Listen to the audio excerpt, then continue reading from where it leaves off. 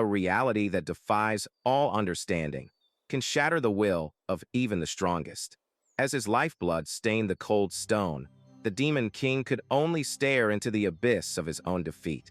This outcome was impossible, a cruel joke played by the cosmos, and his mind desperately tried to reject the truth of the blade piercing his heart. His internal monologue was a storm of disbelief.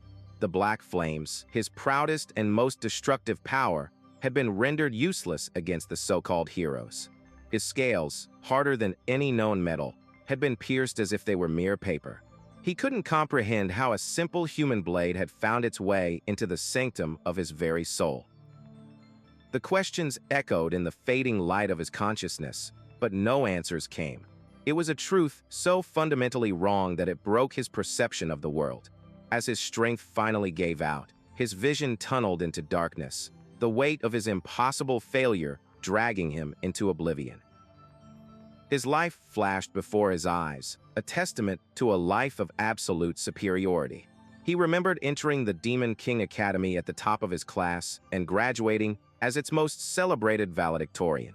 He had mastered the standard of the Demon King, the foundational theory that a stronger hero simply made for a more delicious meal, a doctrine that had now led to his own demise. The bitter irony was a poison worse than the sword in his chest. If he was the predator, then why was he the one lying broken in the dirt?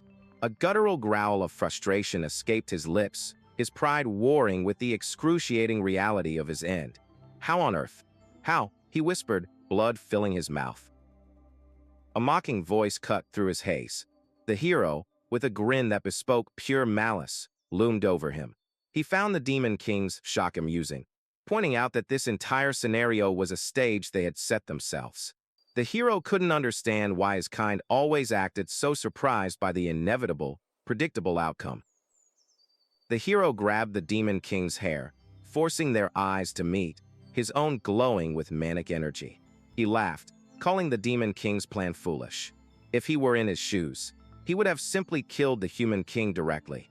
But such a direct act, he revealed, would only throw the kingdom into chaos. The hero's plan, he explained, was far more insidious and effective.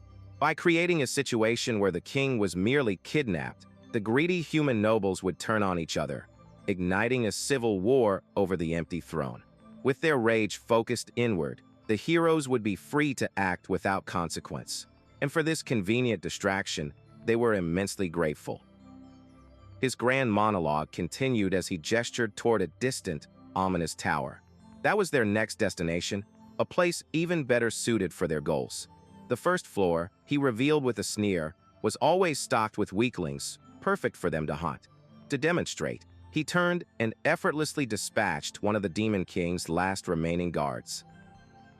The hero landed back on the throne, wiping the blood from his blade as he delivered the final, crushing truth. The entire existence of the Demon King was a game. When the content of the tower grew stale, they would simply kill the Demon King. Then, like clockwork, a new one would appear with a new tower to conquer. The hero's wild laughter was joined by a chorus of cheers from his fellow warriors. "It's a hunting ground made just for us heroes," he declared. They celebrated their victory, thanking the dying Demon King for the experience points and the levels they had gained. His entire life's ambition had been reduced to a simple game mechanic for his enemies. With a final, condescending smile, the hero admitted that the fight had been tough and many heroes had fallen. But he shrugged it off, stating it only served to make him more famous in the end. "See ya, Demon King," he said, raising his massive blade for the final, ignominious blow. A surge of pure, unadulterated rage coursed through the Demon King. A mere hero, to be humiliated like this, to be treated as nothing more than a disposable pawn, was an insult beyond comprehension. What was the point of the standard of the Demon King, of all his power and study, if this was the result? As steel met flesh, his world shattered into a whirlwind of pain and crimson. His last sight was the blurred, triumphant faces of the heroes who had used him and discarded him. The ornate ceiling of his throne room spun violently, a silent witness to his ultimate disgrace. With his final, ragged breath, a silent vow took root in the ashes of his pride. He would not forget this. The image of the hero standing victorious was burned into his dying mind's eye. "You will pay the price," he thought, "for insulting me. I swear it."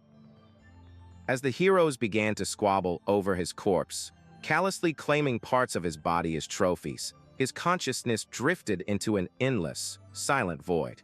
From the depths of that darkness, a name began to surface, a whisper from a forgotten time, a name that was once his, Berge. His eyes flew open with a gasp. He was alive, sitting in a grand auditorium filled with demons. The name echoed in his mind, and a chilling realization washed over him as he looked at his own hands. This wasn't the afterlife. This was his graduation day from the Demon King Academy. The Academy's chairman appeared before him, chiding him for his lack of focus. "Berge," the old demon said, "what is a genius like you doing spacing out on graduation day?"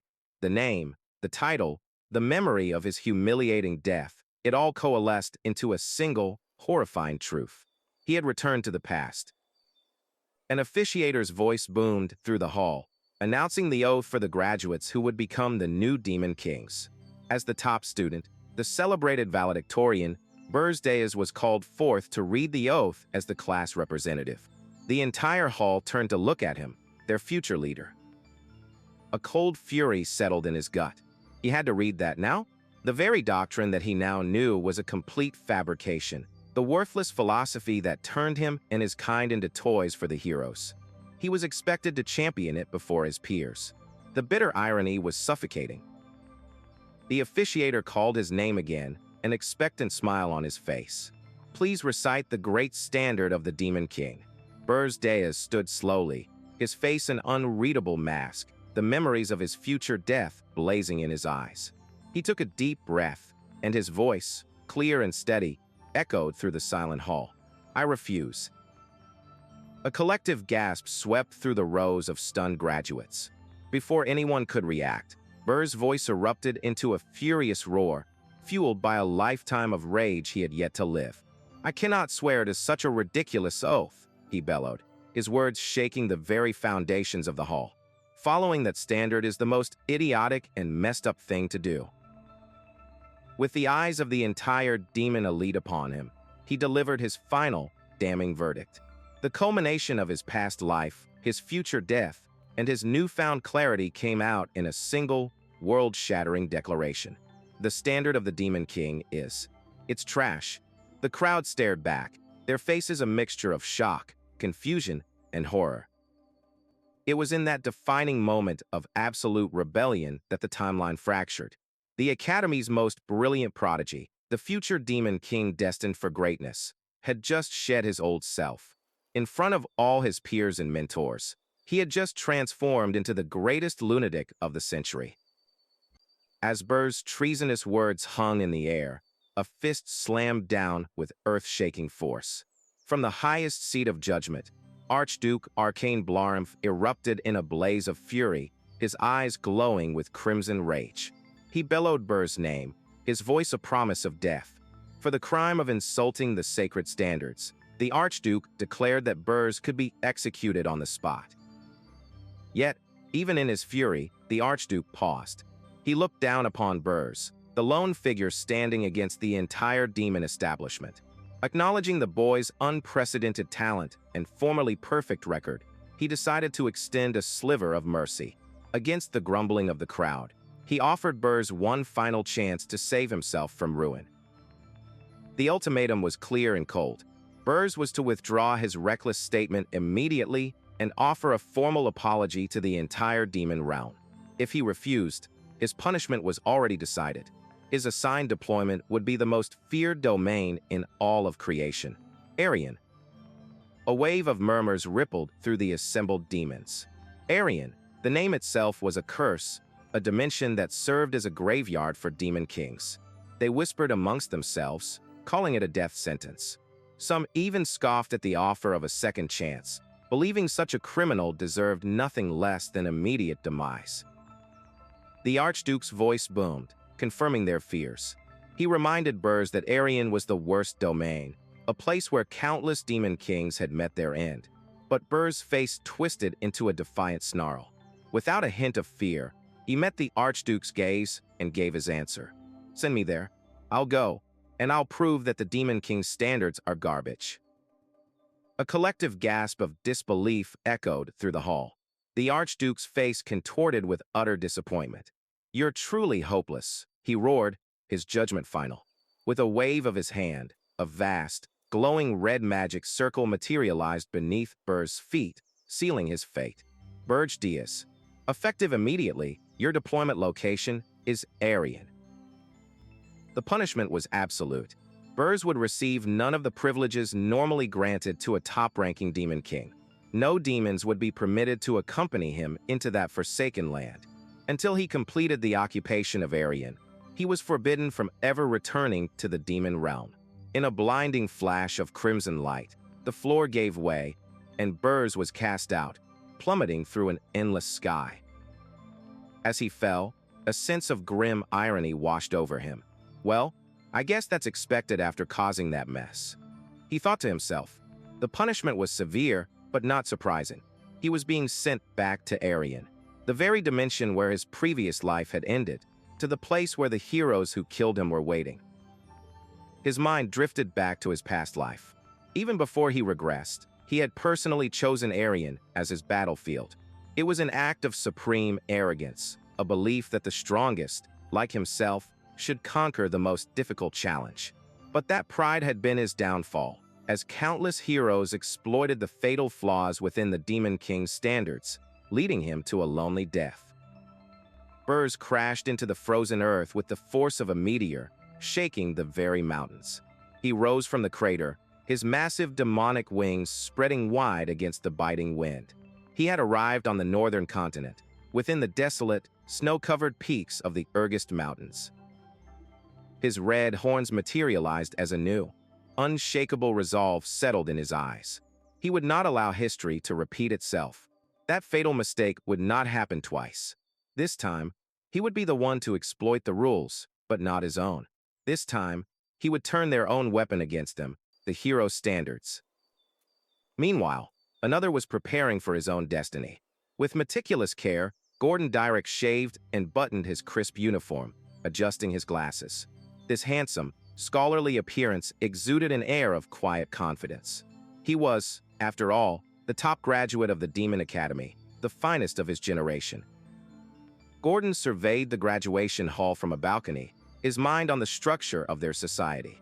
While the Demon King Academy trains the future rulers, his own Demon Academy trains their loyal servants. And according to the most fundamental of Demon Realm regulations, the top demon is destined to serve the top Demon King. His peers watched him with envy. The second and third place graduates smirked, remarking on how lucky he was to be assigned to the legendary Lord Berge. The third-ranked demon clenched his scaly fist in frustration, lamenting that if only he'd worked a little harder, the ultimate honor could have been his. Gordon smiled politely, agreeing that all the Demon Kings were great people. But inwardly, his mind burned with fanatical devotion. Though none are as great as Lord Berge, he thought, his smile widening into a predatory grin. To him, Berge was not just a prodigy, he was a god among demons. His adoration knew no bounds. Berge was of the lineage of demonic dragons, a once-in-a-millennium genius destined for eternal glory. Gordon considered it an enormous blessing just to be graduating in the same year, to stand in the shadow of such greatness. Gazing upon a grand statue of a past Demon King and his lieutenant, he envisioned a similar future for himself and Berge, conquering countless dimensions together. Gordon's excitement was palpable, his fists clenched in anticipation. He, too, would be engraved on the glorious pages of history. He turned to his lord, seeking affirmation. "Right, Lord Berge?" he asked, his voice filled with hope. But the response that came from the stage was a cold, sharp dagger to his heart. "That's wrong." Gordon could only stare in stunned silence. The world around him went gray as he watched his idol, his future, unravel. The declaration echoed through the hall, each word a hammer blow to his soul. Because the Demon King's standards are trash. In that moment, Gordon's world shattered like glass, his face a mask of pure, unadulterated horror. The scene shifted back to the frigid peaks of the Orcs Mountains. Gordon stood amidst the snow, his luggage at his feet, still reeling from the memory. He was bound by regulation to serve the top Demon King, and yet. But why? He wondered, his mind a maelstrom of confusion. They said no demon would accompany me. He turned, his eyes widening as he saw Berge walking toward him through the snow. Berge greeted him casually, his expression unreadable. "Good to see you, Gordon." Stunned, Gordon could only stammer, his mind struggling to reconcile the demon before him with the lunatic from the ceremony. "Why?" he asked, his voice trembling. "Why would you do something like that?" Gordon's carefully maintained composure finally snapped. "The standards," he shrieked, clutching his head in despair. "How could you say such things in front of everyone?" His panic escalated as the reality of their situation crashed down on him. "And of all places, Aryan, now I'm going to die too." Berge watched the meltdown with a thoughtful expression. Was Gordon always like this? He wondered. Before his regression, the Gordon he knew was the epitome of confidence and composure. He understood the situation was vastly different now, but revealing the truth of his return from death would only make him seem even more insane. After hyperventilating in the snow, Gordon finally regained a semblance of control. He straightened his uniform, a grimace on his face as tears welled in his eyes. "Forgive my shameful display earlier," he choked out. "Since it's come to this, I will fulfill my duty." Berge simply nodded, his gaze distant. Gordon immediately shifted into his role as an advisor, his mind focusing on the rulebook that defined his existence. Demon King Standards, Rule 1. The Demon King must build a tower. However, to ensure a fair challenge, it could not be hidden away or placed in an excessively harsh environment. It had to be a place the heroes could find. He surveyed their surroundings with growing alarm. They were in a perilous region, encircled by massive, impassable mountains, teeming with powerful monsters. It was the very definition of a hidden and harsh environment. "You can't build a tower here," he insisted. "We should move." Berge just smirked. "No, I'm building the tower here."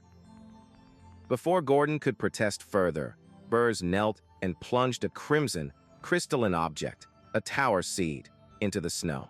"The standards, you're going directly against them." Gordon stammered in disbelief. Berge simply turned his back. "I never swore any oath to follow." Gordon was aghast. Even the pride of a Demon King. "Are you throwing that away too?" Berge paused, a flicker of understanding in his eyes. He knew the source of Gordon's disgust. It was a faith carved deep into the very bones of every demon. He knew that unless one experienced something as world-shattering as death, they could never reject it, because he was once exactly the same. With newfound resolve, Berge clenched his fist until blood dripped from his knuckles. He let the crimson droplets fall onto the seed, feeding it his power. "Listen well, Gordon," he said, his voice cold and hard. "The Demon King's standards are garbage, especially here in Aryan." Gordon could only watch, paralyzed with shock, as the tower seed pulsed with a blinding red light. An immense wave of demonic energy erupted from the snow, shaking the mountains to their core. The ground trembled violently as the power of a Demon King was unleashed without restraint. As the energy swirled around them, Berge finally revealed the terrible truth he had learned in his past life. Because Aryan is swarming with heroes. The air shimmered, showing visions of countless armored warriors, their strength and numbers far beyond what any single Demon King could hope to overcome. Way too many of them. A mystical interface bloomed from the magic circle, its light illuminating the snowy peaks. It scanned the area, its voice echoing in their minds. The tower is identifying the user. Race, Black Flame Demonic Dragon Tribe. Name, Berge Diaz. With the identification complete, the ground split open. Summoning tower. As the tower rose from the abyss, Berge explained everything. That's why Demon Kings kept dying here. He revealed that humans had discovered a hidden mechanism within the towers. They had turned the Demon King's own rules against them, transforming the sacred standards into a weapon. In this land, Berge concluded grimly, it should really be called the Hero's Standards. Gordon stared, dumbfounded. As the colossal structure reached its full height, a monument of defiance against all of demonkind's traditions. The hero's standards? What is that even? His words trailed off as he looked up at the impossible tower, the sheer scale of Berge's rebellion finally dawning on him. He truly had summoned it here. Berge strode toward the towering entrance without a word. Let's go inside. Gordon hesitated for only a moment before following his lord into the cavernous first floor. The hall was immense, a sprawling expanse of cold stone and shadow, but it was utterly empty. Gordon looked around, his confusion mounting. A normal tower should have a complex structure or be filled with monsters, but there's nothing here. Berge's voice was flat, devoid of emotion. A tower with no perks. A tower fit for a demon king with no privileges. They ascended to the 5th floor, the Demon King's chamber, only to find the same desolation. A long, empty hall led to a single, solitary throne. Gordon's mind raced. With Berge having already broken the first rule, he knew they had to at least follow the second to stand any chance of survival. Demon King Standards, Rule 2. The Demon King must kidnap a prince or princess, preferably one close to the throne. Such royals, symbols of hope and despair, were potent sources of demonic energy. Standing before Berge, who had taken his seat on the throne, Gordon made his formal request. Demon King, please allow me to advise you. Berge gave a simple nod of assent. Gordon immediately produced a map of the continent, pointing to the kingdom of Corzin, the closest human nation. He urged his lord to kidnap their highest-ranking princess. This, according to the standards, would allow them to absorb the kingdom's resulting rage and sorrow, fueling their power for the trials ahead.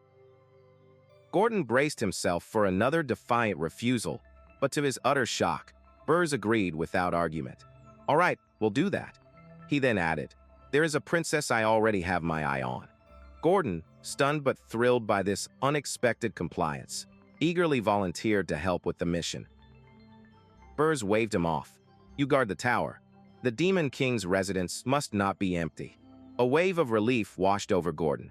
This was the Lord Berge he knew.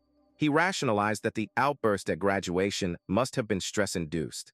With this one act of following the rules, his faith was restored. This is still salvageable, he thought with glee. This is where it really begins. As Berge knelt to depart, Gordon asked who he planned to bring from Corzin. Berge paused. Well, from the country farthest from the tower, he began, the southernmost nation on the continent, the kingdom of Hildurin. Under the light of the full moon, Berge hovered outside a lavish balcony in the distant kingdom of Hildurin.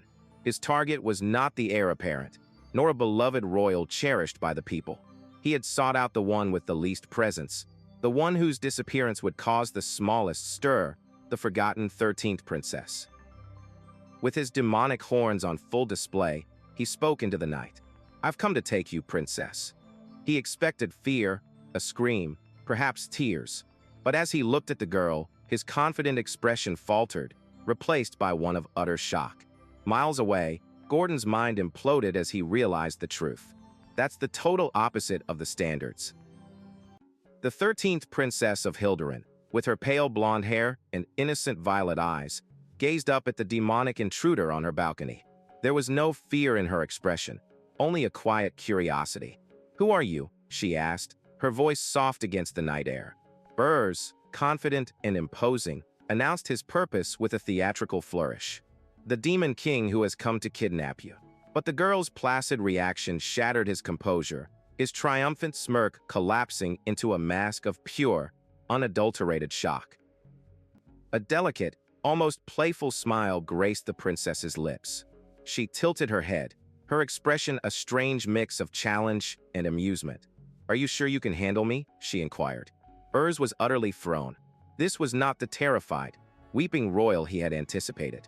Her response was so far outside the realm of expectation that he could only stare, completely baffled by the turn of events. Berge's mind reeled. What a strange question, he thought, his brow furrowed in confusion.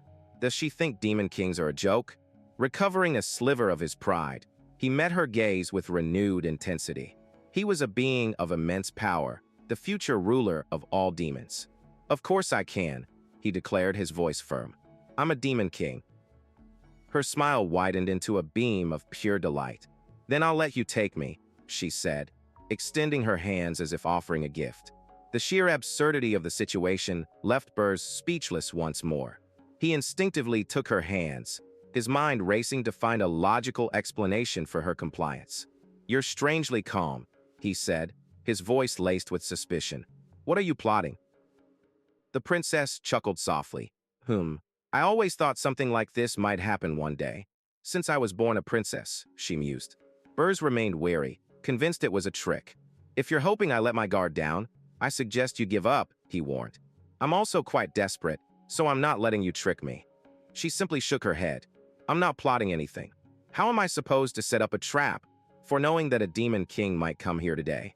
He had to admit, she had a point, yet an unsettling feeling lingered in the back of his mind. With a final, bright smile, she gestured forward. Then, shall we? Without another word, Berge unfurled his leathery wings and took to the night sky, the compliant princess in his arms. They soared through the cold air, leaving the human kingdom far behind. Their destination was a desolate tower nestled high in the frozen expanse of the Orcs Mountains, a fortress of solitude and power, Berge's Tower. Berge landed softly within the main hall of his tower, the princess still cradled in his arms. His loyal attendant, Gordon, bowed deeply. You've come back safely, he exclaimed. Berge, already moving past him, gave his orders. Let her stay in the corner of the 4th floor. Gordon's brow raised in surprise. Not the prison. The princess, now on her feet, gave a cheerful little wave. She came without much resistance, Berge explained coolly. So I'm willing to offer her a certain degree of leniency. Gordon simply nodded. I understand. As Berge turned to leave, Gordon's expression grew serious. Also, Demon King, I have something I must tell you. Berge paused, a flicker of curiosity crossing his face. The urgency in his attendant's tone suggested this was no trivial matter. The princess found herself alone in a vast, empty chamber on the 4th floor. The cavernous hall, with its high, vaulted ceiling and cold stone floor, was a stark contrast to the opulence of her royal life. She huddled on the ground, a lone figure in the immense darkness, and a single thought echoed in her mind. I really have been kidnapped, huh? She looked around at the barren room, a stark reminder of all she had left behind. There's nothing here, she murmured. No pillows, no blankets, no mates to attend to her. Gone were the pretty gardens and sparkling fountains of the kingdom. Yet, as she contemplated her grim new reality, a mischievous, almost gleeful smile spread across her face. But it's not so bad. Meanwhile, Berge sat on his throne as Gordon delivered his news. An invitation from a tower of beasts. Berge asked, his expression unreadable. Yes, Gordon confirmed. It's a welcome party for you, a new Demon King. Berge scoffed internally. A welcome party? I think not. He knew exactly what it was. A pathetic attempt by the established powers to haze the newcomer and assert their dominance. Demon Kings were fundamentally too proud to cooperate. However, a new variable existed in this timeline, Aryan. The hero's existence had forced them to work together in his past life. I ignored them before, thinking they're weak-minded. He mused, but this time, I should at least try to have some light exchanges with them. It was a necessary step in his new strategy. Deep within a lush, primal jungle stood the Tower of Beast, a structure overgrown with ancient vines. Inside, Berge stood before a throne of bone and stone. Upon it sat a monstrous, white-furred beast with glowing red eyes and a cruel, metallic jaw brace. My name is Draxon, the creature growled, its voice like grinding rocks. I am the Demon King of Beasts. Draxon gnawed on a massive bone, eyeing Berge with contempt. I've been ruling over this place for 70 years already. Are you the new Demon King? He tossed the bone aside. I heard you mock the traditional way, but you're pretty unimpressive. Are you here to pick a fight with me? Berge asked flatly, already regretting his decision to come. Draxon let out a gruff laugh. You know nothing. Archduke Arcane told me to watch over you once you come. Berge's response was casual, almost dismissive. Oh, You mean that noisy old vampire geezer? The insult struck a nerve. Draxon erupted in a furious roar, his red eyes blazing. You dare address the Archduke in that manner? You've got some guts. With a tremendous crash, Draxon slammed the meaty bone he was eating onto the floor before Berge. Splinters and juices flew everywhere. Here, he snarled, looming over the younger demon. Lick it. Do that, and I'll pardon your impudence. Berge remained utterly unfazed by the display of aggression. Demon King of Beasts, do you truly not know why I'm here? Draxon sneered. I do, foolish one. It's because you mocked the orthodox way of Demon Kings. A faint smirk touched Berge's lips. Well, according to that orthodox way, he began, his voice dangerously calm. Demon Kings cannot kill each other. However, the single word hung in the air, charged with menace. Berge stomped his foot, and a shockwave of raw demonic energy erupted from him, shattering the stone floor. Draxon flinched back as the ground cracked and splintered. Berge's eyes glowed with terrifying power as he posed a chilling question. Do you think I'd really follow that rule?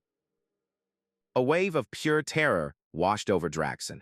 The aura rolling off Berge was suffocating, ancient, and utterly lethal. The Beast King began to sweat, stammering frantically. What is this aura? Archduke Arcane told me to see if you've properly kidnapped a princess. If you do not report within a month, you will lose your authority. Berge cut him off by simply turning his back, his contempt palpable. I was wondering what you were about to say, he said, walking away with Gordon. I've already kidnapped a princess. He paused at the exit. But she suits my taste. They departed, leaving a stunned and trembling Draxon in their wake. Back in the snowy tranquility of his tower, Berge returned to his throne. Gordon stood beside him, impressed. You have excellently shown the majesty of a demon king. Berge waved a dismissive hand. It's nothing special. For now, I'm sure he can't do anything more. But we need to be prepared, Berge continued, his gaze distant. He had won the first battle of wits, but the war for his survival was just beginning. Gordon, go check the princess's condition. I should learn how to make use of the princess. Gordon bowed. Yes, Demon King. Leaning back in his throne, Berge sighed. This is troublesome. The other Demon Kings were clearly going to be an issue. The consequences of mocking the orthodox way are bigger than I expected. But his resolve was absolute. Even if I were given another chance, I'd make the same choice. I'd rather die than bow my head to trash. I will not repeat the same mistake, he vowed. This time, I'll rebuild my foundation from scratch. He summoned a holographic screen, checking his demonic energy. Kidnapping a low-rank princess should yield only a few hundred points. He froze. The number on the screen read 13,219. 13,000 points. Why do I have so many? Before he could process the anomaly, a notification appeared. You have received a video recording from the Tower of Beasts. An envelope icon materialized before him. He opened it, and Draxon's face appeared, his tone now respectful, almost fawning. New Demon King, I'm sending this to congratulate you. Though our first meeting was not the best, I should at least give you this much as your senior.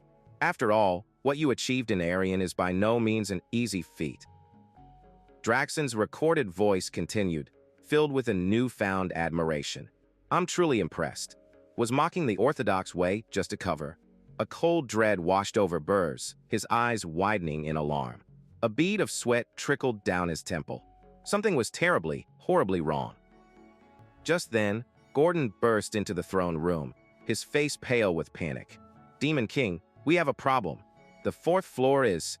Berge was already gone, teleporting instantly. He materialized on the fourth floor and stared in utter disbelief. The cold, empty stone hall was gone, replaced by a vibrant, sun-drenched paradise teeming with life. What the? A status window hung in the air, Berge's tower fourth floor. Before him was a complete ecosystem, with lush trees, a sparkling creek, and colorful butterflies flitting through the air. In the center of it all was the princess, laughing joyfully as she played with adorable elemental spirits of fire, water, wind, and earth. She created an ecosystem in a magic tower? Berge's blood ran cold. This was a feat that could only be accomplished by a spiritist who had mastered all 4 elements. I clearly went to the 13th princess's castle. He thought desperately, but there was only one person on the entire continent capable of such a thing. He looked at the girl, a horrifying realization dawning. You're not the 13th princess. She smiled sweetly. As expected, you mistook me for Elena. Wait, don't tell me you're... Berge stammered, his mind finally connecting the impossible dots. The insane point value, Draxon's praise for his feat in Arraign, the mastery of the elements. The princess's smile turned into a triumphant, almost predatory grin. That's right, my name is Hildurin. I am the first princess of the Hildurin kingdom. Far away, in the grand palace of the Hildurin kingdom, chaos had erupted. The news spread like wildfire. The first princess has been abducted by a demon king. A furious roar echoed from the throne room, shaking the castle to its foundations. The king of Hildurin, his face a mask of incandescent rage, bellowed his command. Who dared to kidnap my dearest princess, Ernan? Gather the strongest heroes and the entire military of the kingdom this instant. We shall behead the foolish demon king and bring back my princess. Princess Ernan's expression shifted from sweet to cunning, a playful yet predatory smile gracing her lips. She had known all along that he wasn't there for her forgotten sister. That's why I asked, she purred, her voice a challenge. If you can handle me. Berge felt a cold sweat bead on his brow. The sheer volume of mana required for such elemental mastery was immense, a raging bonfire in a world of candles. His demonic senses, honed to perfection, should have detected it instantly. There is no way I didn't detect it, he thought, his confidence beginning to crumble. How did you fool me?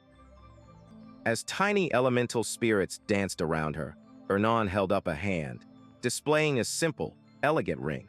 I can hide my mana with this ring, she explained. It's an heirloom passed down in the royal family. She then deftly turned the tables, her expression a mix of innocence and provocation. Does that answer your question? Do you want to send me back? Berge was silent, his mind racing through the potential consequences. Sending her back now would be an admission of defeat, a public humiliation. He would be mocked as a coward, and his ability to collect the demonic energy born from fear and despair would be crippled.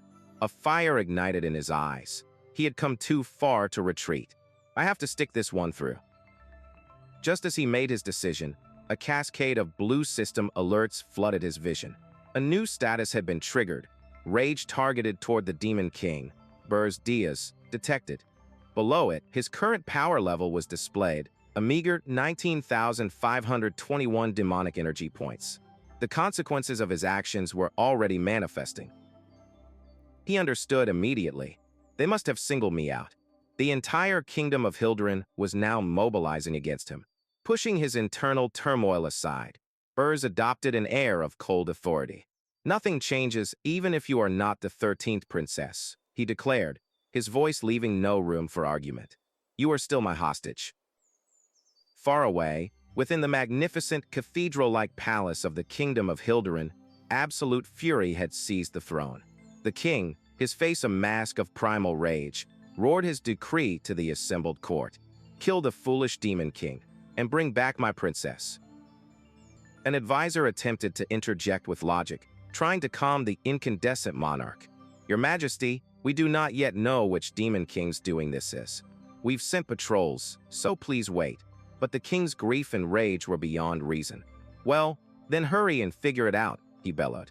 The princess was kidnapped, and you are all doing nothing. From the back, a more calculating advisor stepped forward. But something is off, he began, silencing the room. He reminded them of the Demon King of Lust, who had recently kidnapped another nation's prince and was promptly slain by heroes for his transgression. Despite such an example, another Demon King appears to kidnap our princess. Isn't that strange? A wave of realization washed over the other ministers. The advisor's logic was sound. It was an illogical, almost suicidal act for any established Demon King.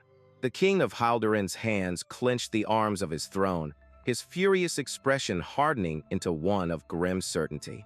It must be a new one. At that moment, a royal knight burst into the throne room. "Your Majesty, they found traces of teleporting magic," he announced. "It's headed north. The destination is assumed to be the Urgest Mountains." The king's eyes widened in horror. The Urgest Mountains were a treacherous, monster-infested wasteland at the very edge of the world. The scene shifted to a vast, snow-swept mountain range under a perpetual gray sky. There, solitary and defiant against the elements, stood a dark, monolithic tower surrounded by jagged crystals of ice. This was Berge's fortress, a bastion of demonic power in one of the most inhospitable places on the continent. Inside the tower, Gordon stood before Berge's throne, his expression grim. "Demon King, the army from Hilderin will arrive soon," he warned. "Don't you think they'll be a bit too much for you to handle?" A confident smirk played on Berge's lips. "It's fine," he replied coolly, waving off Gordon's concern. This was no oversight. It was a calculated part of his master plan. The kingdom of Hilderin will not be able to come here. Back in Hilderin's war room, a general stood over a continental map, confirming Berge's strategy. "The Urgest Mountains are at the very northern edge of the continent," he explained, his finger tracing the immense distance. "The kingdom of Hilderin is at the very south. It's not possible that all the nations located in between will just let us and the army through." Berge's voice echoed the general's sentiment from afar, revealing his deep understanding of human politics. "There is no way that all those nations will open up the path for them," he mused. "They'll be forced to employ a hero guild instead." The king of Hilderin slumped over the war table, the reality of his situation crushing him. With no other viable option, he gave the heavy-hearted command. "We have no choice. Contact the hero guild." The call for aid went out to a towering stone fortress, the central hub for the continent's mightiest warriors. Inside the Hero Guild, a crowd of mercenaries and adventurers gathered around a newly posted quest. The news spread quickly. The Princess of Hilderin kidnapped. Her location the dreaded Urgest Mountains. The hero scoffed. "What? That place is full of hellish monsters. I'm not doing this hero thing to die." For them, it was a suicide mission with a poor payout. Berge had anticipated this perfectly. "The Hero Guild won't budge," he explained to Gordon, a triumphant glint in his eye. "Those guys only care about money. They won't want to go somewhere so dangerous. That's why I built my base here, too." Gordon stared, his mind reeling from the layers of strategic foresight. He considered that, too. He observed his new master, a demon king who flouted every rule yet possessed an uncanny, intimate knowledge of the human world. It felt less like strategic genius and more like a memory, as if he had lived this life before. In the Hilderin throne room, the king's frustration reached its peak. There is no hero who wants to step up for the job. How can they call themselves heroes? He gripped his head in despair, realizing that the so-called champions of justice cared more about their profits than his daughter's life. Seated on his throne, Berge studied his glowing blue interface. He knew the delay was a temporary victory. A hero party would eventually be formed. Despite that, he thought, this isn't enough demonic energy to deal with a whole army of heroes. The haunting visages of the heroes from his past life flickered in his mind, an indomitable force that had once brought him to his knees. The chilling memory of being overwhelmed, of utter defeat, was still fresh. I know that fear, all too well. With a newfound determination, Berge issued a command that shattered his subordinate's worldview. "Gordon, contact Draxon. I'm going to sell demonic energy." Gordon froze, then erupted in a cry of pure, unadulterated shock. "Pardon, demonic energy." Gordon launched into a frantic tirade, grabbing his head in disbelief. "The very demonic energy, the currency of dreams, that lets you transcend the limits of our species and unlock features of the tower, as well as bring in monsters," he shrieked. "You want to exchange it for human money?" Berge remained unfazed by the outburst. "Yes, I'm sure Draxon will pay a huge sum for it," he stated calmly. He knew his current power was insufficient, but this was the pivot his plan required. "I won't be able to stop the heroes with the demonic energy I have, but with human money, there's something I can do." His plan took him to Holton Work, a fortified city nestled near the perilous Urgest Mountains. Disguised in a heavy black cloak, he approached the city gates, only to be stopped by the guards. "Who goes there?" "Stop," one yelled, eyeing him with suspicion. "What kind of insane mercenary goes to the Urgest Mountains alone?" Without breaking stride, Berge flicked a single gold coin toward the guards. The soldier caught it, his suspicion instantly melting away into greed. He waved his partner off, allowing the mysterious mercenary to pass without another word. Berge walked through the gates, his plan already in motion. Entering the bustling stone-paved streets of Holton Work, Berge knew he needed local knowledge to navigate this den of cutthroats and opportunists. He couldn't simply wander around. "I'll look for a guide first," he decided, his sights set on the local mercenary headquarters. Inside the rowdy Scarlet Hawk Guild, a captain lounged lazily, a mug of ale in hand. "What? It's so nice here," he slurred to a subordinate. "The soldiers take care of the monsters, and we just take the spoils of battle. What could be better than this place?" His man tried to warn him. "Didn't you hear the news? A new Demon King set up a tower on the Urgest Mountains." The captain scoffed dismissively. "Ah, that's fake news. You must not know Demon Kings well, but they always set up towers where heroes can easily reach them." The subordinate pressed on. "I heard that he even kidnapped the Princess of Hilderin." The captain let out a booming laugh. "Have you ever seen a Demon King go to the very other end of the continent to kidnap a princess?" he mocked, finding the idea utterly ridiculous. Another patron joined the debate. "Then how about this? I heard that the Hero Guild turned down the job after hearing about the destination." The captain slammed his mug on the table. "That's just a show," he roared. "They're just pulling a trick to milk more money out of it." His drunken logic was met with roars of laughter and agreement from the other mercenaries. They all knew the Hero Guild's reputation for greed and saw the situation as a simple negotiation ploy. Their boisterous laughter filled the tavern, completely oblivious to the shadow that had fallen over their table. A cold, low voice cut through the revelry. "I see. So that's what's up." The captain froze, the color draining from his face as he turned to see a cloaked figure standing directly behind him. He let out a terrified shriek, stumbling backward and falling to the floor. "Walk, you scared me. Who are you?" Berge lowered his hood just enough to reveal a chilling, predatory grin. "You guys seem pretty knowledgeable," he said, his voice dripping with sinister intent. "Perfect to be my guides." He then issued his command, his tone absolute. "Leave, just one behind. The rest of you get out." Outraged, the mercenaries drew their weapons. "You're the one who infiltrated the place. You're not getting out of here alive." They charged as one, a wave of steel and fury. But they were met not with a man, but a blur of motion, their attack ending in a symphony of sickening cracks and thuds as Berge dispatched them with brutal, efficient blows. Bodies flew across the room, crashing into tables and walls. In mere seconds, the charging mob was reduced to a groaning pile of broken limbs and shattered pride. Berge stood calmly amidst the carnage, his cloak unstained, as the few remaining fighters looked on in horror. One last, massive mercenary roared and brought a colossal club down with enough force to shatter stone. Berge simply raised a single hand, catching the weapon effortlessly. The impact sent a shockwave through the floor, but his arm didn't move an inch. The brute's face twisted from rage to pure, undiluted terror as he realized he was facing something beyond human. Panic erupted. The remaining mercenaries scrambled over each other, desperate to escape.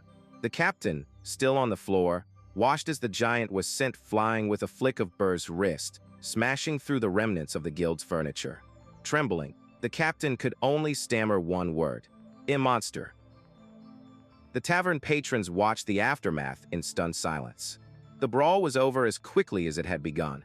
The room was a disaster zone, littered with the unconscious forms of the once proud Scarlet Hawk mercenaries. In the center of it all stood the cloaked figure, a silent victor beside the terrified, groveling captain. A chilling aura emanated from Berge as he loomed over the last conscious mercenary, his eyes glowing like embers in the shadows. "Don't be scared. I'll spare you if you answer my questions," he offered. The captain nodded frantically. Why, yes, sir. If you'll just spare me. Berge's question was simple and direct. Where is the slave market? The terrified mercenary guided Berge to a grand, secluded mansion that served as the city's illicit slave market. Inside, cages were filled with broken human prisoners.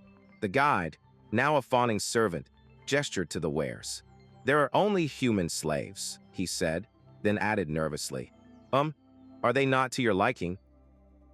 Berge tossed a heavy pouch of gold to the man. Aren't there more rare stuff? The guide's eyes lit up with insatiable greed, his fear forgotten. Yes, of course. This way, he chirped.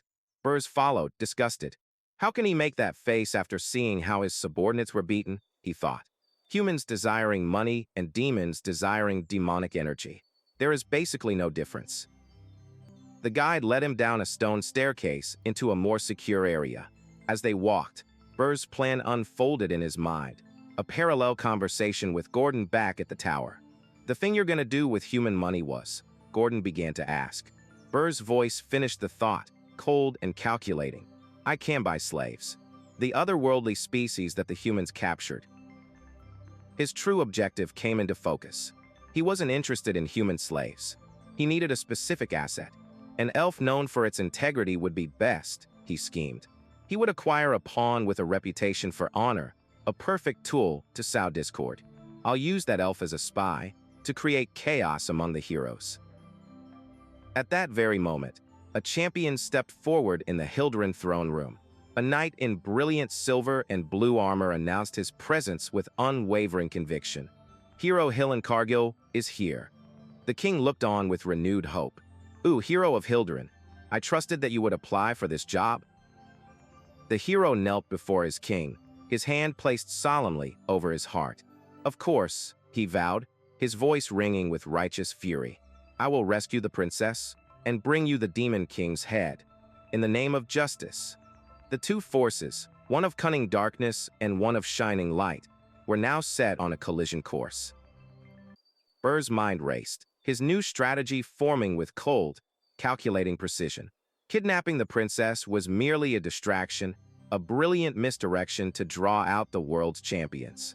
His true target was a far more subtle weapon, an elven slave, whose inherent reputation for purity and innocence would make him the perfect spy to sow chaos among the heroes. He arrived in a squalid, bustling slave market, the stench of despair clinging to the air. Berge, cloaked and unassuming, approached a slaver, his intentions clear. When a hulking mercenary tried to interject, Berge's sharp command and a menacing glance were enough to force the man to pay for the elf himself, a chilling display of authority that left the onlookers stunned into silence. With the transaction complete, Berge dismissed the slavers, demanding to be left alone with his new acquisition. The guards hesitated, warning that the elf was prone to violent outbursts, but Berge was unconcerned. He coolly stated that any trouble would be the mercenary's responsibility, leaving the brute to stew in his own frustration as the door shut behind them. Alone in the bleak cell, Berge approached the caged elf. The once noble creature was now a shadow of his former self, bound in chains, a testament to humanity's cruelty. Berge observed him with a detached pity, noting the tragic fall from grace, a perfect vessel for the hatred he planned to cultivate. As Berge unlocked the cage with a touch of demonic energy, the elf recoiled, his eyes flashing with recognition and fury. The palpable aura of a demon was unmistakable, and the elf's voice, though strained, was laced with venomous suspicion. He demanded to know what business a demon, the ancient enemy of his people, could possibly have with him. Berge offered a simple, yet potent proposition, a chance for revenge against the humans who had wronged him. It was a tempting offer, a release for the torrent of rage that festered within the elf's heart. But his spirit, though battered, was not broken. He declared that he couldn't trust demons any more than he could trust humans, seeing them as two sides of the same corrupt coin. Unfazed, Berge presented a formal contract, a deal unlike any other. He promised the elf freedom and safety after exactly 50 years of loyal service, a mere blink of an eye in an elf's long life. It was, he argued, an infinitely better fate than remaining a plaything for cruel humans, a logical appeal to the elf's desperate situation. The elf's gaze hardened, his resentment burning brighter than ever. He reminded Berge of the fundamental conflict between their races, the demon's ambition to destroy the world tree, the sacred source of all elven life, and the sustainer of the world itself. With this unbridgeable chasm between them, he questioned how any form of trust could possibly exist. The elf's logic was sound, a direct strike at the heart of Berge's proposal. A sly grin spread across Berge's face as he played his trump card. Summoning a magically bound tome, he made an unbreakable vow upon the great Demon King's standards, to not only fulfill his promise, but to never lay a hand on the world tree. The elf stared in utter shock. A vow on the Demon King's standards was as sacred to a demon as a vow on the world tree was to an elf. This was an oath that could not be broken. Seeing this unprecedented gesture, the elf's resolve began to crack, and he agreed, on one condition. He would make his own vow only after meeting the Demon King who sent this messenger. He then introduced himself as Granada of the Maple Tribe. A confident smile touched Berge's lips. "I am the Demon King," he declared plainly. The statement was so absurd that Granada burst into unrestrained laughter, mocking the very idea. Demon Kings were bound to their towers, weakening with every step they took away from their source of power. For one to personally come to a slave market was unthinkable. In his disbelief, Granada recklessly upped the ante, promising 100 years of service if Berge's claim was true. In an instant, they were transported from the grimy market to the pristine, cavernous hall of Berge's tower. Seated upon his throne, Berge looked down at the stupefied elf. "A 100-year contract," he said, his voice echoing with amusement and authority. "Your words, not mine." The crushing realization hit Granada like a physical blow. This was no messenger. He was standing before a true Demon King. Granada's shock quickly morphed into outrage. He stormed through the tower, finding it utterly empty. No monsters, no traps, nothing but a barren fortress with a nature reserve on the 4th floor. "This is a scam," he roared, furious that he had bound himself to a powerless king. He declared that with such pathetic defenses, Berge wouldn't last a year against the coming heroes. Berge's amused expression vanished, replaced by an oppressive silence. "Have you forgotten?" he asked, his voice low and dangerous as raw demonic power flooded the room. An immense pressure crushed Granada, forcing him to his knees as the silhouette of a true monarch of darkness loomed over him. In that terrifying moment, all of Granada's doubts were incinerated by pure, unadulterated fear. As his panic subsided, a memory surfaced, their journey to the tower. The dreaded Orcs mountains, teeming with disaster-level monsters, had been strangely silent. It wasn't that the tower was undefended, it was that the monsters were too terrified to even approach it. Kneeling, Granada finally understood the scale of power he was dealing with and made his vow, pledging 100 years of loyalty to the Demon King. With his loyalty sworn, Granada's mind raced with possibilities. He was now a servant to a Demon King who had personally recruited him. Surely he was destined for a grand, villainous role in a scheme of epic proportions. He steeled himself, ready for his first dark command, only to be told, "All right, first, prepare me a meal." The request was so mundane, so utterly baffling, that Granada's brain short-circuited. Moments later, the proud elven warrior found himself in a kitchen, wearing an apron and furiously chopping vegetables. His grand destiny as a key player in an evil plan had been reduced to a cook's duties. His confusion only deepened when Princess Ernan cheerfully entered, followed by her elemental spirits, and offered to help him bake some vegetable bread. The 4 of them sat in the grand, empty dining hall. As they ate, Granada hesitantly asked about the woman's identity. Berge casually confirmed she was Ernan Hilderin, the crown princess. The news sent Granada into a panic, his voice escalating into a frantic shout as he realized his new master had committed the ultimate act of lunacy, kidnapping the most important royal on the continent. Granada was beside himself with anxiety. "This tower has nothing," he yelled, stressing their complete lack of defenses. How do you plan on stopping the heroes when they arrive? Berge calmly took a bite of his food and replied, "That's why I bought you." He gestured for the elf to sit and eat, his placid demeanor a stark, maddening contrast to the impending doom. Later, on the tranquil fourth floor, Berge finally revealed his true intentions. Fighting the heroes within the tower was never the plan. If they made it that far, it was already over. Granada's role was far more critical.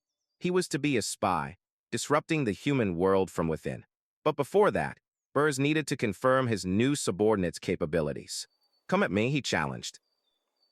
Granada scoffed at the absurdity of fighting a demon king inside his own tower, where his power was absolute.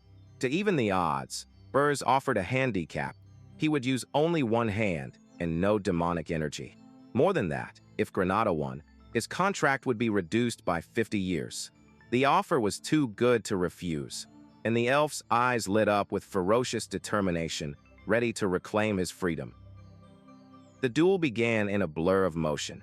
Granada, drawing on the abundant mana of the nature floor, moved with supernatural speed, his movements fluid and sharp despite his long captivity.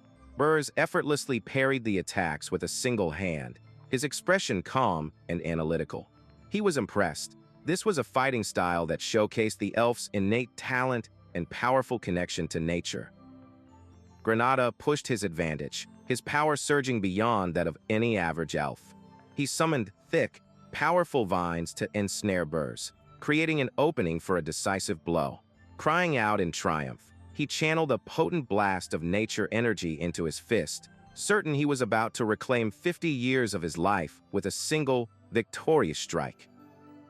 Just as the blow was about to land, a predatory grin spread across Berge's face. In a flash, his true form emerged, a terrifying visage of demonic power, complete with horns and wings of shadow. He had never intended to use his demonic energy offensively, but that didn't mean he couldn't use it on himself. "Wait!" Granada cried out in terror, but it was too late.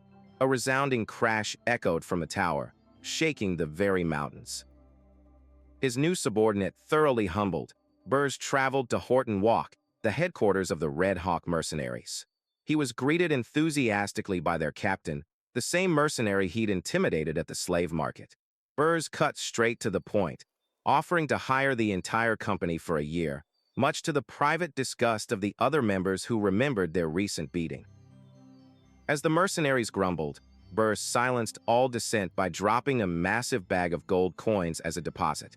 The sight of such immense wealth instantly changed their tune, and they eagerly pledged their undying loyalty to their captain and, by extension, their new employer. The mercenary captain, caught off guard by his men's sudden change of heart, could only stammer his thanks. Berge instructed the captain to form a new squad with a specific addition. A moment later, Granada appeared, his face covered in bandages and a massive, swollen lump on his cheek.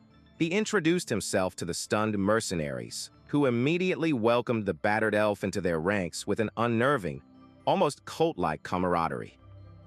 As the new team bonded, Berge reviewed his plan. These mercenaries, seasoned by operating in the treacherous Orcs region, were the perfect pawns. He already knew which hero would answer Hildurin's call, Hillenkargel, the famed vanquisher of the Demon King of Lust. With his pieces in place, Berge gave the Red Hawk mercenaries their first mission: investigate everything about their new target. The mercenaries, now united under a new banner and led by the Demon King's chosen agent, roared their acceptance. Their voices echoed with the promise of gold and glory, ready to carry out the will of their mysterious and overwhelmingly wealthy client. The first move in Berge's war against the heroes had officially been made. Back within the cold stone walls of his desolate tower, Berge sat upon his throne, his mind already spinning new webs of strategy.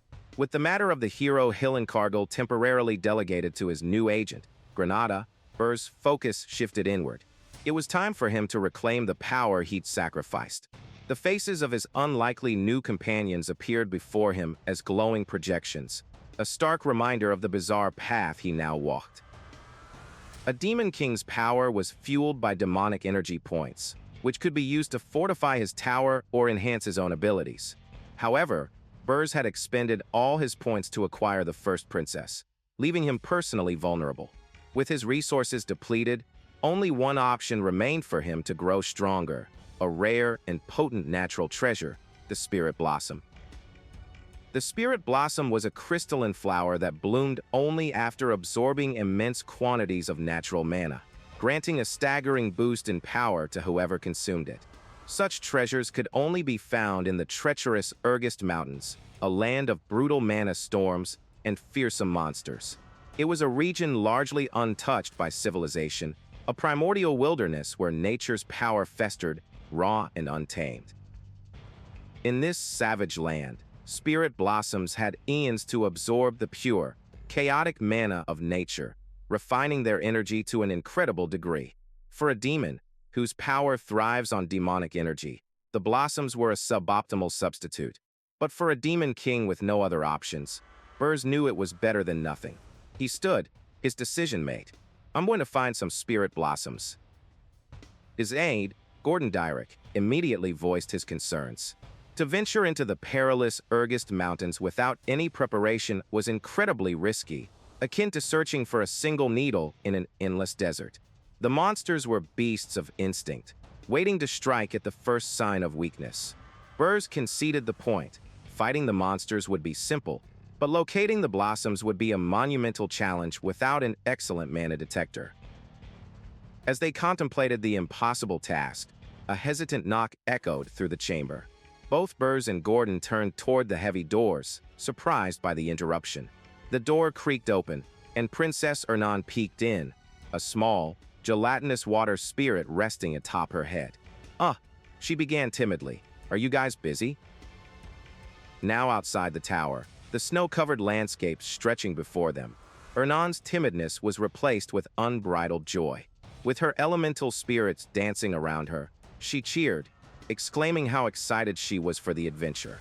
She reminded Berge of their deal, her eyes sparkling with anticipation. You have to keep your promise, all right? That you let me decorate the 4th floor as I want. Berge agreed with a stoic expression, his mind reeling from the sheer absurdity of her request. He had promised, provided she could find the spirit blossoms. But the very concept of a human, wanting to redecorate a demon king's dreaded tower, it was beyond eccentric.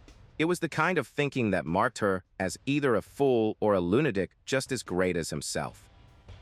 Ernan was simply overjoyed to be outside, clutching a small fire spirit to her chest. As she reveled in her newfound freedom, Berge wrapped an arm around her. Hold on tight, he commanded. Before she could protest that she wasn't ready, his great leathery wings unfurled, and with a powerful thrust, they shot into the sky, leaving a startled scream in their wake. After her initial shock, Ernan's violet eyes slowly opened. For the first time, she was seeing the world from above the clouds, a breathtaking panorama of light and color. In the dim light of her kidnapping, she hadn't been able to see anything.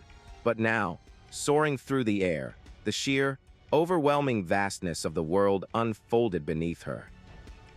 She reflected on her gilded cage, a life of endless, repetitive days filled with magic training and studies in rulership. She had resigned herself to that fate, believing it would be her world until the day she died. But now, she looked down at the jagged peaks of the Urgest Mountains and smiled. Demon King, did you know? She asked, her voice filled with wonder. The only person who'd ever flown over these mountains is probably me now. Berge remained unimpressed. I don't care, he said flatly, trying to direct her focus.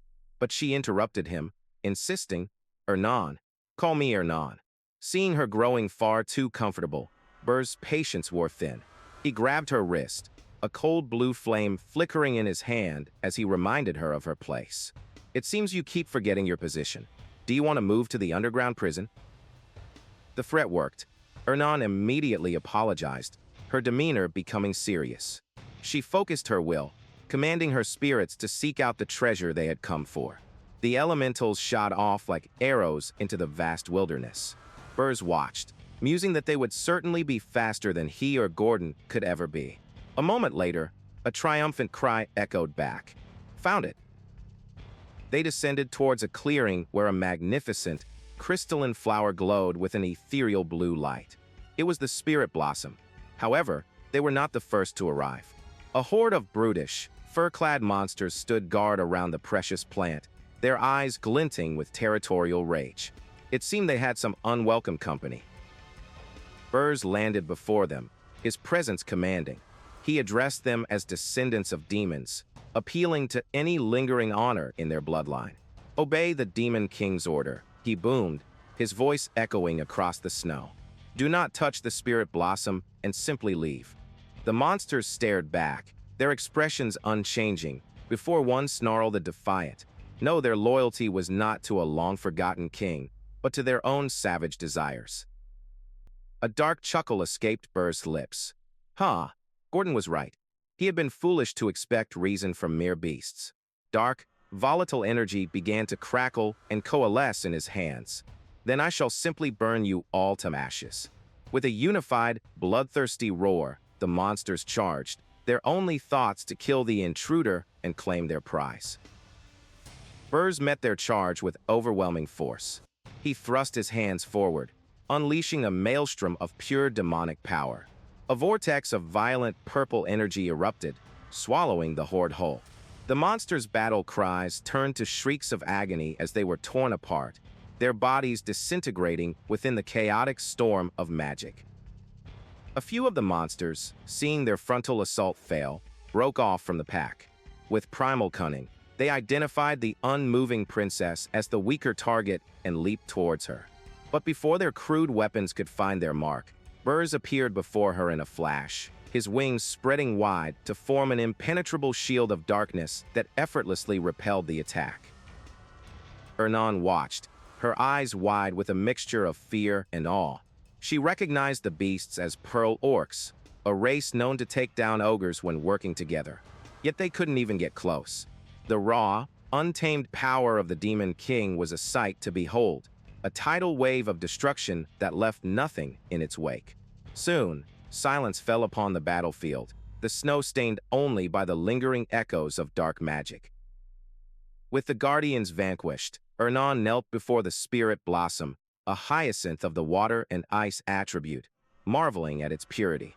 Berge sternly warned her not to covet it, as it was his prize. However, seeing an opportunity, he amended his statement. "If you find more, you can have one." Ernan's face lit up, and she promised to do her best, a perfect example of how easily humans could be motivated by simple rewards. Their search, however, proved fruitless. Despite Ernan's spirits scouring the mountains until she was completely exhausted, they sadly never found a second patch of blossoms. With their single prize secured, the Demon King and the princess began their silent journey back to the ominous tower they now both called home. Holding the glowing hyacinth, Berge reflected on his captive. Kidnapping the first princess had seemed like a colossal error at first, a complete deviation from his plans. But her surprising usefulness as a mana detector had proven invaluable. He glanced at the garden where she now slept peacefully under his own fur-lined cloak, her spirits resting around her like sentinels, and realized she might be a greater asset than he ever imagined. Gordon appeared, breaking Berge's contemplation. "Demon King, I just received a contact from Granada." The report was swift. The hero, Cargill, along with 32 other heroes, had departed from the Hilderan capital.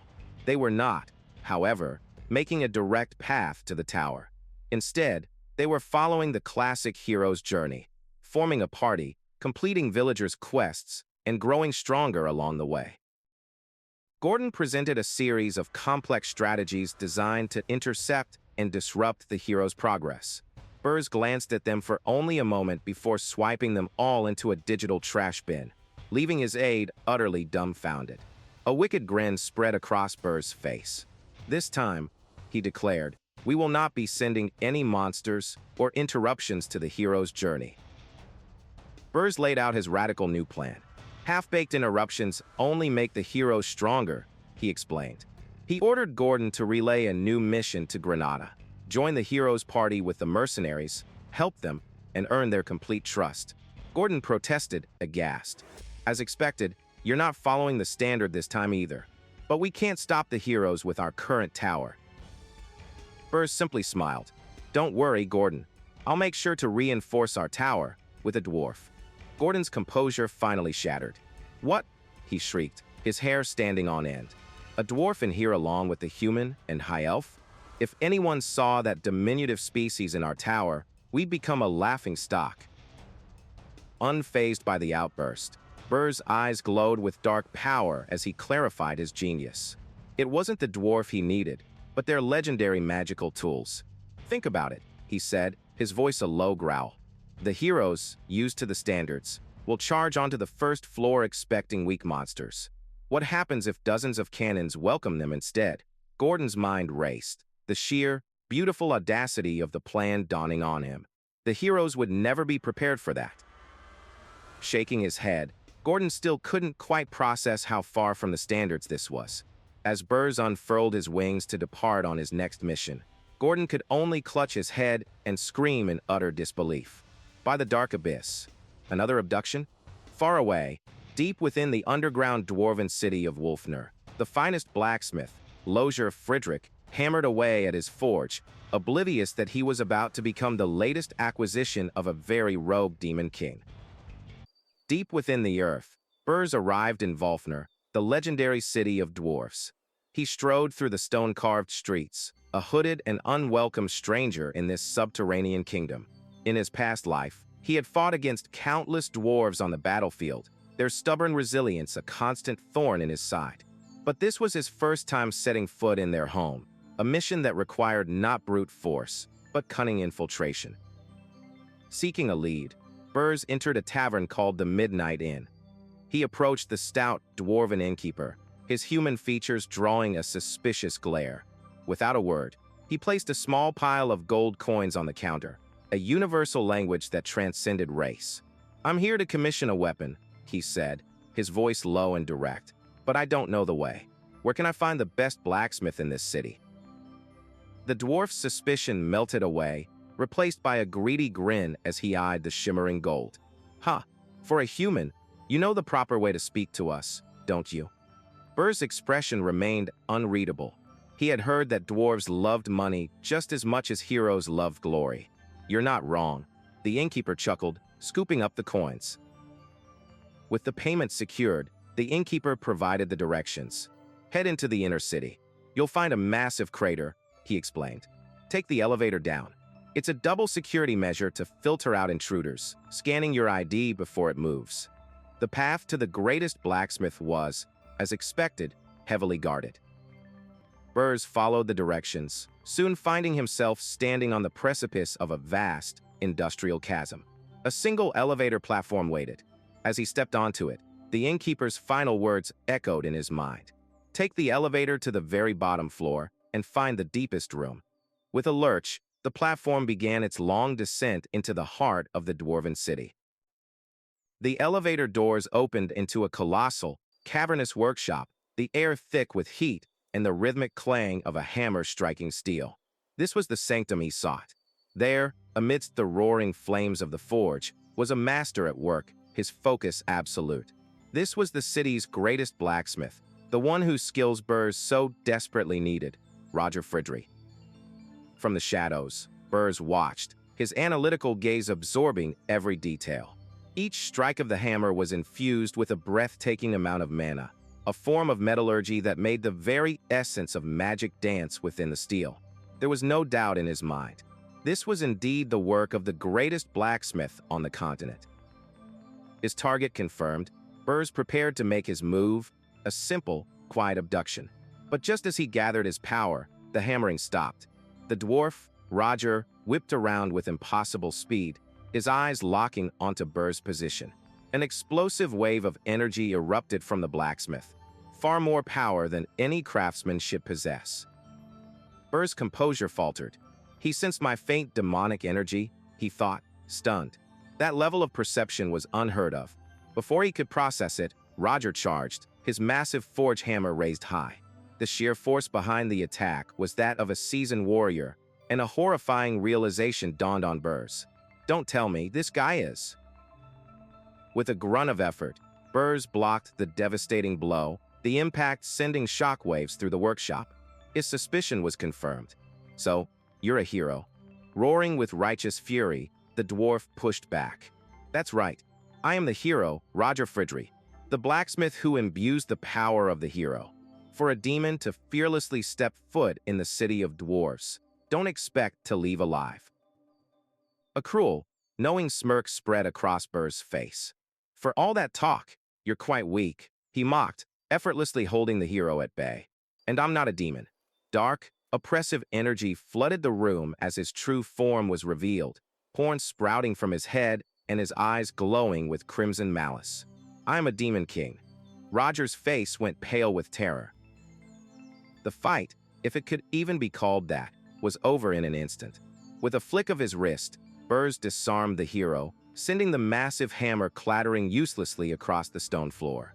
Roger stared at his empty hands, completely overpowered and utterly defeated. Suddenly, the heavy doors to the workshop burst open. "Roger Nim, excuse the intrusion. What was that noise just now?" A squad of dwarven guards stormed in, weapons ready, only to find the forge eerily silent. Their master, their hero, was gone. Panic erupted. "Intruder! An intruder kidnapped Roger Nim." While alarms blared and the city guard began a frantic search, Berge stood on a secluded rooftop, the unconscious dwarf slung over his shoulder. He gave his captive a slight shake. "Make a loud noise, and I will kill you immediately," he warned. Roger's eyes fluttered open, his mind racing. "Why is a Demon King here? Are you after the princess?" Berge scoffed at the hero's predictable assumption. "Princess? Not interested," he stated flatly. "I'm serious. I heard dwarf blacksmiths dig their own secret tunnels, just in case." He dropped the dwarf to his feet, his command echoing with absolute authority. "Lead the way." Roger trembled, convinced the Demon King was lying and merely torturing him before going after the princess anyway. Drat it, he seethed internally. "I lived quietly all this time just to avoid fighting Demon Kings." A cruel twist of fate had brought his worst nightmare to his doorstep, for the great hero Roger's defining trait was, ironically, weakness.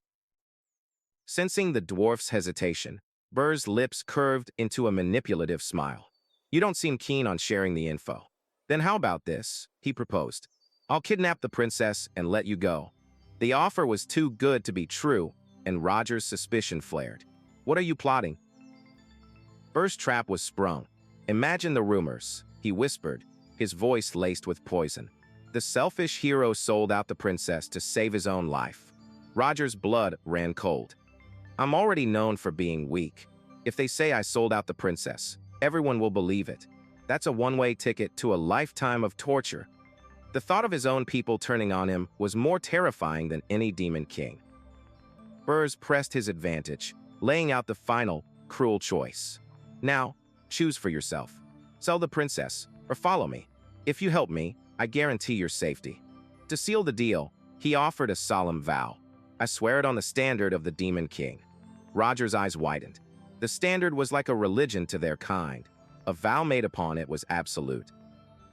His fate sealed by an unbreakable oath, Roger's terror and hesitation vanished, replaced by an unervingly cheerful resolve. "In that case, let's move to the tunnel immediately, Demon Kingdom," he exclaimed, a strange sparkle in his eyes. Berge stared at him, unsettled. "What's with that face?" "Creepy." Back at the forge, a formal notice was posted. Roger's workshop, status, missing. Just as the guards were securing the scene, a new figure arrived. With powerful, muscular arms and a regal tiara, the princess of the Dwarven Kingdom, Louise Verft, entered the workshop. Her eyes fell upon the unfinished sword on the anvil. "Roger," she whispered, her voice tight with worry. "Where did he go in the middle of making my weapon?" A guard captain approached cautiously. "Princess, it seems, he was kidnapped." Louise's expression turned thunderous. "Shut your mouth. He's a hero too. Does it make sense for a hero to get kidnapped?" she roared, her fury shaking the very foundations of the forge. "Shut up and find him. Find that miserable kidnapper and bring him before me." The princess's eyes blazed with a terrifying, manic light, a cruel grin spreading across her face. "If you don't find him, all of you," she threatened, cracking her knuckles. "Prepare to have your heads ripped off." Spurred by the very credible threat, the dwarven guards scrambled out of the workshop, their own lives now on the line. Meanwhile, deep within a secret passage, Roger led Berge through a dark and narrow tunnel. "How long do I have to stare at this disgusting view?" Berge muttered, his patience wearing thin. Feeling a surge of demonic energy behind him, Roger yelped and quickened his pace. "The tunnel is narrow. I can't help it. We're almost there, just bear with it." Finally, they emerged from the darkness, standing on a cliff overlooking a strange, towering structure. "My role ends here," Roger declared, panting with relief. "I showed you the tunnel, so you're on your own now, Demon King." But as he turned to leave, Berge's demonic wings unfurled. "What kind of nonsense is this?" the Demon King purred. "You swore on the standard," Roger stammered. "You said you'd guarantee my safety." Berge let out a dark, dismissive laugh. That trash standard? I don't care about that." Roger's world shattered. A Demon King who didn't follow the standard was unheard of, an aberration. In that moment of pure despair, he realized his mistake. "I should have just said I'd sell the princess." Panic overriding all other thought, the hero fell to his knees and began to plead. "I am very useful, sir. No one can match my metallurgy skills. I can make any weapon you desire." He groveled, offering to betray his own kingdom. "I'll even steal information on the dwarven city for you. Let's just survive for now." Berge looked down at the pathetic display. "To think you'd pledge loyalty to this extent. Fine, I will grant you mercy." Overcome with relief, Roger prostrated himself on the ground, his voice cracking with emotion. Thank you so much. Long live the great Demon King." But even as he bowed, a furious, defiant fire burned in Roger's mind. "Stupid Demon King, did you think I'd submit that easily?" he schemed. "The moment I leave this place, you're finished. I'll organize a pursuit squad immediately. Just you wait." He could barely contain his triumphant, vengeful laughter. Roger's inner monologue of rebellion was cut short as his surroundings dissolved and reformed. One moment he was on a dark, rocky cliff. The next he was standing in a serene, sun-drenched meadow on the 4th floor of Berge's tower. Tiny, cheerful spirits of fire, water, and wind flitted around him, leaving him utterly speechless and confused. Gordon was in the midst of a full-blown panic attack. "You brought a dwarf?" "No. Wait. How could you bring a hero here?"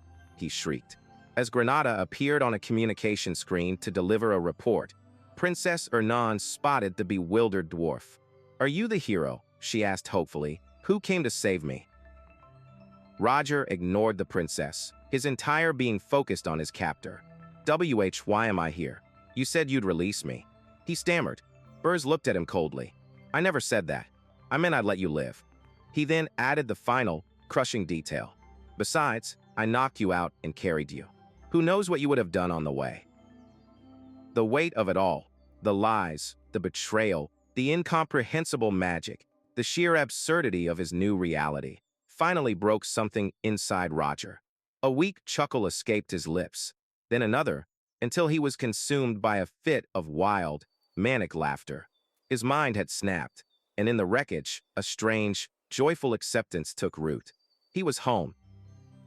Berge watched the dwarf's mental collapse with a detached amusement. "Are you that happy?" he inquired. "About becoming my subordinate?" Roger turned, tears streaming from his wide, delirious eyes, a massive grin splitting his face. "Yes, of course," he choked out between peals of laughter. "I am very happy." Berge's own smile was sharp and predatory. "Excellent mindset," he declared, pleased with his new, thoroughly broken recruit. "I will give you a mission." He gestured grandly toward the tower below them. "Install massive artillery on the 1st floor and smash all the heroes." At the Grand Ergist Heroes Journey Preparation Station, a hub of activity for the continent's champions, Berge's newly acquired spy, Granada, reported his findings. Whispers and rumors moved through the gathered heroes like a nervous wind. The most prominent tale was of a new Demon King who could command terrifying black flames, prompting a rush on fire-resistant equipment. Yet, a conflicting rumor also took hold, that this new king hadn't deployed a single demonic beast, not out of strategy, but out of fear. Receiving Granada's report through a magical communication device, Berge watched an image of Hero Hillencargill, his expression a mask of cold calculation. I see they haven't lost their killing intent yet, he thought, a cruel smirk playing on his lips. This was all part of his grand design. By denying the heroes' battles, he would deny them the honor, wealth, and experience they craved. In time, their motivation would wither, and their growth would stagnate entirely. Berge's voice was calm and steady as he issued his orders. It's a battle against time. There are no problems. Keep monitoring them. Granada acknowledged the command, his mind reeling as he pieced together the Demon King's brilliant, insidious strategy. By simply doing nothing, by withholding the demonic monsters the heroes expected, he was actively weakening them. A shiver of awe and fear ran down Granada's spine. This Demon King possessed a terrifyingly deep understanding of human nature, manipulating their very desires against them. As he walked into the bustling Hall of Heroes, he thought to himself, has there ever been a Demon King like him? A sense of profound relief washed over him. I'm glad he's not my enemy.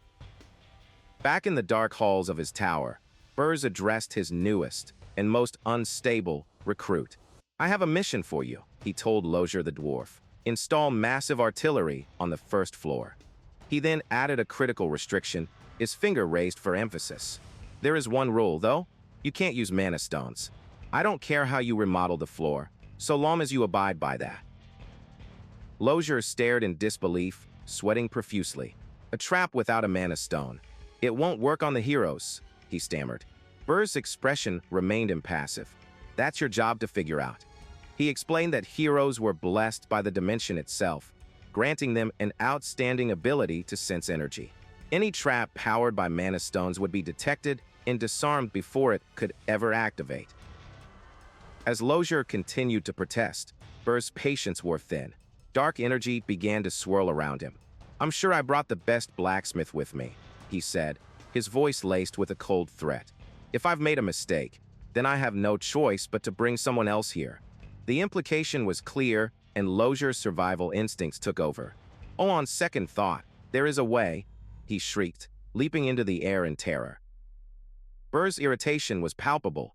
You should have said so earlier. And what is it?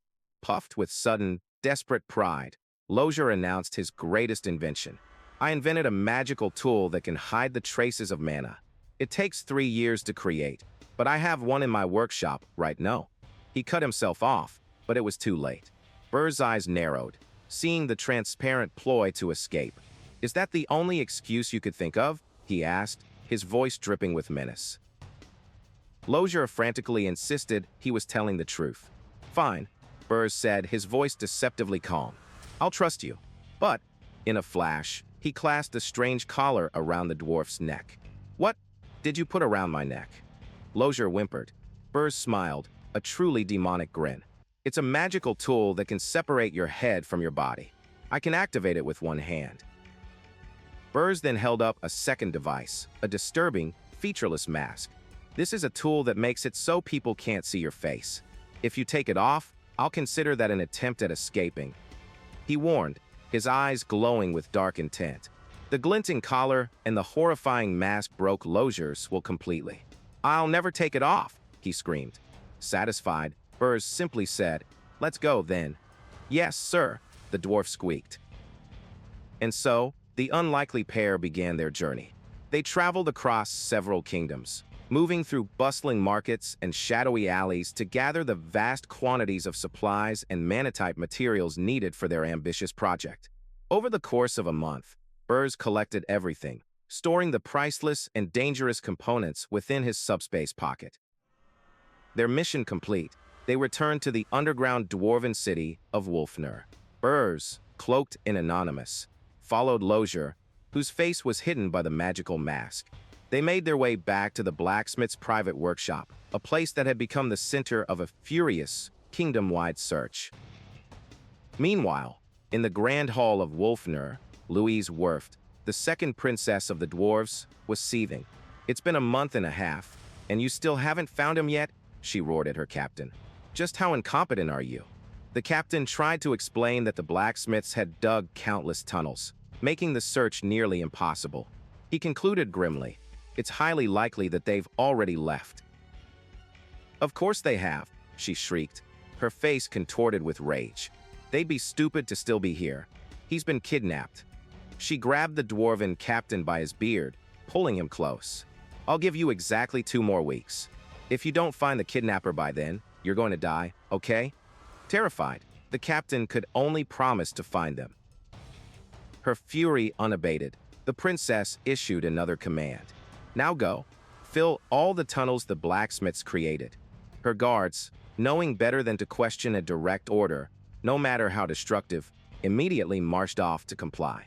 Louise stood alone in the vast hall, surrounded by the discarded, failed prototypes of her soldiers' weapons, her frustration palpable.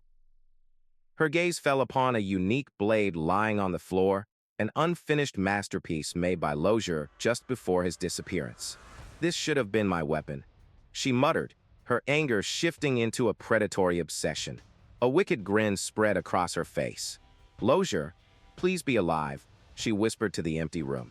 You can't die until you've completed my weapon. Suddenly, she sensed a presence behind her. She turned to see a dwarf emerging from a hidden passage in the wall. It was Lozier, but thanks to Berge's face recognition interfering mask, she didn't recognize him.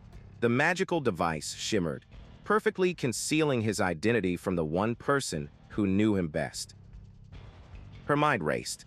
That's one of his secret tunnels. Only he knows about it. A flicker of recognition sparked in her eyes as the pieces fell into place. The secret entrance, the familiar build. Does that mean you're Lozier? She asked, her voice a dangerous mix of hope and suspicion. Frozen in terror, Lozier could only stammer, Princess. The mask couldn't hide the fear in his voice. The princess's face broke into a wide, triumphant grin as she cracked her golden gauntlet knuckles. Ha ha ha, what? You scoundrel, you came back, all right. Her smile vanished, replaced by pure, unadulterated rage. So you went into hiding because you didn't want to make my weapon? Is that it, Lozier? The blacksmith broke down, wailing hysterically. It's a misunderstanding, he cried. A misunderstanding? No, I don't think I misunderstood anything at all, she snarled, her gauntlet crackling with electrical energy. How dare you insult me, the princess? From now on, you're my slave. You will make my weapons for the rest of your life. She raised her fist. But before that, I'm going to punish you for running away. Lozier could only shriek in terror. Cheek. Spare me. Before her blow could land, a bolt of dark energy erupted between them, deflecting her strike. The princess was thrown back, stunned by the intervention. Who are you? She demanded, staring into the shadows of the secret passage. A figure in a black cloak stepped forward, his boots clicking on the stone floor. It was Berge, his face grim.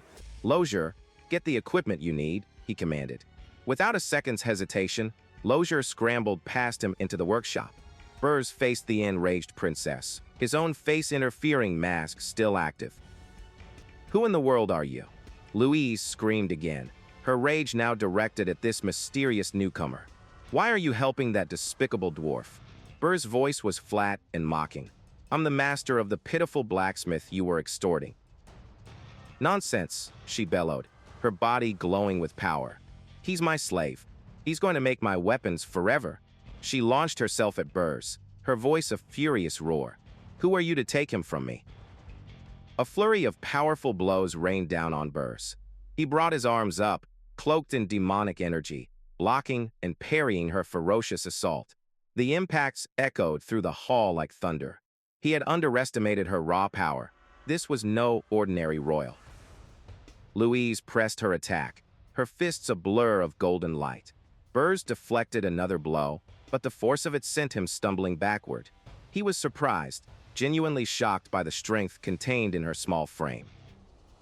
Gathering her energy, she unleashed a massive punch.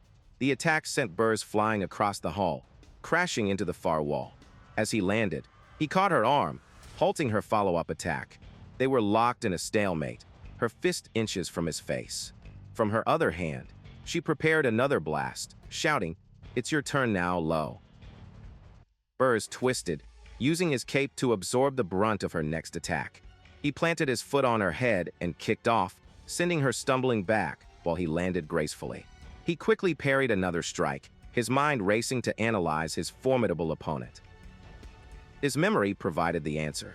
Louise Werft, the Dwarven Kingdom's second princess. Though not a hero, she was exceptionally strong. He remembered from before his regression that she would become one of the most powerful beings on the continent. The thought crossed his mind. I could kill her before she gets to grow. But the cost would be too high. I'll have to use all of my strength and demonic energy, he calculated. And I'm not as strong as I was before I regressed. If he exhausted himself, her soldiers would capture him. Now that she'd seen his power, she knew he was a Demon King. TSK, how annoying. While Berge bought him time, Lozier worked furiously in the workshop, disassembling the massive, complex device he had built. Berge, panting from the effort of holding off the princess, glanced back. "Did you get everything?" he snapped. Lozier, sweating and terrified, replied, "Young, I'm currently dismantling it." Before them stood the Mana's Phantom, a colossal sphere of gears and celestial-looking energy cores, Lozier's masterpiece, designed to hide all traces of mana. "Do you want to die?" Berge hissed, his eyes wild with urgency. "Finish it within a minute." Lozier shrieked in renewed terror. "Yua, I'll go as fast as I can." The princess recovered, her voice echoing with fury. "Who said you can do that? If push comes to shove, I'm going to leave you behind." The threat was directed at Berge, but it terrified Lozier even more. "Okay, I'll wrap this up quickly," he squeaked. Berge gritted his teeth, knowing his own limitations. "I have no idea how long I'll be able to last without my real strength and demonic energy." Louise charged again, her body wreathed in lightning. "I don't know where you came from, but you won't leave this place alive," she screamed. "Lozier, I'm going to break your legs so you can never escape." Berge met her charge with a demonic grin. "You sound just like a Demon King," he retorted. "Give it up, second princess of the dwarfs. I'm taking your blacksmith and this equipment." Just as Louise was about to strike, Lozier's triumphant cry cut through the chaos. "I've dismantled it." The Mana's Phantom powered down with a final hiss of steam. Louise's face twisted in disbelief and absolute rage. "Lozier, you miserable rat," she screamed. "You came back to take that? You think I'm that easy?" Her momentary distraction was all he needed. An opening, Berge thought. He lunged forward, not to attack, but to execute their escape plan. He kicked her hard, sending her flying backward into a pile of scrap. "Lozier, move out of the way," he yelled, unleashing his power. "Subspace pocket." "That attack is useless against me," Louise roared, recovering instantly. But she was mistaken. Red energy wasn't an attack, it was a vortex. It swirled around the massive Mana's Phantom, pulling the entire device into Berge's dimensional storage. Louise could only stare in shock as her prize vanished before her very eyes. Her guards finally arrived, drawn by the commotion. "Princess, what's going on?" "You slowpokes," she screamed, enraged by their tardiness. "Are you going to get here after I'm dead?" She pointed a trembling finger at the secret passage. Lozier ran away. "Chase him through the tunnel."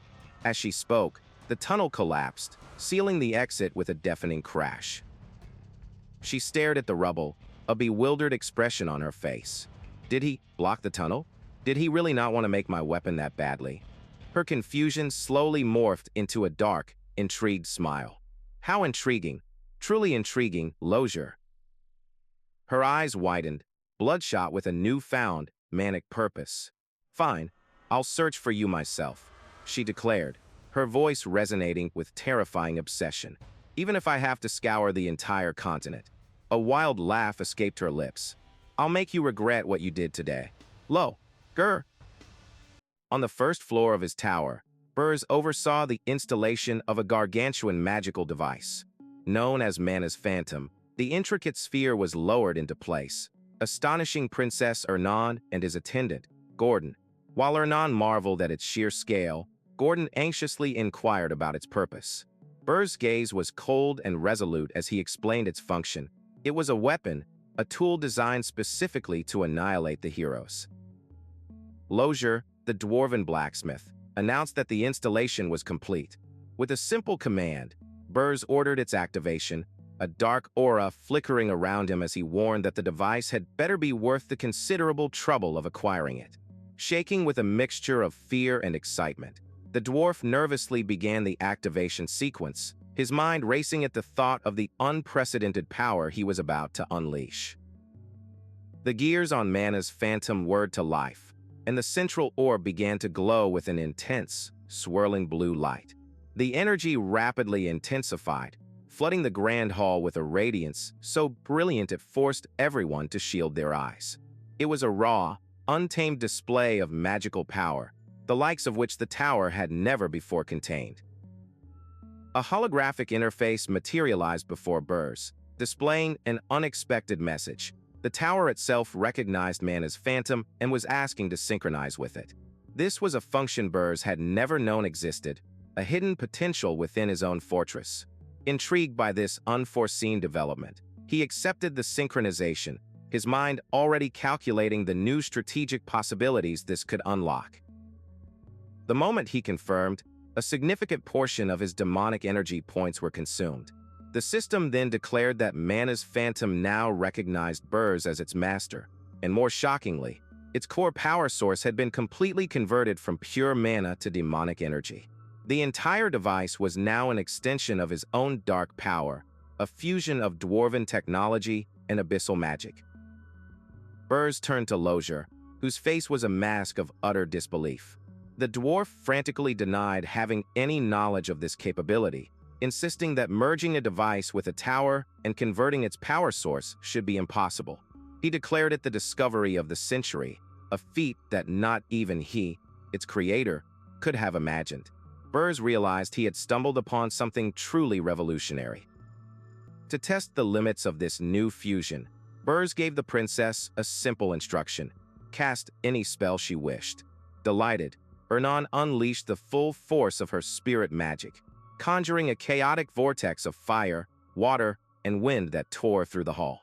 As the destructive spectacle unfolded, Gordon could only scream in anguish over his freshly cleaned floors being utterly ruined.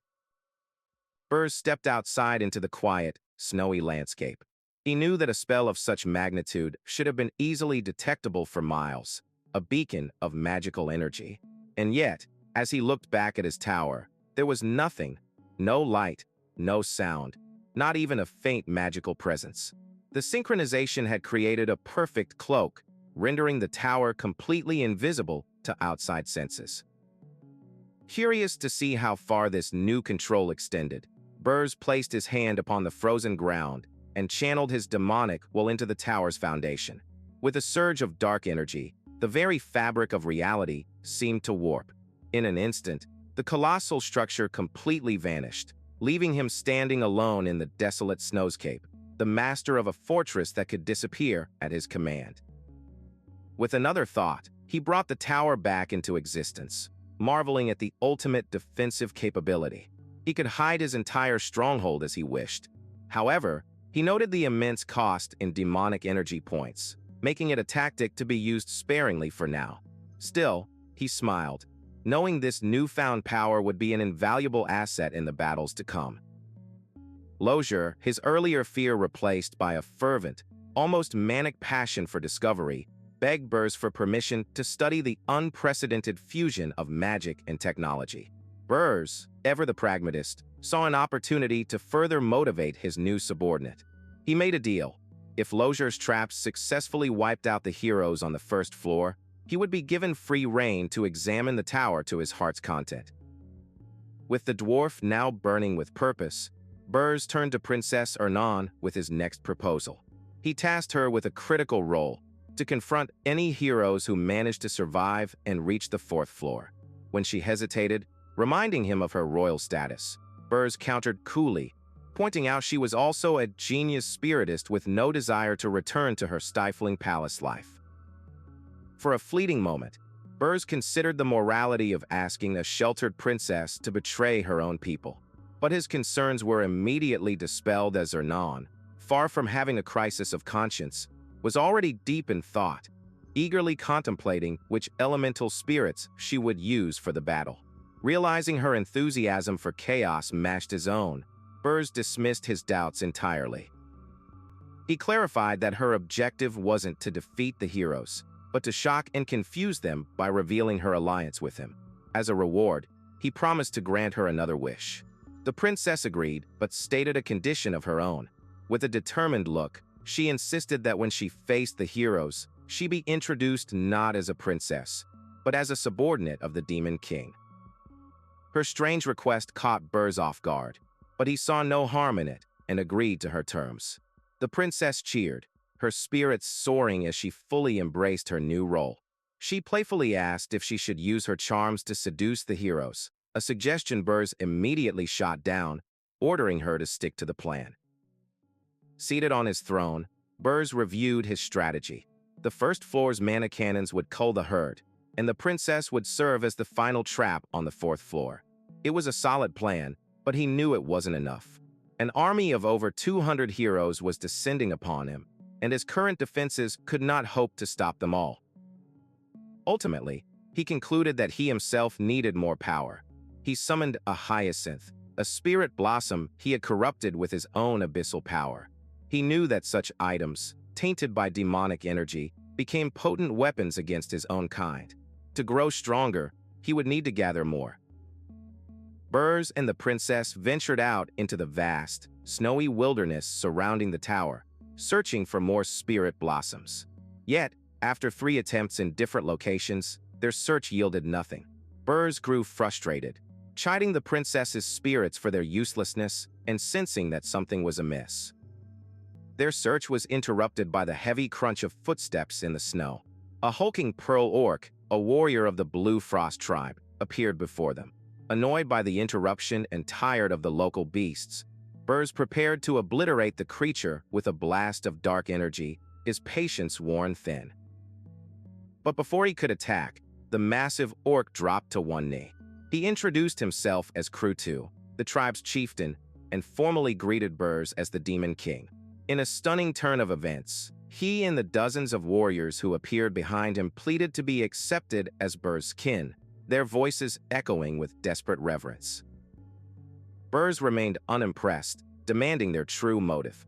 Brutus spoke of a deep-seated sin, that their ancestors were demons who had betrayed the demon realm.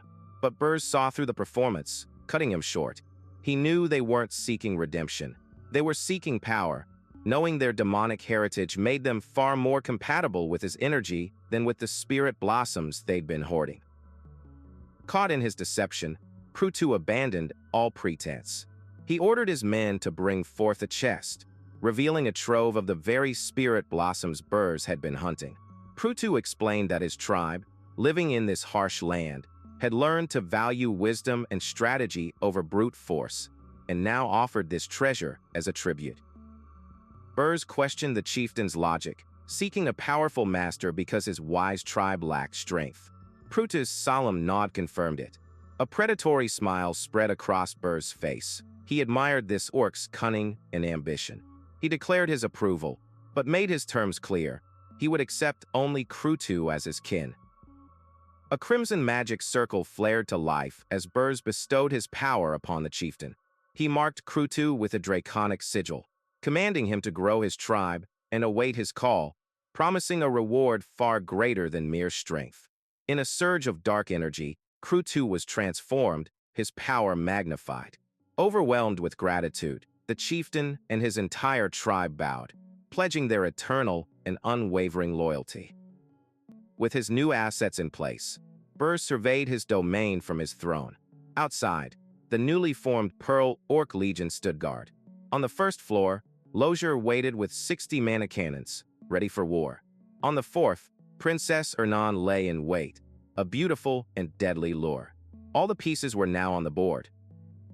A cold fire burned in Berge's eyes as he issued a silent challenge across the continent. "Come, heroes," he thought, his voice a low growl of promised vengeance. "I will repay you for the humiliation of my previous life."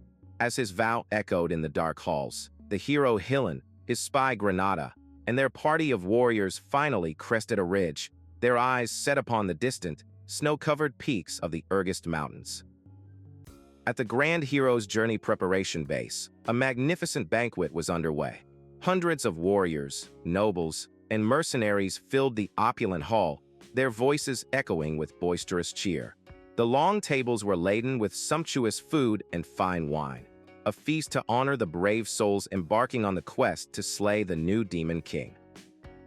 The esteemed Lord Castellan raised his glass to the guest of honor. "You flatter me, hero," he said, his voice full of admiration for the young man before him.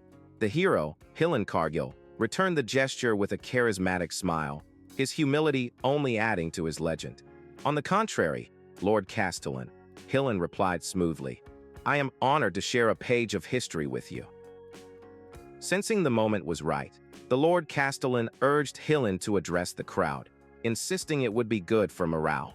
After a brief, polite hesitation, Hillen agreed. The Castellan's voice boomed across the hall, instantly silencing the chatter. "Everyone, Lord Hillen would like to say a few words."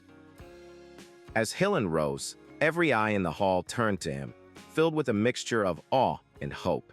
His comrades, including the quiet elf Granada, watched with anticipation. Hillen began his address, his voice calm, yet powerful, uniting the diverse assembly of heroes, nobles, knights, and mercenaries under a single purpose. "Fellow comrades," he started, "our long expedition is finally reaching its climax." A wave of confident laughter rippled through the room as Hillen pointed out the Demon King's apparent cowardice. To the march of heroes who answered the call of justice. Even the Demon King must be terrified, as he hasn't sent a single monster to stop us. Yet, just as their arrogance peaked, he tempered their excitement with a leader's caution. "But we must not lower our guard. We have made every possible preparation." Hillen raised his glass, his voice swelling with righteous fury. "Tomorrow is finally the day. We go to take the head of the foolish Demon King who dared to kidnap Hildurin's crown princess, princess or not." His words ignited the hall, his voice a roaring flame of conviction. "Let's remind them once again who we are, and who the true masters of this world are." The entire assembly erupted in a deafening cheer, raising their glasses in a unified salute. "For justice," they roared. Amid the celebration, Granada observed quietly. Just as the Demon King Berge had predicted, the size of the expedition hadn't grown, but thanks to Hillen's unwavering charisma, it hadn't shrunk either. Granada knew that only Hillen's force of will had secured the funding and kept the wavering mercenaries in line this far. Yet, a seed of doubt lingered in the elf's mind. He remembered his reconnaissance of the Demon King's tower. It was empty, almost laughably undefended. A treacherous thought surfaced. With the heroes so overconfident, perhaps he should just betray them now? Granada flinched, violently shaking the thought from his head. "No, what am I thinking?" he chided himself. If the heroes succeeded, the curse afflicting him would be broken. He clutched his head, the internal conflict warring within him, and decided to step outside for some fresh air and to send his report to Berge. Under the serene gaze of the full moon, Granada stood on a balcony, a magical communication device glowing in his hand. The voice of his true master, Berge, came through with final instructions.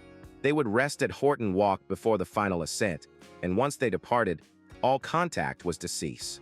Then, Berge delivered one last, cryptic warning. Berge's words were unsettlingly specific. "When climbing the mountain, beware of the snow. Do not let your guard down at night." This final instruction was the most bizarre of all. Finally, when the tower door opens, never be near it. Granada was left utterly bewildered as the communication abruptly ended, the strange warnings echoing in his mind. Suddenly, a cheerful voice startled him from behind. It was Hillen. "What are you doing out here alone?" the hero asked, holding a glass of wine. Granada stammered, claiming he was just getting some air. Masking his own unease, Hillen offered him a drink, a fruit wine said to be an elven favorite, and Granada cautiously accepted. Hillen's friendly gaze seemed to see right through him. "You seem to have some worries on your mind," he observed. Probing for weakness, Granada asked, "Do you think we can succeed in the Demon King subjugation?" Hillen's response was shocking. His smile faded, and he confessed, "Actually, I don't know either."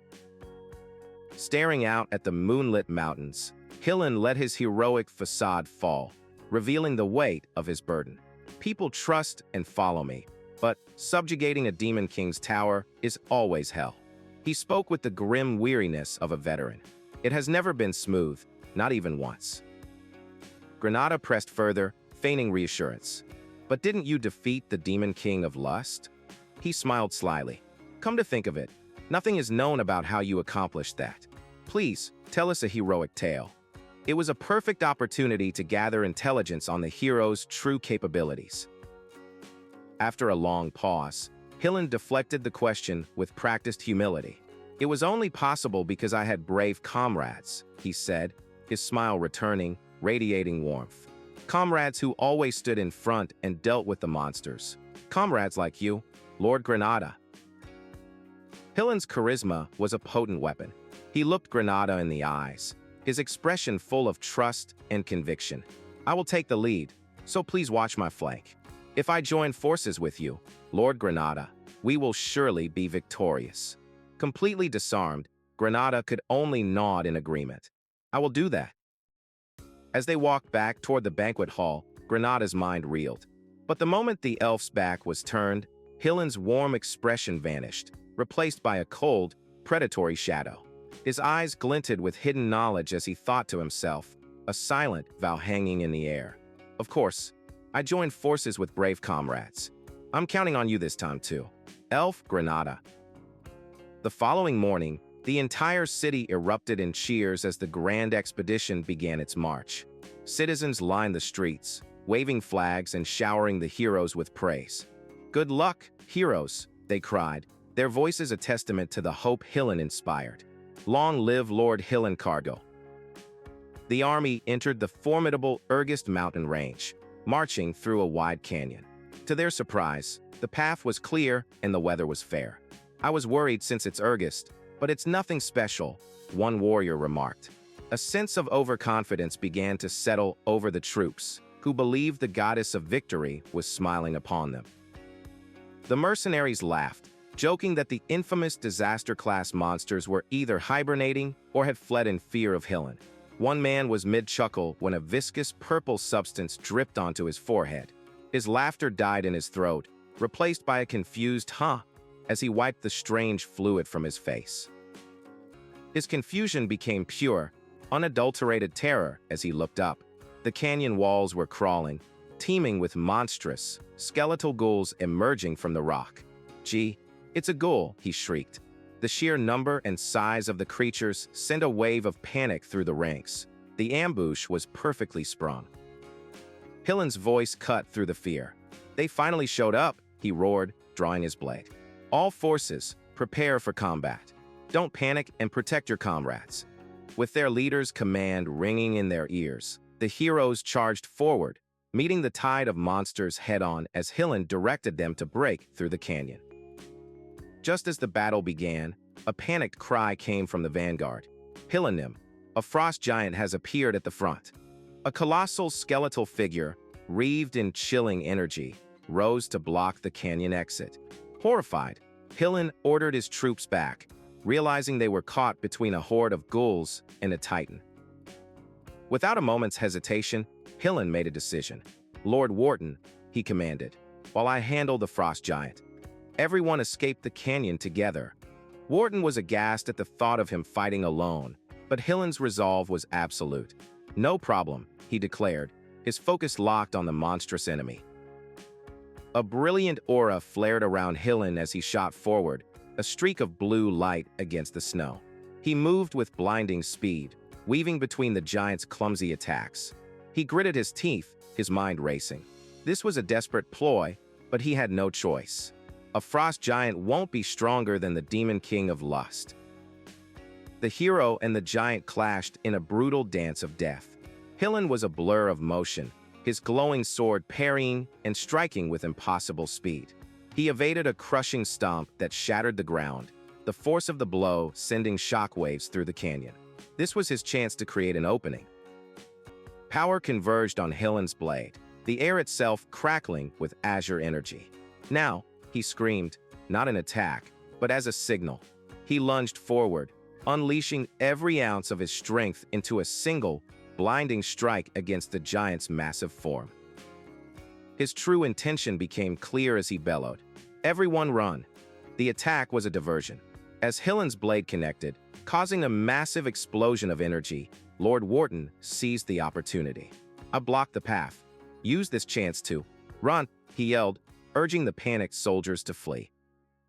The frost giant, enraged but not defeated, retaliated with a terrifying blast of its own. A wave of pure destructive energy erupted from its maw, catching the tail end of the retreating army. The canyon was consumed by a blinding light, the screams of the unfortunate swallowed by the cataclysmic explosion. The battered survivors regrouped, collapsing in the snow, their chests heaving. "This place is crazy. It's not fit for humans," one gasped. Another noted with grim relief that their casualties were surprisingly low. "If not for Lord Hillen," she said, "the damage would have been much greater." Awe and reverence filled the soldiers' voices as they tended to their wounded. They spoke of the legend that Hillen had absorbed the power of the Demon King he'd slain, elevating him to a similar level of might. Their fear was replaced by a renewed, almost fanatical faith. "If we just trust Lord Hillen, we have nothing to worry about." Even Granada felt a tremor of doubt in his mission. Watching the hero's overwhelming power, he sweated, thinking he might just defeat that Demon King. From afar, Hillen watched his troops, a confident and unnerving smirk gracing his lips. His display had achieved its desired effect. But the Demon King's assault was far from over. A new army appeared on the ridge, massive, blue-skinned Orcs clad in heavy armor. "There's no time to rest," a knight muttered grimly. Hillen's eyes narrowed. "I feel demonic energy. They are the Demon King's minions." The Orc chieftain Krutu, empowered by Berge, offered a chilling greeting. "Foolish heroes, welcome to Urgest." As Granada prepared to fight, he froze, a deep rumbling sound from the mountains catching his attention. He recognized it instantly, and his blood ran cold. The Demon King's warning echoed in his ears, "Beware of the snow." Granada's eyes widened in horror as the pieces clicked into place. Don't tell me. That's what he meant. He understood now that the monsters were never the main threat, they were just the bait. Krutu's voice boomed, carrying the sentence of his master. "None of you will reach the tower."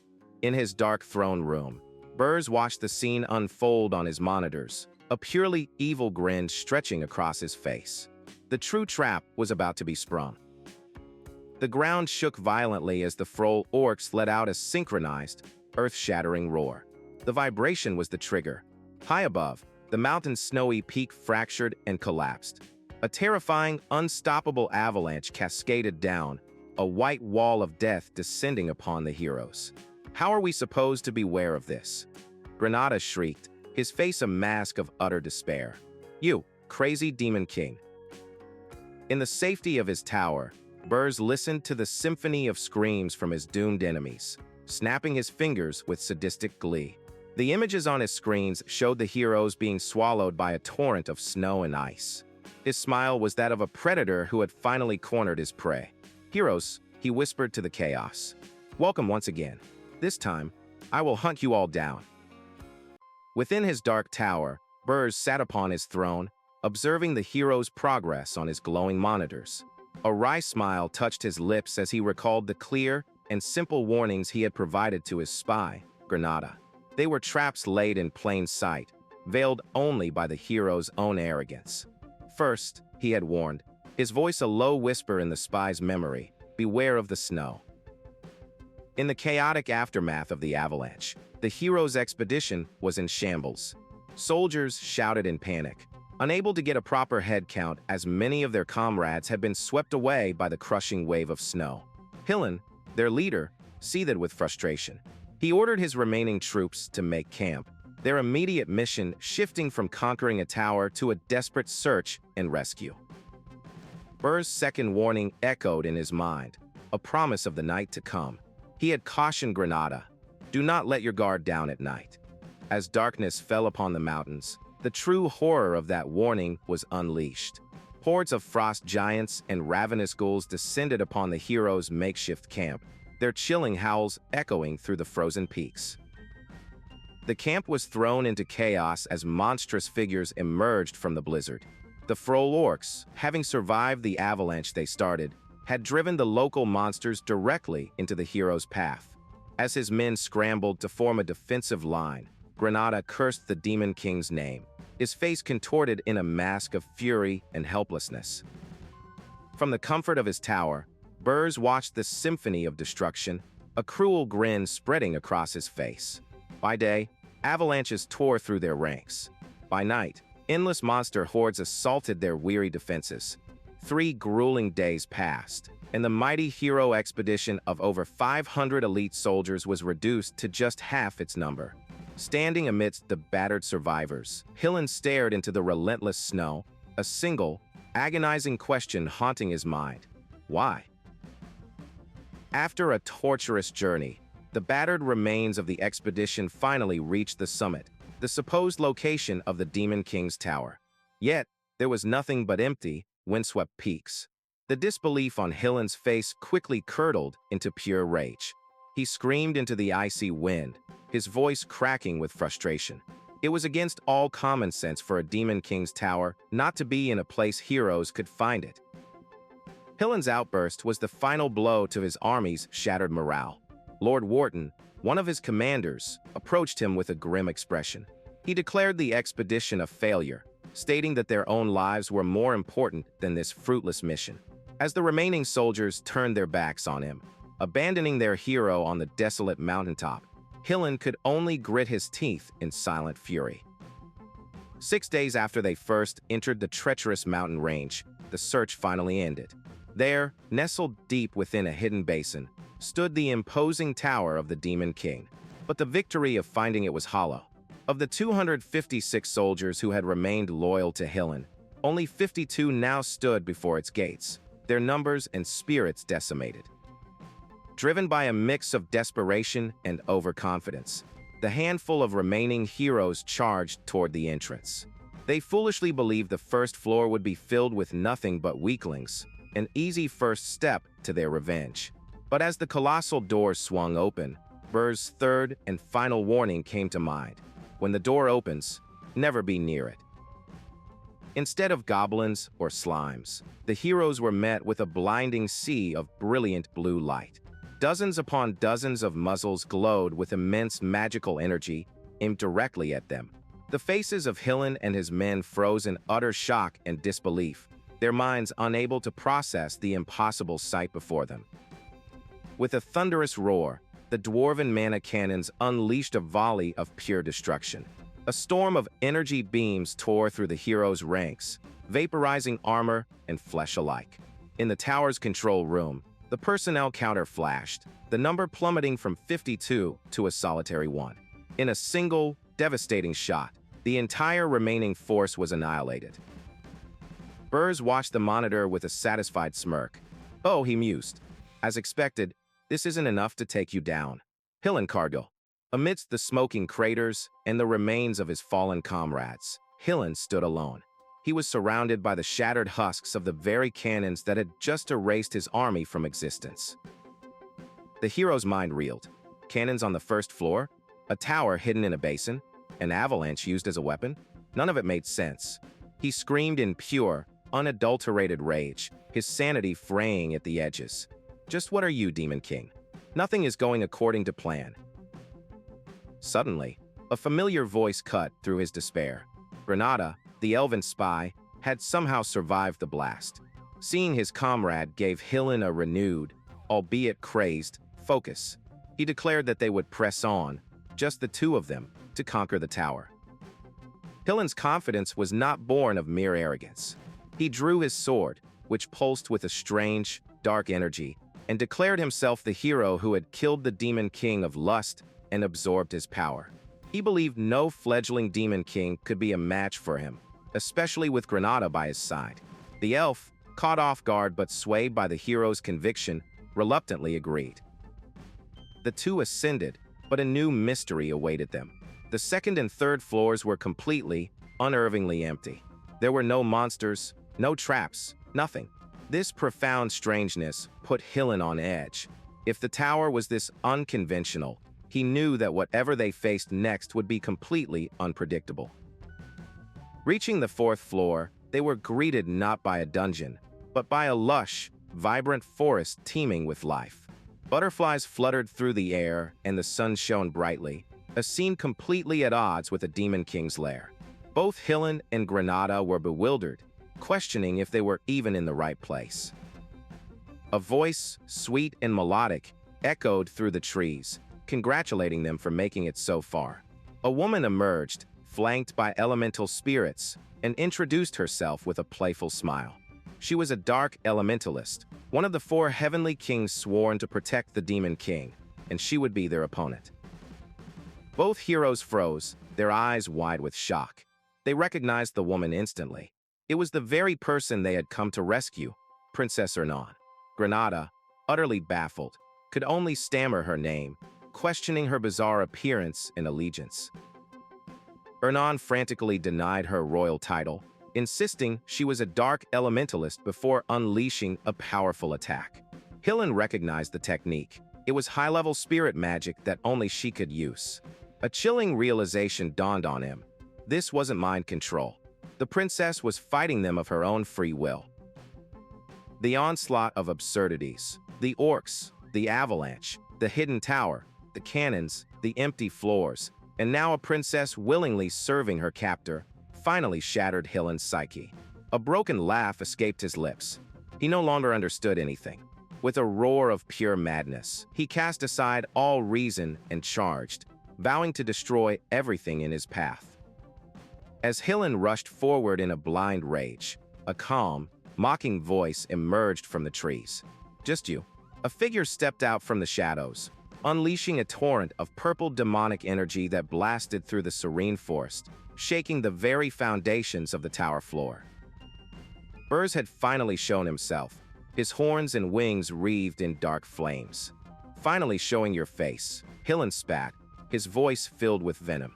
"Hillen Cargill," Berge replied, his tone calm and dismissive. Enraged by the Demon King's condescension, Hillen prepared to attack, realizing he would need more power to face this foe. His eyes darted toward his companion. Lord Granada is, he thought, a plan forming in his crazed mind. With a burst of speed, he closed the distance not to the Demon King, but to his own ally. He grabbed the startled elf, his hand gripping Granada's arm. "Lord Granada," he commanded, "let's combine our strength." Granada's eyes widened in horror as a strange power erupted from Hillen's hand. An agonizing sensation washed over him as he felt his own life force being violently ripped from his body, siphoned away against his will. His energy was draining out. A sinister green aura now enveloped Hillen as he absorbed the elf's vitality. From across the clearing, Berge recognized the artifact on the hero's finger. Hillen laughed maniacally, revealing its name, a forbidden item called the Elf Eater. Its purpose was simple and horrific, to convert an elf's infinite life force directly into mana for its wielder. Hillen casually explained the artifact's only flaw, that the elf would perish shortly after its activation. "You're okay with that, right, Lord Granada?" he sneered. "It's for the greater good." As his life faded, Granada could only curse the man he once followed. "You scammer, you hypocrite." Berge let out an amused laugh, impressed by the hero's sheer wickedness. "I like how despicable and lowly you are," he commented. "So if I just take off that ring, you become weak again?" Hillen, drunk on his stolen power, roared with laughter. "Try it if you can, you fool. Even the Demon King of Lust couldn't take this ring." Berge simply spoke a single name. Gordon. In an instant, a figure moved faster than sight. Hillen felt a searing pain and looked down in horror as his hand, the one wearing the ring, fell to the ground. Gordon stood behind him, his blade dripping with blood, his expression cold and indifferent. "How?" Hillen shrieked. There was no presence. Gordon landed lightly, wiping his blade clean as Hillen staggered back, clutching the bloody stump of his arm. The hero's mind shattered completely. He had used the forbidden artifact, a source of immense power, and was still defeated in a single, effortless blow by a mere high-ranking demon. As Hillen struggled to comprehend his utter defeat, a cold hand clamped down on his shoulder. He froze, turning his head slowly to see the terrifying, red-eyed gaze of the Demon King right behind him. "Where do you think you're going?" Berge whispered, his voice dripping with predatory amusement. A primal fear seized Hillen. He tried to move, to dodge, but his body wouldn't obey. Berge's aura exploded outwards, taking the form of a colossal, spectral dragon of pure shadow and malice, its glowing eyes fixed on the petrified hero. In that moment of absolute terror, Hillen knew he couldn't dodge this. Berge effortlessly caught the falling hero, holding him up as if he were a doll. The air crackled with immense power. Just what is this Demon King? Was Hillen's last coherent thought. Berge's eyes glowed with furious intensity as he held the man who had tormented him in his past life. Just take a hit first, he snarled, before unleashing a cataclysmic blast of dark energy that consumed the hero completely.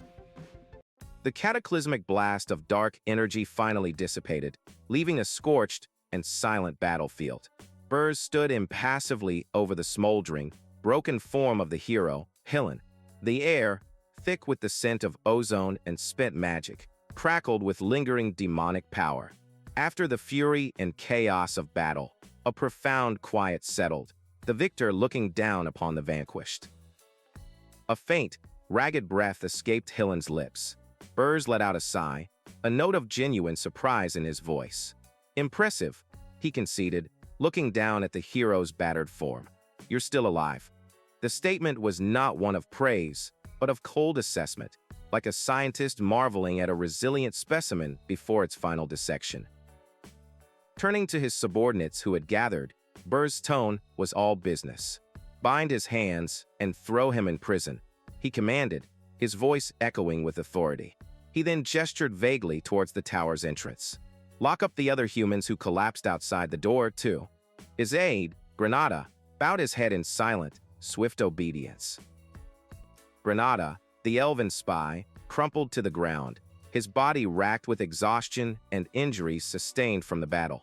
His vision blurred, the world fading to gray as he felt his life force slipping away. I can see the afterlife, he rasped. Just as his eyes were about to close for the last time, Berge knelt beside him, a glowing crimson flower of pure energy materializing in his hand. Good work, the Demon King said calmly. Here's a carrot. The spirit blossom pulsed with vibrant life before sinking into Granada's chest. For a moment, there was nothing but a stunned silence. Then, a surge of brilliant green energy erupted from the elf's body, knitting wounds and restoring vitality in a dazzling display. Granada shot up, his eyes wide with disbelief as he stared at his own hands, feeling power course through him once more. I've fully recovered. Still reeling, Granada looked at Berge in astonishment. What happened? Did he use that precious spirit blossom on me? He wondered, his mind struggling to comprehend the gesture. Berge, meanwhile, had already turned his attention to Princess Ernan, casually tossing another of the priceless artifacts to her. I'll give you a spirit blossom as well, he stated, receiving a grateful thanks. Berge then addressed a monitor displaying the manic, grinning face of his newest subordinate. You worked hard too, dwarf. I grant you permission to dismantle the tower. A jubilant woo echoed from the screen, much to Berge's mild bewilderment. With the immediate aftermath handled, he gave his final orders. That's all. Everybody, restore and maintain the floor you've been assigned to. As Berge walked away across the field, his posture perfect and his stride unwavering, Granada and the princess watched him go. Even after such a fierce battle, he still looks completely fine, Granada observed with awe, as expected of a Demon King. But the princess, her perception sharper, saw the truth. I think the Demon King is tired, she whispered, noticing the almost imperceptible tremor in his hand. The moment he was out of sight, within the private confines of his chambers, the facade shattered. Berge's legs gave out from under him, and he collapsed onto the plush red carpet, gasping for breath. That was so close, he thought, sweat beading on his brow. The immense power he had wielded came at a staggering cost, but he knew he could not afford to let anyone see. A Demon King can't afford to show weakness. Gritting his teeth against the waves of exhaustion, Berge's thoughts returned to his defeated foe. Still, that wretched human, Cargill. So this is what it means to be one of the 10 stars. He knew of the legend, The 10 stars were the 10 strongest heroes on the entire continent, beacons of hope and paragons of power.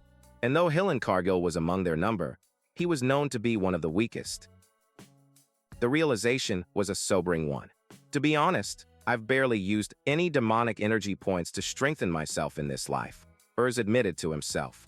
He knew with chilling certainty that if Hillen had been in perfect condition, the outcome would have been vastly different. But his victory wasn't won through raw power, it was won through strategy. My plan exhausted him, he recalled. He replayed the final moments in his mind.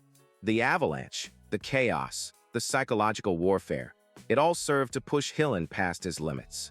Berge's taunts and manipulations had triggered the hero's rage, narrowing his focus and throwing him into a panic. In that moment of emotional vulnerability, Hillen showed an opening, and as a result, Berge's all-out strike found its mark. A relieved, triumphant smile spread across his face as he lay on the floor. For now, I've achieved a perfect victory without the Demon King's standards.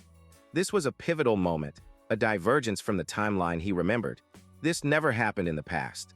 I was able to successfully alter fate. A new, unshakable resolve settled in his heart, forged in the crucible of this hard-won battle. I can do it. I can change the future. The faces of the heroes who had brought him ruin in his past life flashed in his memory, their triumphant smiles now fueling his burning desire for retribution. His own lips curled into a predatory grin. I can get my revenge on those accursed heroes. Meanwhile, far from the Demon King's tower, civilization was in an uproar. In the Holton Walk press conference hall, chaos reigned. What kind of nonsense is that? One reporter yelled into a magical recording device. You're saying the heroes gave up because they couldn't find the tower? Others joined the chorus, their voices a cacophony of outrage. Investors are demanding accountability. Who's responsible for this failure? A knight representing the Heroes Guild stood before the frenzied crowd, trying desperately to maintain order. We haven't failed yet. There's still hope, he insisted, his voice cracking under the pressure. Sir Hillencargill and the great heroes haven't given up. They're still searching for the Demon King's tower. So if you would just give us a bit more time. But his pleas were lost in the storm. News of the new Demon King and the heroes' apparent failure spread like wildfire across the entire continent, carried by messenger birds and magical broadcasts. The stories became distorted and exaggerated with each retelling. A dwarven king roared in his throne room, threatening to execute Hillen for failing to rescue his princess, while a human queen screamed hysterically, caring only about finding a man named Lozier. Whispers filled the streets and taverns. They say Sir Hillencargill never came back. Some say he's already dead. The world fell into deep sorrow and fear, a collective despair that was a sweet nectar for the new Demon King. Because of this widespread anguish, Berge's demonic energy points piled up at an astonishing rate, his power growing with every terrified soul. At the magnificent headquarters of the Heroes Guild, a solemn council was convened. Silhouetted figures, the leaders of the guild, sat in judgment as a lone hero named Wharton gave his report. Hero Wharton, a powerful voice boomed. Is there not even a hair's breadth of falsehood in what you said? Wharton stood resolute. Yes, I swear on my name. I spoke only the truth. The leaders exchanged grave looks. Then this is a serious matter. A dark, ominous figure with glowing eyes spoke, his voice low and determined. Hillencargill is one of the 10 stars. He can't be brought down easily. He laid out their final plan. We will wait 10 more days for news of him. If there is still nothing after 10 days, all 4,728 heroes on the continent will launch a full-scale assault and eliminate the new Demon King. Deep within Berge's tower, in the cold stone of the underground prison, Hillen finally stirred. He found himself shackled to a wall, his body aching but slowly mending. Berge stood before his cell, observing him. Are you awake? Even your recovery speed is exceptional. Hillen looked up, his eyes burning with defiance despite his chains. Demon King, if you've kept me alive, you must want something. Get to the point. Berge smiled, a disarmingly pleasant expression. It's nice to see you're open to talking. He leaned forward slightly, his voice dropping to a conspiratorial whisper as he made an offer so absurd, so unthinkable, that it shattered Hillen's composure. "Become my vassal." The hero's eyes widened in sheer disbelief. "What? Did I hear you wrong?" The Demon King began to explain, his words weaving a trap of logic and finance. The hero's journey cost a lot of money, didn't it? Food, lodging, weapons, top-grade consumables. Usually, those costs are covered by investments. If the Demon King is defeated, the hero's lives are turned around. He paused, letting the weight of his next words sink in. If they fail, however, they end up buried in debt. Berge's smile turned cruel, his eyes glinting with malicious foresight. This time, all investments were focused on just one person. He let the implication hang in the air for a chilling moment. The hero party's captain, Hillen Cargill. In other words, you. The blood drained from Hillen's face as the terrifying scope of his personal ruin became horrifyingly clear. Hillen's mind raced, confirming the Demon King's words. Right. Even if I escape this place, I'll be branded a failed hero and be forced to live in hiding for the rest of my life while being chased by debt. He stared at Berge, a new question forming amidst his despair. How do you know that? From the shadows behind Berge, a familiar figure stepped forward. It was Granada. I told him, the elf stated coldly. Granada, did you betray us? Hillen roared, rattling his chains. The elf's face contorted with fury. You've got some nerve to say that after what you did to me, you scammer.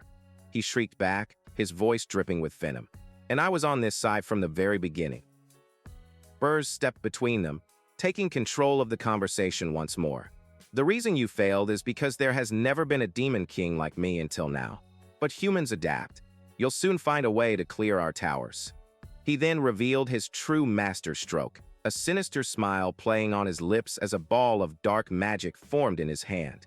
However, if one of the strongest heroes secretly interferes with those plans, can the humans really succeed? He held up the swirling orb of purple energy. Armani's orb, he announced. What is that? Hillen asked, wary. Berge's explanation was chillingly direct. This is a magic tool used to monitor my subordinates. Once it enters the body, it clings to the brain in an instant. I'll know immediately if you bear hostility toward me, and I can blow your brain apart with a single gesture. The orb pulsed with ominous power. If this orb fails to adapt to your body, Berge declared, I'll consider it as you rejecting me, and I'll kill you. There are plenty of usable heroes anyway. Panic seized Hillen. Wait. A hero as strong as me is immune to mind control magic, he yelled desperately. The moment that orb enters my body, it'll disappear. It's not my fault. Granada emerged from the shadows once more, a diabolical grin on his face. You heard him, he said to Berge, before turning his attention to the frantic hero. A hero can dispel their mental defense by their own will. Hillen's face went pale, his desperate excuse turning into a key for his own cage.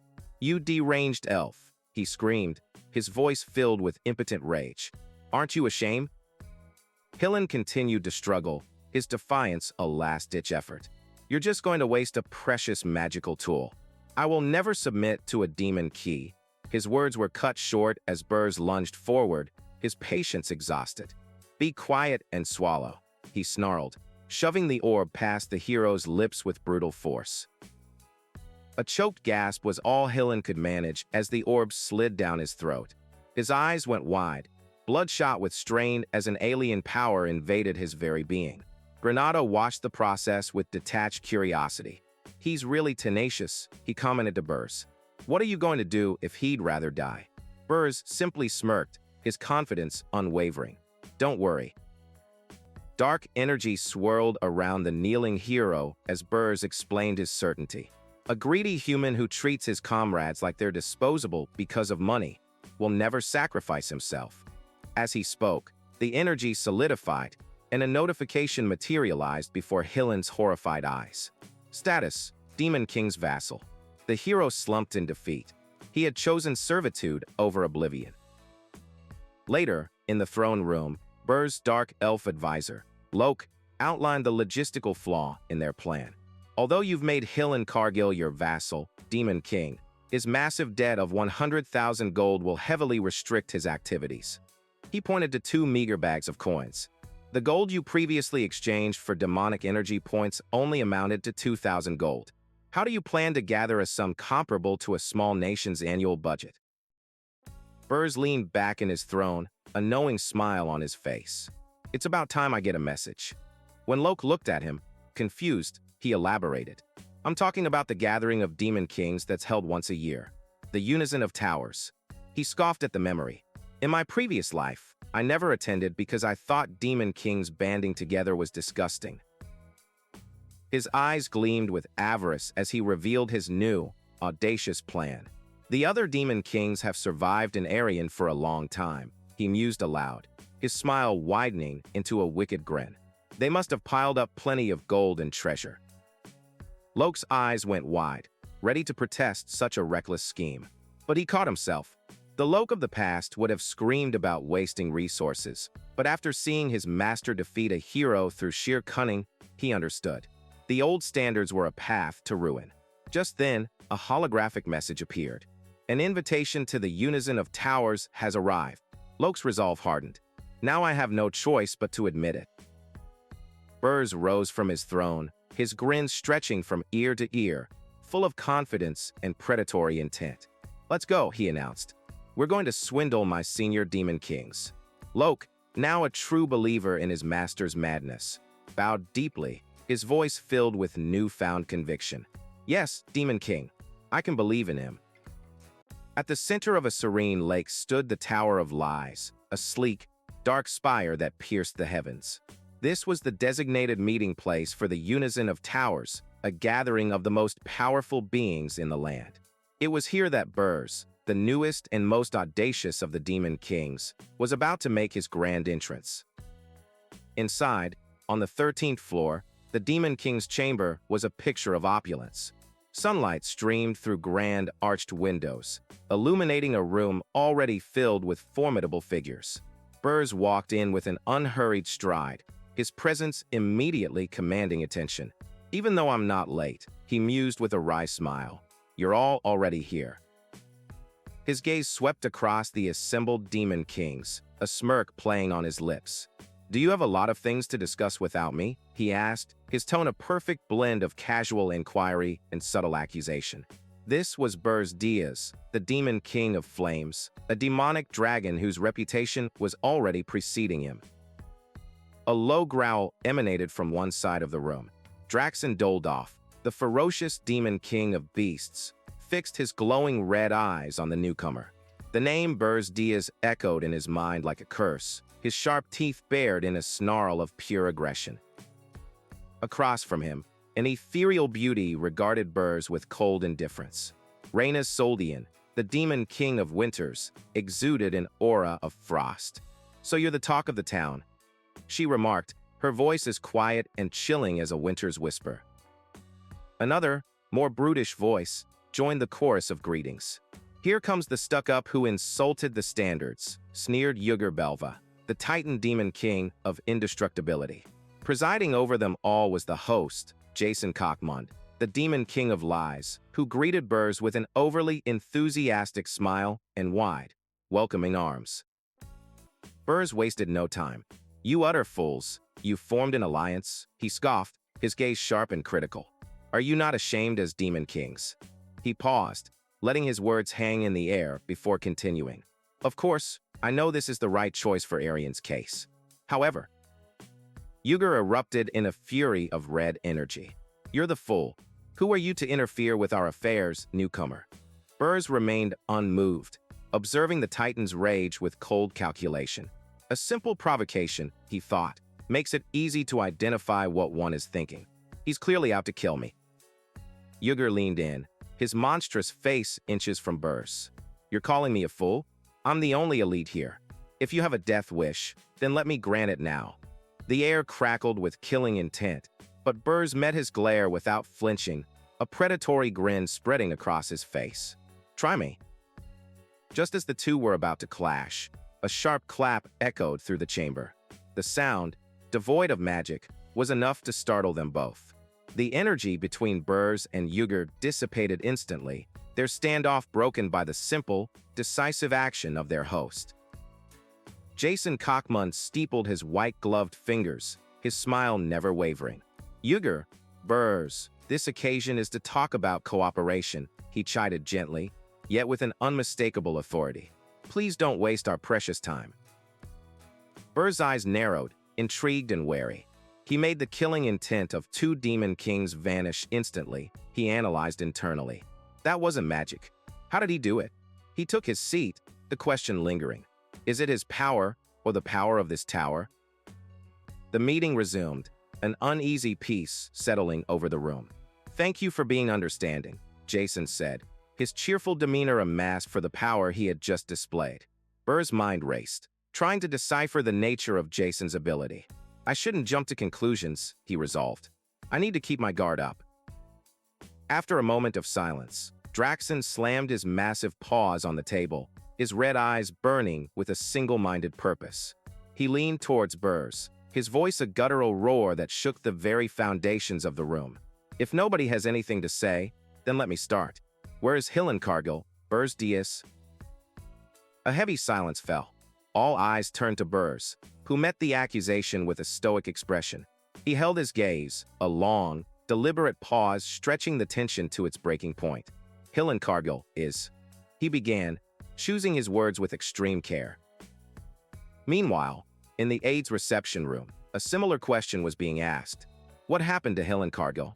Is he dead? The other aides pressed Loke for answers. "I am not sure," he stammered, feigning ignorance. "He didn't even enter our tower. He's most likely wandering around the Urgist Mountains." "Don't be ridiculous," one aide scoffed. "He should have spotted your tower from afar." Loke remained firm. "Not in our case." His strange confidence piqued their curiosity, and they began to question the rumors surrounding his enigmatic master. Loke simply remembered Berge's final instructions. In a flashback, Berge had given him a clear order. "If the other aides ask you about Hillencargill, tell them you know nothing." His voice was low and serious.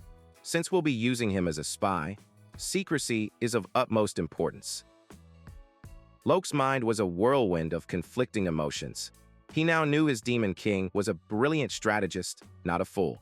And yet, that infuriating Demon King is a brat who never listens, he screamed internally. "If I look away for 1 second, he'll get himself into trouble. I don't understand why I feel so satisfied saying this." The other aides watched his silent meltdown with a strange sense of camaraderie. One sighed, patting his shoulder. "I get you. I really do. Why are all Demon Kings so weird?" Loke finally calmed, a faint blush on his cheeks. I see. I needed emotional support." Back in the main chamber, Draxon was not buying Berge's story. "You expect me to believe that?" he snarled, his disbelief plain. Berge's response was simple, calm, and maddeningly confident. "Yes." Draxon's fury exploded. "You're saying Hillencargill didn't even get to your tower because you didn't place it at the peak? Are you toying with me?" Berge merely shrugged, unfazed. "I'm free to construct my tower wherever I want." Jason Cockmund leaned forward, a sly grin on his face. "So heroes are still aiming for your tower, and yet you left it undefended and came here." His voice took on a menacing edge. "Surely you've learned that a Demon King who has lost their tower meets a dreadful end. Seeing as you're the top of your class and all, Berge Diaz." Berge met his taunt with a dismissive wave. "Don't concern yourself with my tower. I'm protecting it in my own way." He glared at the Demon King of Lies, his irritation palpable. Jason simply laughed. "If you say so, very well. I won't pry any further." Draxon, still incensed, brought up their superior. "Do you think Archduke Arcane will allow this?" Berge's reply was pure insolence. "Who cares what that old man says?" Jason quickly intervened before another fight could break out, placating the enraged werewolf. Berge relaxed in his chair, his mind focused on his true purpose. "Even if I lie, they have no way of verifying it," he thought. "It's better than getting discovered." He would not forget the reason he had come here. His goal was simple, to earn 100,000 gold. As the other Demon Kings resumed their discussions, Berge remained a silent observer. He listened intently, mapping out the power dynamics and hierarchies. His true mission was to gather information, to figure out who among them was weak, who was short on demonic energy points, who was a ripe target for his scheme. Suddenly, he felt a gaze upon him. Reyna Soldian, the Demon King of Winters, was looking his way. A moment later, the meeting adjourned, and Reyna approached him, gesturing towards a balcony overlooking the vast lake. "What is it?" Berge asked, wary. "It's nothing to be hidden," she replied, her voice cool and steady. "It's just that ever since I heard about you, I've been wanting to talk to you, just the two of us." Berge was taken aback. "With him?" "I agree with some of your points," Reyna stated, the cold wind whipping at her silver hair. Berge was genuinely shocked. "Seriously?" he stammered, his mind racing. "Did Reyna also say such things in my previous life? I don't remember this at all." Reyna clarified her position. "Don't get me wrong, I don't hate the standards like you. In fact, I live by them." She paused, her gaze distant.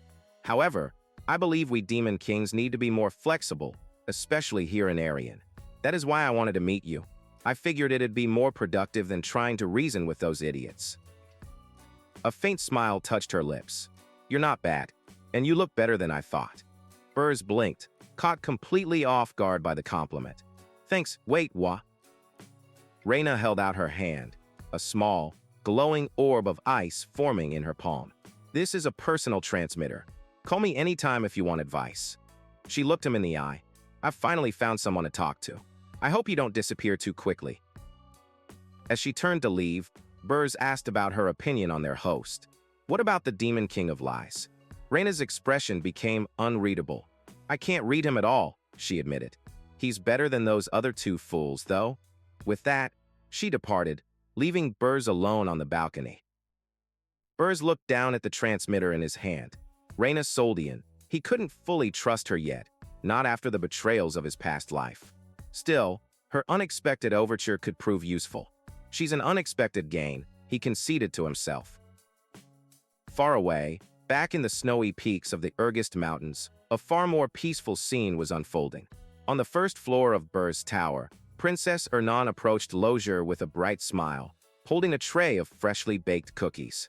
"Lozier, try these cookies I baked," she chirped, as Lozier looked up from his work in stunned silence. "The Demon King bought me the ingredients," she explained proudly, a tiny fire elemental helping her keep the tray warm. "So I tried baking with the help of elementals." Lozier's sweat dropped, marveling at the convenience of her powers, but accepted a cookie with a polite "thank you." He held the cookie, his mind filled with doubt. The princess, who's never had to work her whole life, just made cookies for me. He steeled himself. "No matter how bad it tastes, let's just say it tastes great." Taking a deep breath, he took a large bite. His eyes flew wide open. An explosion of flavor and pure mana washed over him, a sensation of absolute bliss that transcended mere taste. He felt his spirit ascend to a higher plane of existence. "This tastes so phenomenal. It moves my mana," he cried out in ecstasy. "This must be what heaven is like." "How is it?" Ernan asked, her eyes sparkling with anticipation. I can't escape from it," Lozier mumbled, his face flushed with delight. "What in the world have you created?" The princess giggled. "I put some spirit blossoms in the dough.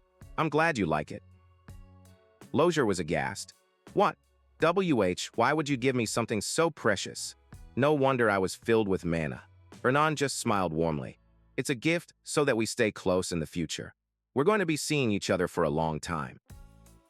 Having secured Lozier's loyalty, Ernan's thoughts turned to others. "Do you think Granado will enjoy these as well?" she wondered aloud. Her smile grew wider, a hopeful blush coloring her cheeks. "What about the Demon King? Do you think he'd enjoy these too?" Back at the Tower of Lies, Berge re-entered the empty chamber, only to find Jason still there. "Has everybody left already?" Berge asked. "Yes, we finished talking," Jason replied, an insinuating smile on his face. "Would you like some tea if you wish to talk some more?" Berge was suspicious. "Talk? The two of us?" Jason's smile widened, his fingers interlocking in a gesture of absolute confidence. "Yes, I know you're in need of the human's money." The world seemed to stop. Berge's draconic eye constricted in shock, his mind reeling. A surge of dark energy flared around him as he stared at the Demon King of Lies. "What do you mean by that?" he demanded, his voice a low growl. "Where did the information leak?" Jason, the Demon King of Lies, leaned forward with a smile that was pure cunning, his fingers interlocked in a display of absolute confidence. "I know you're in need," he began, his voice a silken trap, "of the human's money." The words struck Berge with the force of a physical blow. Time seemed to stop as his draconic eye constricted in utter shock, his carefully constructed plans threatening to unravel. A wave of uncontrollable demonic energy flared around Berge, a testament to his shock and fury. His composure shattered, he stared at Jason, his voice a low, threatening growl. "What do you mean by that? Where did the information leak?" he demanded. The one secret that could cripple his entire operation was out, and he had no idea how. Jason simply chuckled, a dismissive flick of his finger sending a ripple of dark magic across the table. "Pretending you don't know won't work," he chided. "Draxon told me." He then swept aside the pretenses. "Let's not waste our time on pointless mind games. Come on, let's make a deal." With a grand gesture, he revealed the offer: a chest overflowing with gold, a trade of demonic energy points for human currency. Berge's fury subsided, replaced by cold, calculating suspicion. He had been outplayed, but the game was far from over. "What's your angle?" he asked, cutting straight to the heart of the matter. Jason let out a boisterous laugh, throwing his arms open in a gesture of friendship. "What do you mean? I'm on your side, Berge," he declared with unnerving sincerity. "Let's get along from now on." Back in the cold, cavernous first floor of his own tower, the fruits of his new, uneasy alliance were laid bare. Piles of burlap sacks, heavy with gold, sat on the stone floor. Loke and the newly captured hero, Hillen, stood amidst the wealth, the deal having been struck and the payment delivered. Berge addressed his new pawn with cold authority. "Pick out 100,000 gold from this and take it." Hillen's eyes widened in disbelief. He had truly acquired the funds. Berge's next command was sharp and absolute. "Make sure to hide the source of the funds." As Hillen moved to obey, Berge's mind raced with suspicion. He knew Jason was a master manipulator, a puppeteer of the highest order. If Jason traces the flow of money and perfectly figures out our actions, we could end up as his puppets. The risk was immense, and Berge knew he had to tread with extreme caution, for the Demon King of Lies was a foe unlike any he had faced. Berge gestured towards a shadowy group of figures nearby. "I turned the rest of your party into black knights and black mages." He pointed out their new leader, a merchant named Amon, whom he'd bound during a previous contract. "Use these guys to grow the money," Berge commanded Hillen.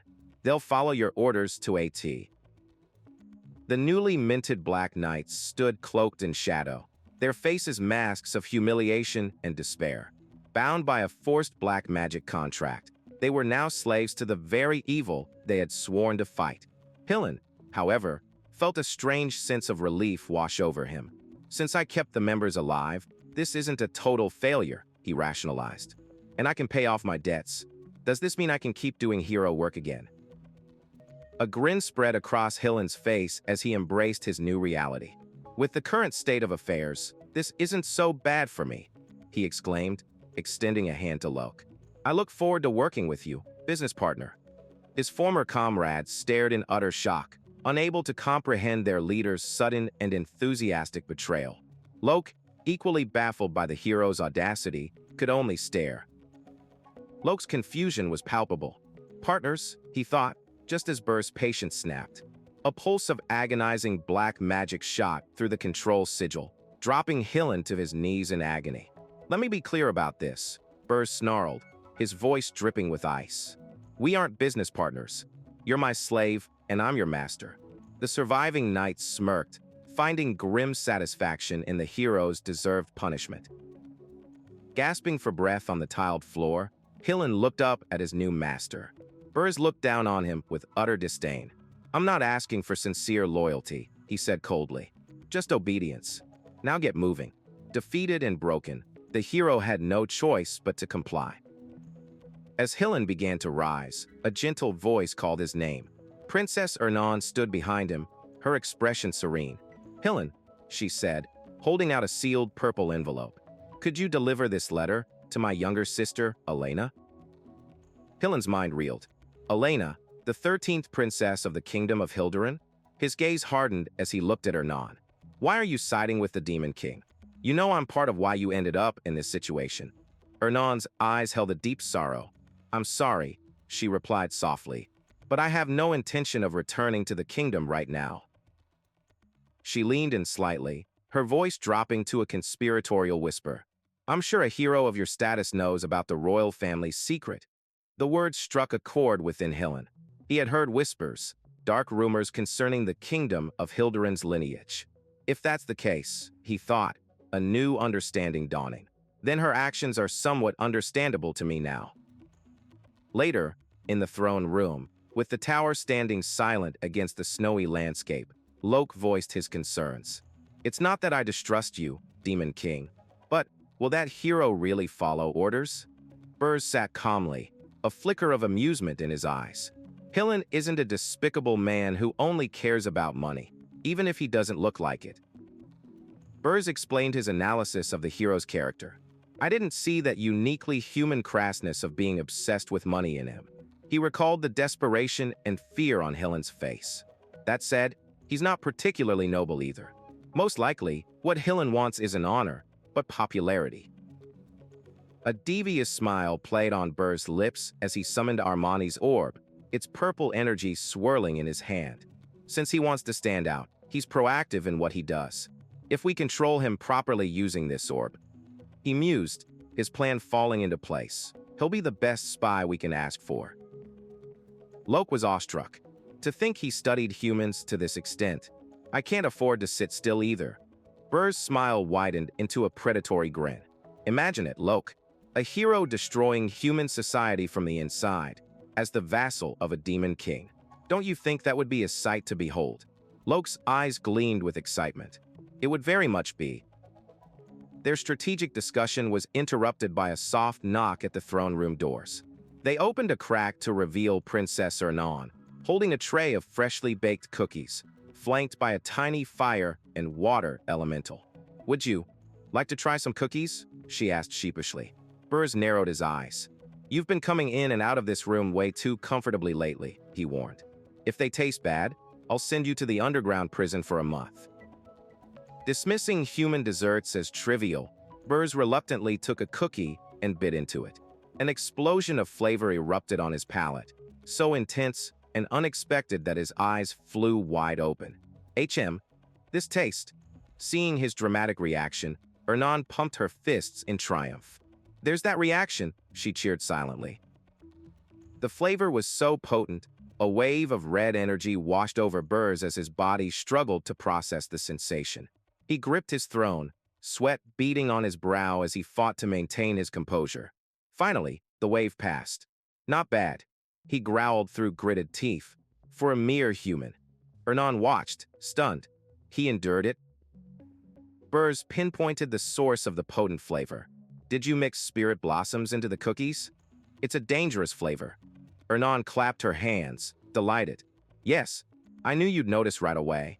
A slow, knowing smile spread across Berge's face as he recovered. "So you're returning the reward I gave you back to me. Sounds like there's something you want separately." Princess Ernan's expression turned coy, a playful grin lighting up her face as she brought a finger to her lips. "Yes, actually." She giggled, leaving Berge to wonder what new, unexpected request this strange human princess was about to make.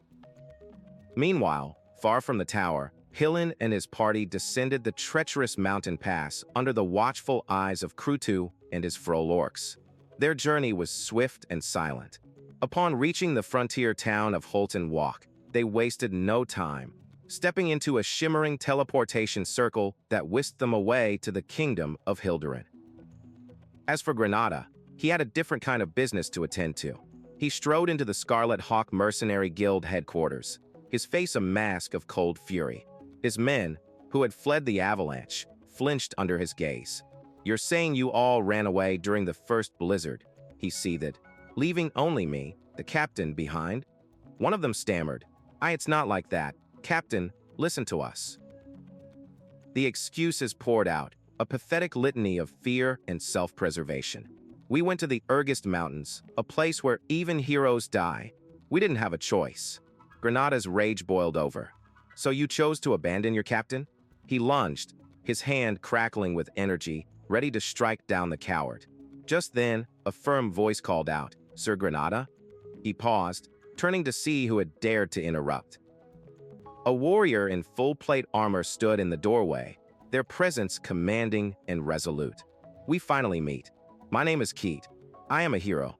She strode forward with purpose. "I couldn't join the hero's journey due to my circumstances. However, I came all the way here to seize this opportunity, even though I'm late. Please allow me to join."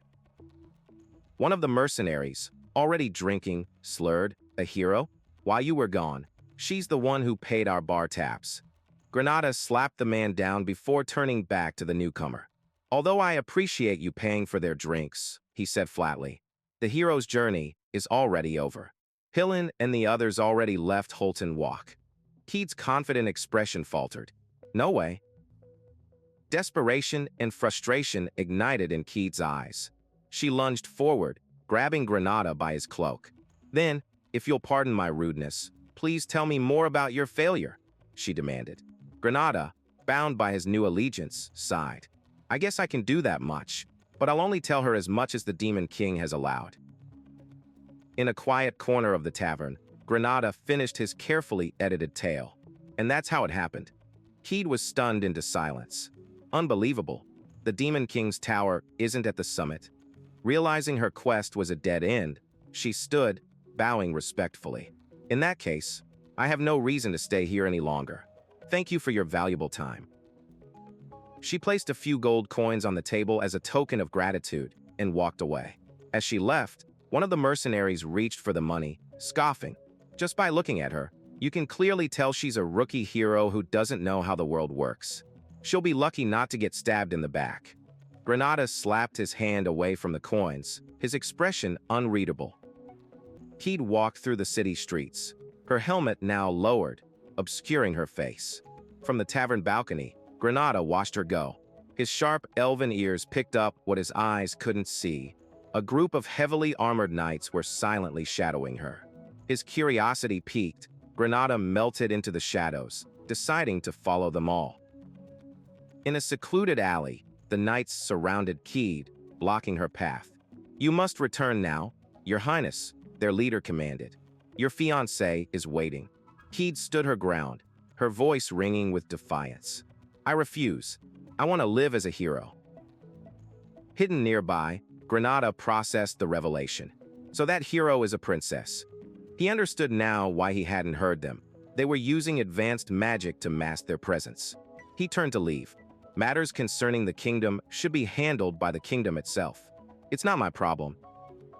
Before he could take a step, the cold steel of a sword pressed against his neck. One of the royal guards had appeared soundlessly behind him. "Who are you?" the guard demanded, his voice dangerously low. "Why were you spying on us? You're even using suspicious magic." Cold dread washed over Granada.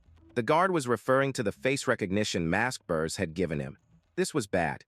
If he was caught, his connection to the Demon King would be exposed. The guard's voice turned lethal as he came to a conclusion. "Are you a spy from another kingdom? Then I can't let you live." Granada's blood ran cold. Cornered and outmatched, his mind screamed a single name in silent, desperate prayer. Demon King. I think I got myself into trouble. What should I do?" Without warning, a thunderous explosion ripped through the tranquil building. A lone, armored figure sprinted through the ensuing chaos as the guards, startled by the sudden violence, scrambled to react. One of the royal guards, witnessing the swift, deadly movements of the intruder, immediately identified the threat. "Assassins," he roared, drawing his blade as his comrades moved to form a defensive line. The elf, Granada, moved like a phantom, his blades a blur of deadly motion. He grimaced, parrying another clumsy strike from a guard. This was not going according to plan. He was supposed to be in and out unnoticed. Now, trapped and surrounded, his only objective was escape. "Don't let them get away," a voice commanded, and the circle of steel tightened around him. The royal guard captain barked orders, his mind racing. Assassins? Here, princess, stay back. Granada felt a knot of dread tighten in his stomach. He was the only elf in Hotenwalk. Using his innate powers would instantly reveal his identity, a risk he could not afford. Yet, surrounded by the princess and her elite guard, a clean escape through simple swordplay seemed impossible. As the guards formed a protective wall, the blonde-haired princess stepped forward, her hand on her sword's hilt. "No," she declared, her voice firm despite the danger. "I am a hero too." Cornered and with his options dwindling to nothing, Granada made a desperate choice. "I have no choice," he thought, resignation washing over him. "Even if my identity is revealed here, I have to use my power." Just as Granada prepared to unleash his elven magic, a calm, familiar voice cut through the tension. "I was wondering why you were late." A maelstrom of dark, purple energy erupted from thin air, effortlessly deflecting the guard captain's sword strike just inches from Granada's face. The elf could only stare in utter shock as the demonic presence manifested before him. From the swirling vortex of shadow, Berge emerged, his demonic wings spreading wide and a wisp of purple flame dancing in his hand. He looked down at his vassal with cold amusement. "You were slacking off in a place like this." Granada stared, dumbfounded by his master's dramatic arrival. "My lord," he gasped, his mind reeling. Granada, dusting himself off, shot an indignant look at his master. "You call this slacking off when I look like this?" he grumbled, gesturing to his battered state. Berge remained unimpressed. "Why make a fuss over scratches that would heal with a little spit?" Granada sighed in exasperation. "No, seriously." The royal guards stared in disbelief at the horned figure. "The Demon King?" one of them yelled, panic rising in his voice. "The Demon King has come to kidnap the princess. Lay down your lives to protect her." But the princess stood her ground, her eyes blazing with a warrior's spirit. "Don't worry about me," she shouted. "This is our chance to capture the Demon King." Berge tilted his head, feigning ignorance. "A princess? I didn't know that." His nonchalant attitude only enraged the guards further. "Don't lie. Then why is the Demon King here?" Unseen by the humans, Granada shot his master a sly, questioning look. "Good question. Why you here, my lord?" Berge offered a placid, utterly unbelievable explanation. "I was running an errand, and happened to be passing by." The guard captain's face contorted with rage at the blatant falsehood. "An errand? Happened to pass by? Stop lying." The standoff intensified, blades at the ready. The scene shifted, flashing back to Berge's throne room. Princess Ernan stood before him, a hopeful expression on her face. "So, what was the favor?" Berge asked, steepling his fingers. Ernan's eyes sparkled. "I need senile powder." Berge's expression remained unreadable. "Senile powder, the powder for spirit contracts." Ernan explained the item's history. Hundreds of years ago, an elf named Senile defected to a human kingdom. The king ordered her to develop a supplement that would allow humans to contract with spirits more easily. From her efforts, a glowing green elixir was born. Thus, senile powder was born. Berge leaned forward, his gaze analytical. "With your level of talent, you shouldn't need senile powder, should you?" Ernan fidgeted, her own spirits fluttering anxiously around her. "As you know, there's almost no mana in the tower. Without it, my spirits are." Berge cut her off, his voice sharp. "Don't play dumb. You're planning to contract with a new, high spirit." "Caught," Ernan could only mumble. "Well, maybe." Berge's mind raced, connecting the dots with knowledge from his past life. "I'm right," he thought. "In my previous life, Ernan contracted with a high spirit at only 27 years old." The news shook the entire continent, since humans who achieve such a feat are exceedingly rare. But now she wants to contract 7 years earlier. This was a significant deviation from the timeline he knew. Ernan blushed, surprised by his insight. "I wanted to surprise you." "How did you know?" Berge deflected. Did living in the tower away from the palace cause a change of heart? He reached for a plate of cookies, his decision made. "Well, as long as the tower's power increases, it doesn't matter. I enjoyed the meal. I'll be back." Back in the present, Berge's patience had worn thin. He had his own circumstances to consider, and no more time to waste on these guards. A ball of pure, violet magi coalesced in his hand. I'll finish this quickly. He unleashed the energy in a devastating blast, the force of it hurtling towards the princess, whose eyes widened in shock. As the smoke cleared, Berge's eyes widened slightly in surprise. Oh, a hero is a hero, I suppose. The princess stood unharmed amidst the crater, enveloped in a shimmering, turquoise aura. Her hero's power had completely negated his attack, a testament to the raw, anti-demonic energy she wielded. The guards screamed her name in terror, but she was resolute.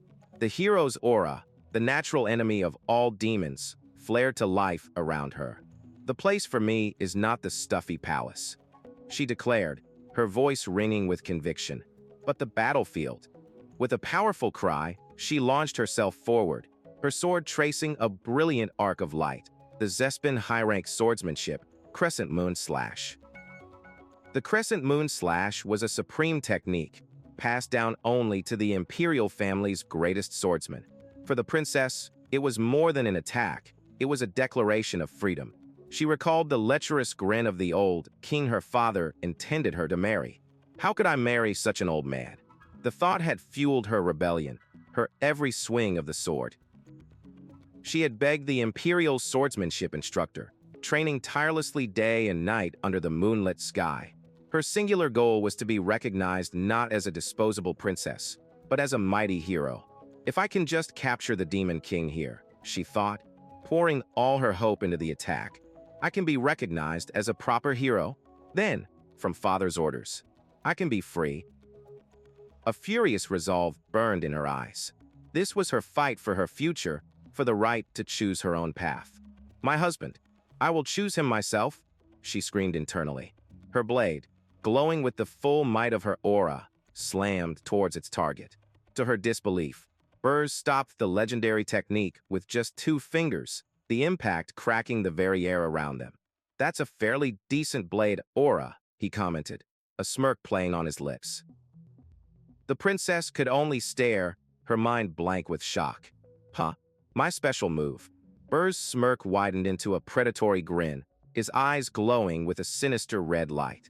If you're a hero, you won't die from just this, right? A terrifying, crimson seal bloomed behind him, pulsing with an oppressive power that dwarfed her own aura completely.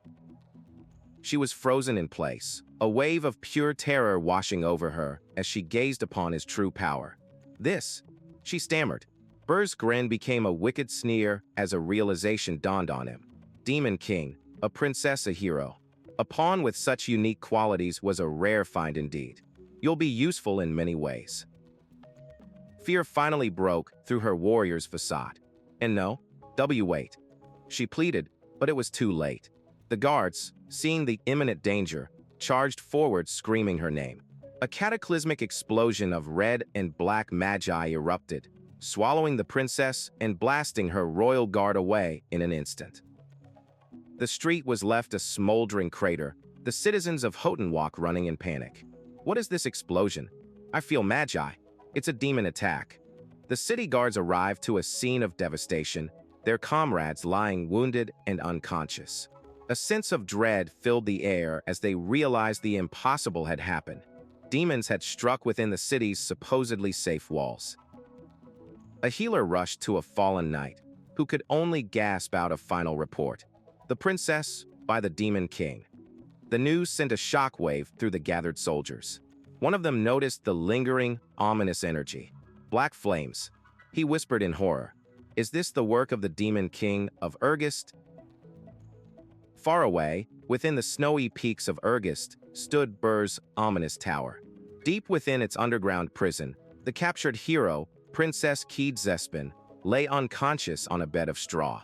Ernan looked down at the new prisoner, a question forming on her lips. By any chance, is her name Seniel? Berge, standing behind her, corrected her. She's a princess. Zespin, the 9th Imperial Princess. Berge instructed Ernan to care for the captive. She will be living on the 4th floor from now on. She's a bit hurt, so patch her up. If raised well, she might be useful.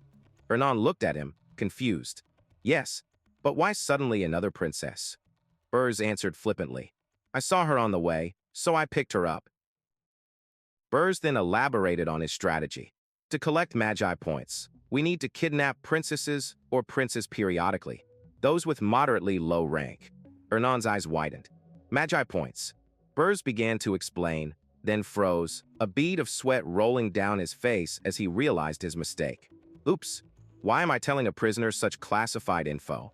Why am I even saying this? He quickly composed himself. Never mind, I will bring the senile powder. As he walked away, he chastised himself internally. Darn it, have I gotten too comfortable seeing her so often? Get a grip. The princess is just a prisoner. The consequences of Berge's actions were immediate and far-reaching. News that the 9th imperial princess of the mighty Zespin Empire was kidnapped in Hodenwalk spread like wildfire, rapidly crossing the entire continent and causing an international incident. Within the hallowed halls of the Hero Guild headquarters, Hero Highland Casual stood before a council of his peers. Hero Highland Casual, a disembodied voice asked, "Can you swear that there is not an inch of falsehood in your statement?" Highland bowed his head in shame. "Yes, I am ashamed to say I could not find the Demon King's tower. I will take full responsibility for the failure." The voice was unexpectedly lenient. No need to worry about that. If we held heroes responsible for failed expeditions, what hero would ever step forward in the future? Relieved, Highland thanked them. The council then moved to the new crisis, the Zespin Empire's request for an expedition to rescue the kidnapped princess. Having already experienced Urgist, the voice stated, "I would like to hear your opinion."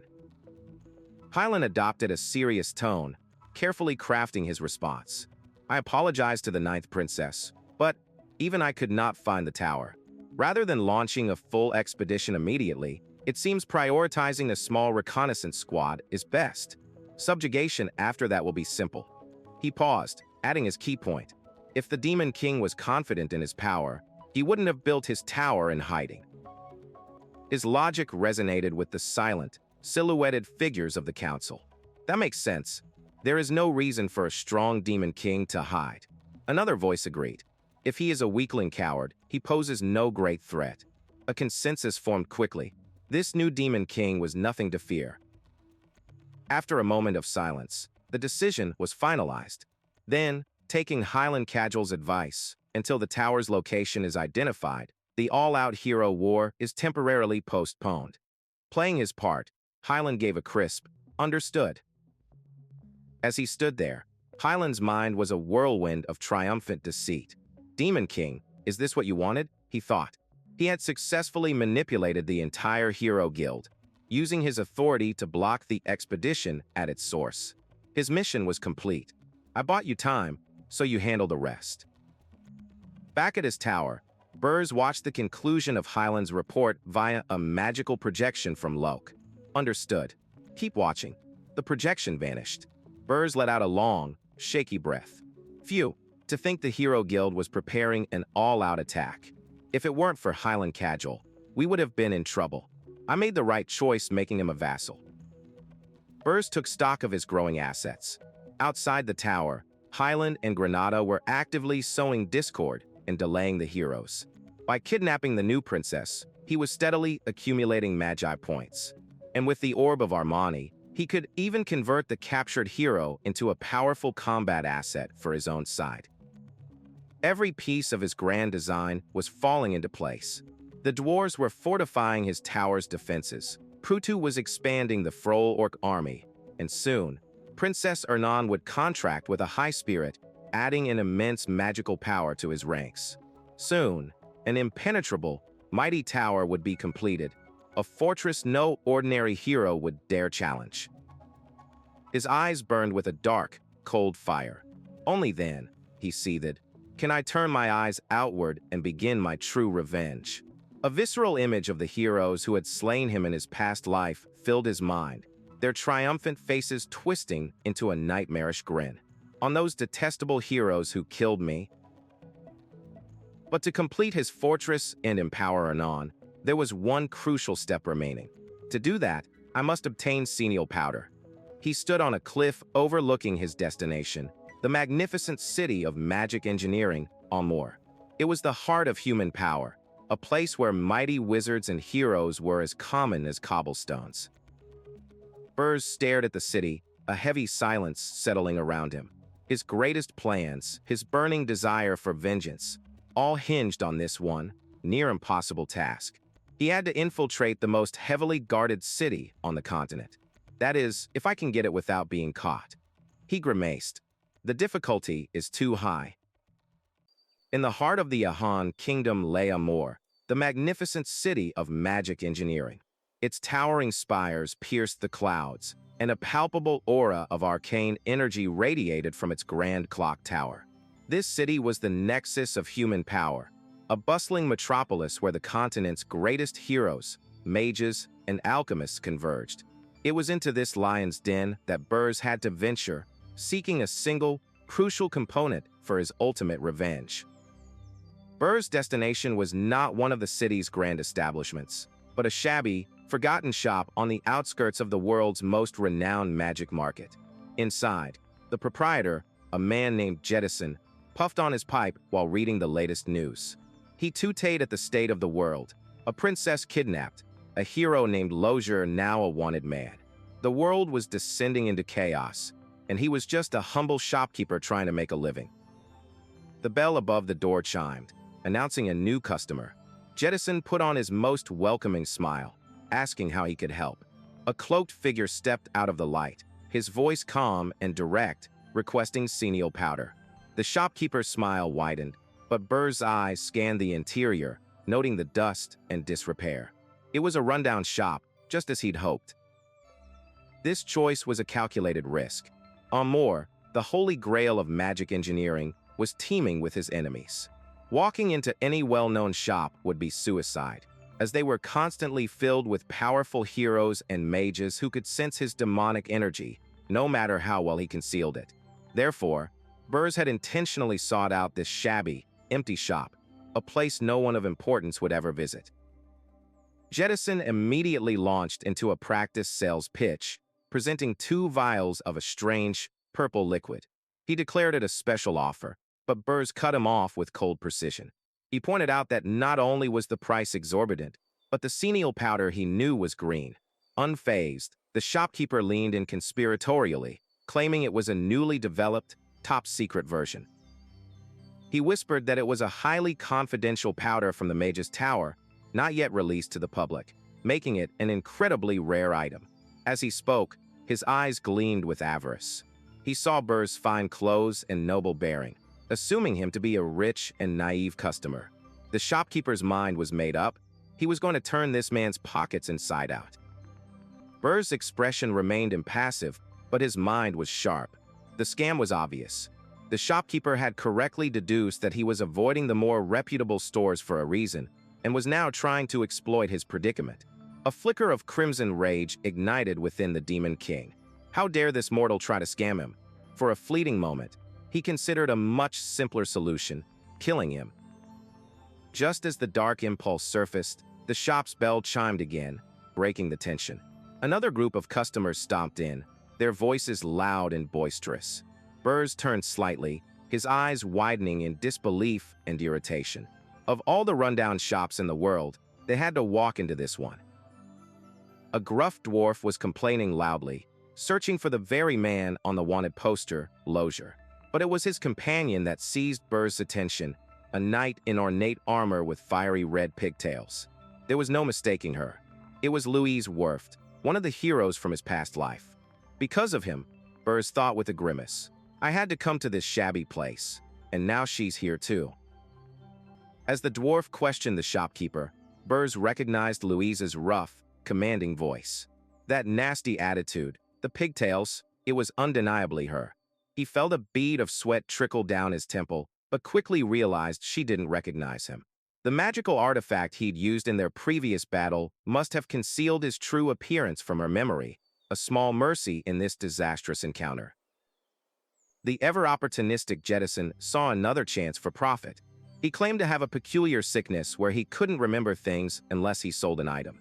The dwarf was enraged by the blatant extortion, but the shopkeeper stood his ground, smugly reminding them that murder was forbidden within the capital's walls. He believed he was untouchable. He had severely misjudged his customer. In a flash, Louise drew a sharp dagger and pressed its cold steel against his throat. The shopkeeper's bravado vanished, replaced by sheer terror. Even with a blade to his neck, his merchant instincts took over, and he began desperately pleading for them to just buy something, anything, leaving the dwarf utterly speechless at his shamelessness. With tears streaming down his face, the shopkeeper explained his bizarre ultimatum.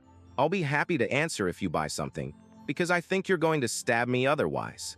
The absurd logic of his statement caught Louise completely off guard, her threatening posture faltering for a moment. The tension shattered as Louise erupted into a fit of laughter. She found the shopkeeper's cowardly yet persistent greed utterly hilarious. Wiping a tear from her eye, she sheathed her dagger. "You're funny," she declared. "Okay, show me what you've got." Jettison, seeing his chance, immediately began pitching the purple concoction again, this time calling it Archa powder. Berge could only watch in disbelief as the man tried the same scam twice.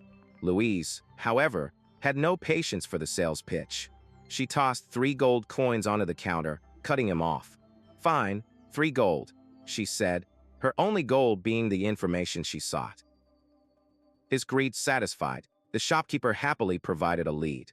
While he didn't know Lozier personally, he suggested they visit Roe Deer's Leaf, a famous store for blacksmiths near the central square.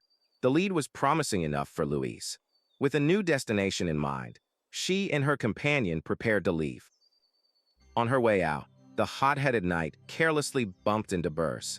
She offered a curt, almost unthinking apology before marching out the door with her dwarven companion, still completely oblivious to the Demon King she had just brushed past. Berge watched them go, a storm of calculations brewing in his mind. Berge turned back to Jettison. "Not bad," he commented dryly. "You sold trash for 3 gold. The shopkeeper, puffing out his chest, boasted that it was only because Berge had remained silent. His audacity knew no bounds, as he then tried to sell Berge his secret to business for 10 gold. Berge was beginning to see a strange sort of value in this persistent scammer. An idea began to form. This man's talent for swindling, while crude, was undeniable. Berge decided he could be useful. "Go to the Golden Moon Merchant Guild," he instructed, giving him a secret code phrase. But Jettison scoffed at the offer, refusing to join a guild he knew was on the verge of bankruptcy. Berge's lips curled into a predatory smile. "Are you asking why you need to go?" he purred. "Well, because the person you just scammed was Louise Werft." As the name registered, the potions in Jettison's hands slipped from his grasp, shattering on the floor. His face went white as he realized he hadn't just scammed a noble lady, but the punk princess, Werft's notoriously crazy hound. Trembling, the shopkeeper asked what Berge wanted from him.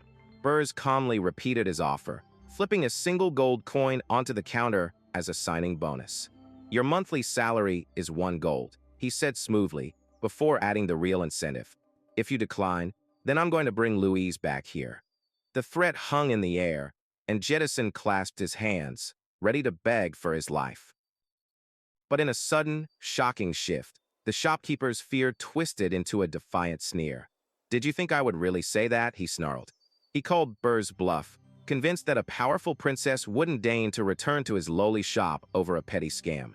"Try bringing her back here," he taunted. "Get lost." Berge simply said, "Sure," and turned, walking calmly out the door. Jettison watched him go, a smug look on his face. His triumph lasted only a few seconds. The doorway darkened, and a figure appeared, silhouetted by a terrifying red aura of pure, unadulterated rage.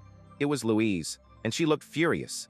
The shopkeeper's world crumbled as he stared into the face of his impending doom. A piercing scream echoed through the street. Sometime later, Berge walked away from the now-quiet shop, calmly inspecting a vial of authentic, vibrant green senile powder. He had what he came for. That scammer. He mused, shaking his head. Even a shop on the outskirts sold the genuine article. The man's greed had been entirely pointless. He didn't get far before Louise and the dwarf caught up to him. "You're still here," she called out. The dwarf thanked him, explaining that his intervention had allowed them to get a refund. Berge nodded calmly. then asked a simple question: what happened to the shop owner? Louise's face contorted with rage, her armored fists clenching tightly. Unfortunately, he's from a different country, she seethed, so I was only able to give him a light beating. I should have ripped his heart out. Berge watched her explosive temper with detached amusement. She was as ill-tempered as he remembered. But her choice of words, heart, struck a chord deep in Berge's memory. A critical piece of his past life's timeline clicked into place. He turned back to the heroes. You're looking for a guy named Lozier, right? Is he a blacksmith? Louise's anger vanished, replaced by desperate hope. Do you know him? Where's he? Berge produced a golden necklace bearing a unique craftsman's mark. The dwarf's eyes went wide. This necklace, it's one of Lozier's early creations. Berge then spun a believable tale, explaining he'd found a starving Lozier in the Ormoth forest 2 months prior and received the item as thanks for sharing his food. The story was a lie, but it was the key to setting his grander plan in motion. Louise was so grateful she practically bowed, offering to treat him to 5 straight days of drinking. When Berge politely refused, she presented him with a priceless dwarven badge, an item that could be exchanged for a piece of the finest equipment in their kingdom. Acknowledging its utility, Berge accepted the generous reward. With the lead on Lozier's last known location, Louise's resolve hardened into a terrifying intensity. She declared she would contact her father and request reinforcements to seal off the entire forest. A manic grin spread across her face as she snarled his name. She would not let him escape again. As he watched the determined heroes march away, Berge's mind raced. Louise's mention of a heart had been the final trigger. He recalled that in his previous life, around this exact time, the Demon King of Beasts, Draxen Doldoff, discovered and absorbed the heart of a powerful summoning beast, gaining overwhelming strength. It was an artifact of immense power, the very thing Berge coveted most. He knew his own limits.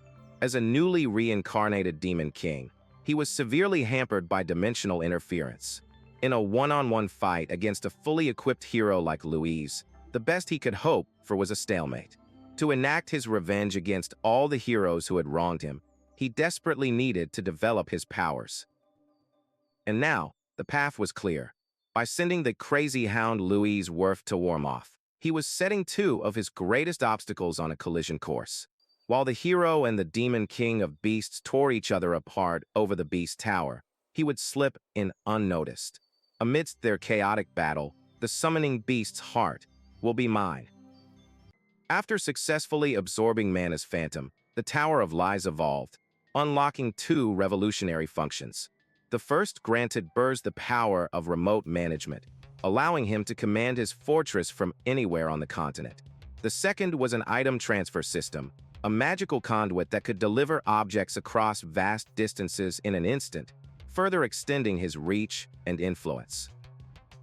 With his plans in motion, Berge prepared to depart. He contacted his subordinate, the stoic swordsman Gordon, and entrusted him with the defense and day-to-day management of the tower. Gordon, ever loyal, accepted the responsibility without question, ensuring his master's base of operations would remain secure in his absence. Berge's first act with his new power was to invest in his allies.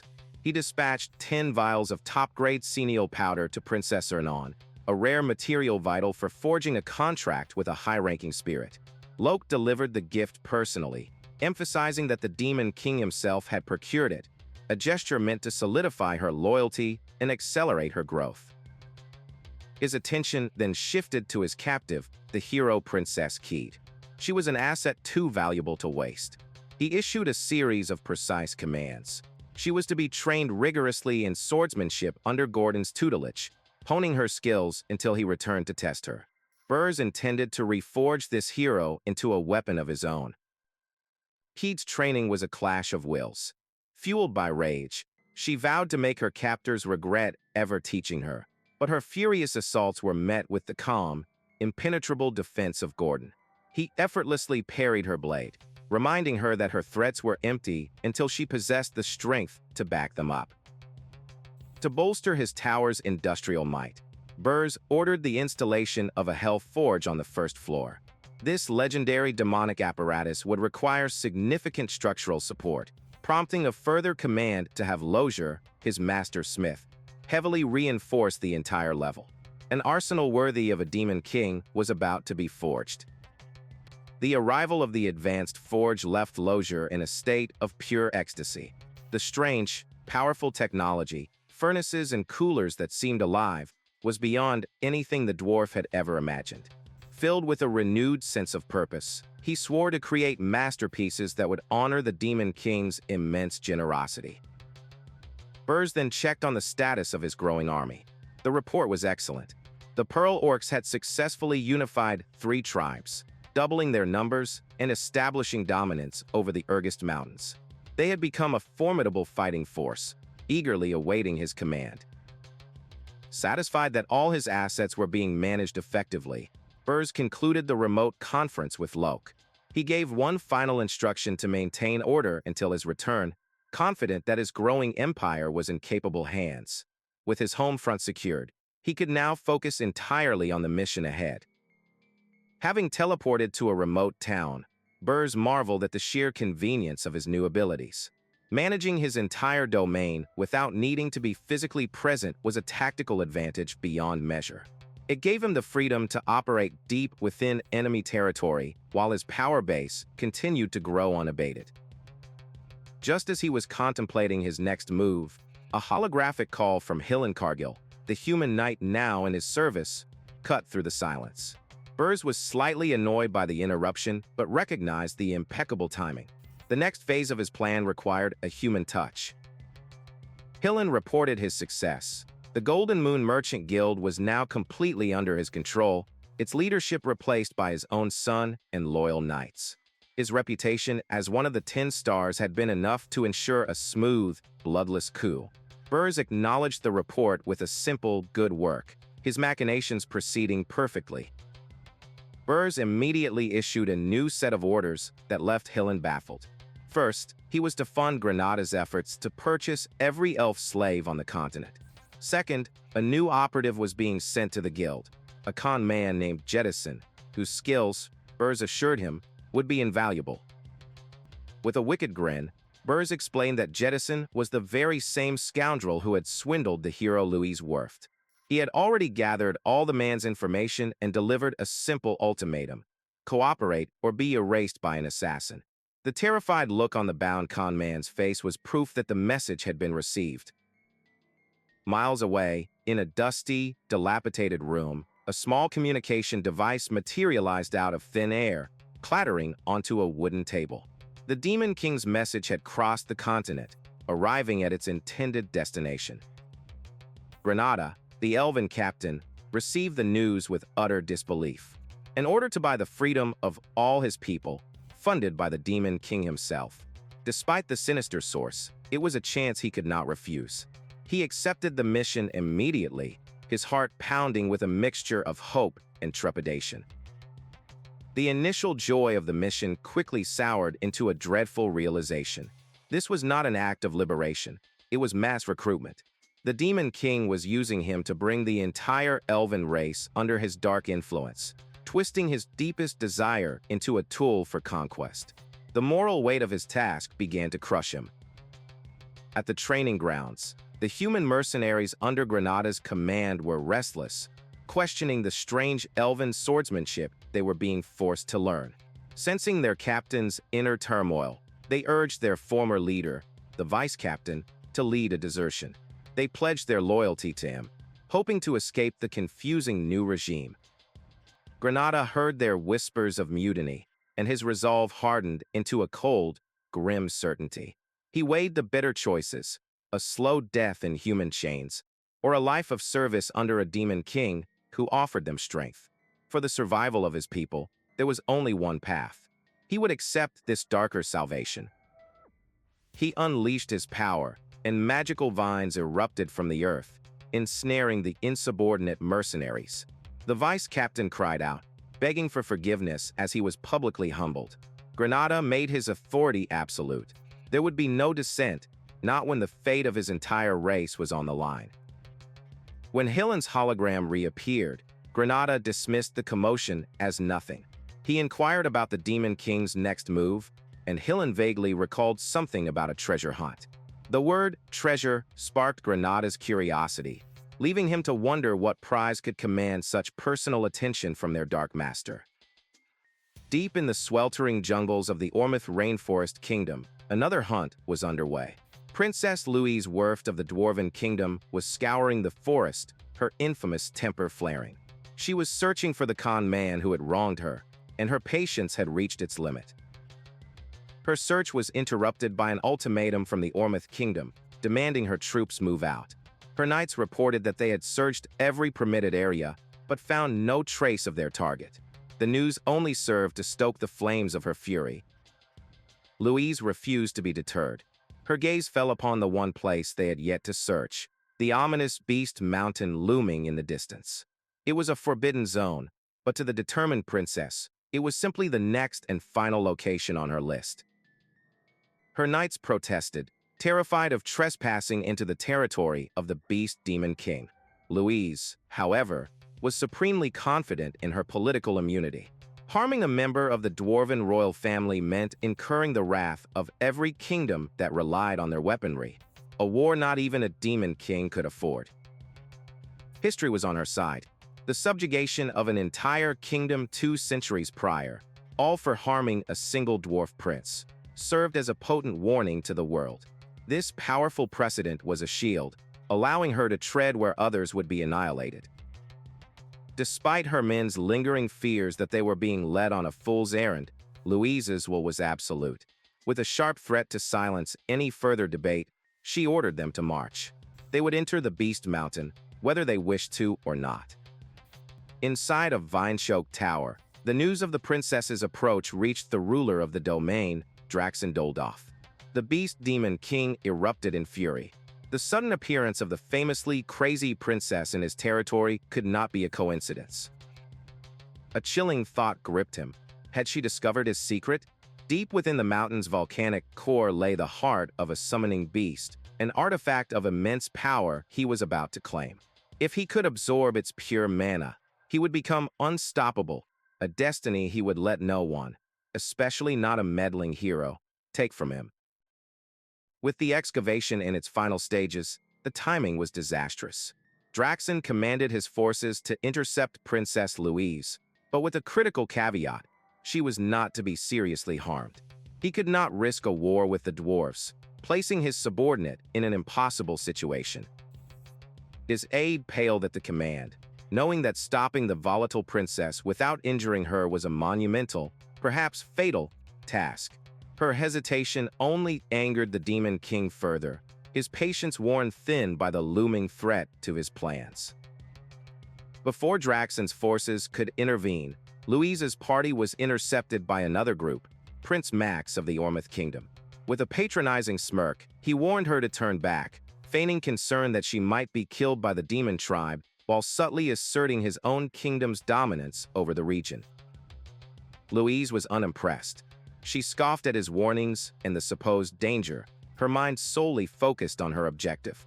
She demanded the prince and his soldiers clear her path, declaring that she would not leave until she found the man she was hunting. Prince Max's mask of civility crumbled, revealing a twisted, ambitious grin. He mocked the dwarves' historic neutrality, reminding Louise how it allowed other nations to profit from war. He revealed his despicable plan for Louise to die at the hands of demons, creating a political crisis that the Ormith Kingdom could exploit for its own gain. The cold-blooded treachery left Louise momentarily stunned. Seizing the opportunity, Prince Max roared the command to attack. Crying out for the prosperity of his kingdom, he and his warriors charged, not towards the mountain, but directly at the surrounded dwarves. Her shock instantly turned to white-hot rage. Louise hefted her colossal battle axe, its surface glowing with power.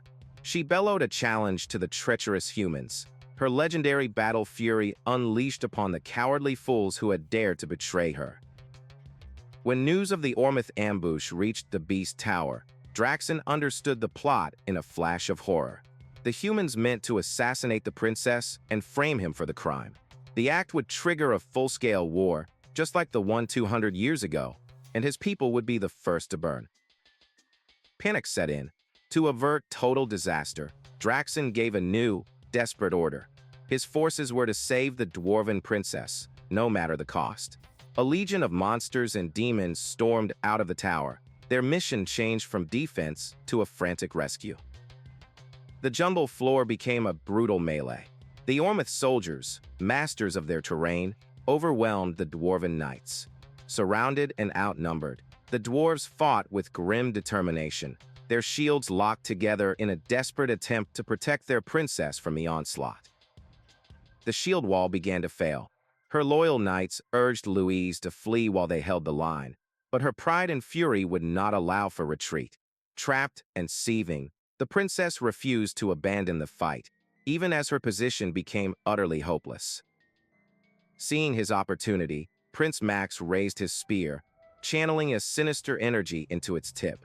He mocked the princess's futile defense, preparing to deliver a final, decisive blow that would end her life and secure his kingdom's bloody ascension. But the energy coalescing around his spear felt wrong, a deep, violet demonic power he did not recognize. A flicker of confusion crossed his face. He assumed the Beast Demon King's forces had finally arrived to claim their kill, completely misjudging the new player who had just entered the game. Perched silently in the canopy, Berge observed the unfolding chaos. The human's betrayal was an unexpected complication, but one he could easily turn to his advantage.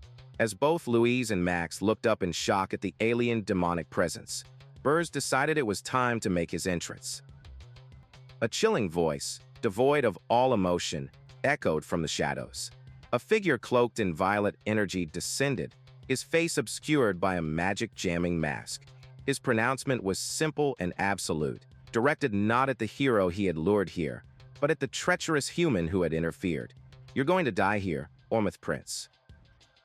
Prince Ormith's eyes widened in recognition at the overwhelming demonic presence. It was a high-ranking demon, one whose power far eclipsed his own. Understanding he was no match alone, he barked a desperate order to his men, deciding to sacrifice himself to buy them time. "Kill the princess while I deal with him." His soldiers, loyal to a fault, roared their assent and charged forward, completely unaware of the doom they were rushing towards. A gut-wrenching scream tore from the prince's throat as his men were instantly cut down. Louise Werft, the dwarf princess, became a blur of motion, her fiery aura blazing as she moved with impossible speed. Her great axe carved through armor and flesh with contemptuous ease. Prince Ormith stared in disbelief, his mind struggling to comprehend what he was seeing. Before he could react, the diminutive hero was upon him, her voice a furious roar. "How dare you look away?" Louise's rage was absolute. "Right in front of me," she bellowed, her small frame radiating immense power. Prince Ormith, frozen in shock, could only think one thing. How can a dwarf be this fast? He realized his fatal miscalculation. The true threat was not the demon, but this monstrously powerful princess. He had to deal with her first, but it was already too late. As Ormith turned his attention to Louise, a chilling shadow fell over him. Tendrils of violet demonic energy erupted from the ground, wrapping around his body and binding him instantly. A wave of cold terror washed over him as he stared at the cloaked figure descending from the trees. He had been completely neutralized, bound with such ease that it defied belief. The power difference was absolute. With the prince helplessly ensnared, Louise continued her furious assault, her axe a whirlwind of destruction among the remaining Ormith soldiers. Amidst the chaos, Max, Louise's companion, noticed something strange. The oppressive demonic energy that had filled the clearing had vanished as quickly as it had appeared. He scanned the trees, bewildered. Where is the demon tribe? He wondered. The magic energy disappeared suddenly. Seeing their prince captured and their comrades slain, the remaining Ormith soldiers turned their collective rage upon Louise. "How dare a wretched dwarf attack our prince?" one screamed, rallying the others. "Kill the prince's enemy." Louise met their charge with a defiant roar of her own. "You were the ones who attacked first. I'll send you all to join your prince." In response to the escalating battle, Louise's dwarven guards formed a phalanx, their shields locked and rifles aimed. "Protect the princess," their commander ordered. "Don't let them get near her." High above, hidden in the canopy, Berge watched his plan unfold with cold satisfaction. He had no intention of interfering further. "I guess you won't die like this," Louise wharfed, he thought, unimpressed. A confident smirk played on Berge's lips as he turned his gaze toward the horizon. The chaos below was merely a distraction, a carefully crafted piece of bait.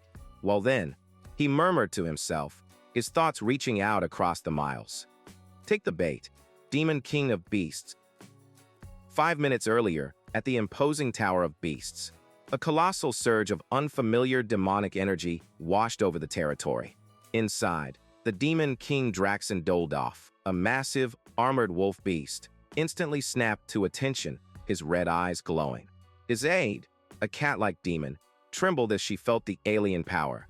"Demon King, this demonic energy."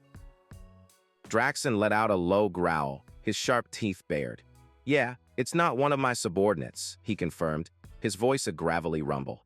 He realized another Demon King had dared to encroach on his domain, sending a powerful demon right into the middle of a conflict between the dwarf princess and Prince Ormus. The timing was far too perfect to be a coincidence. Deciding to investigate personally, Draxen moved with terrifying speed.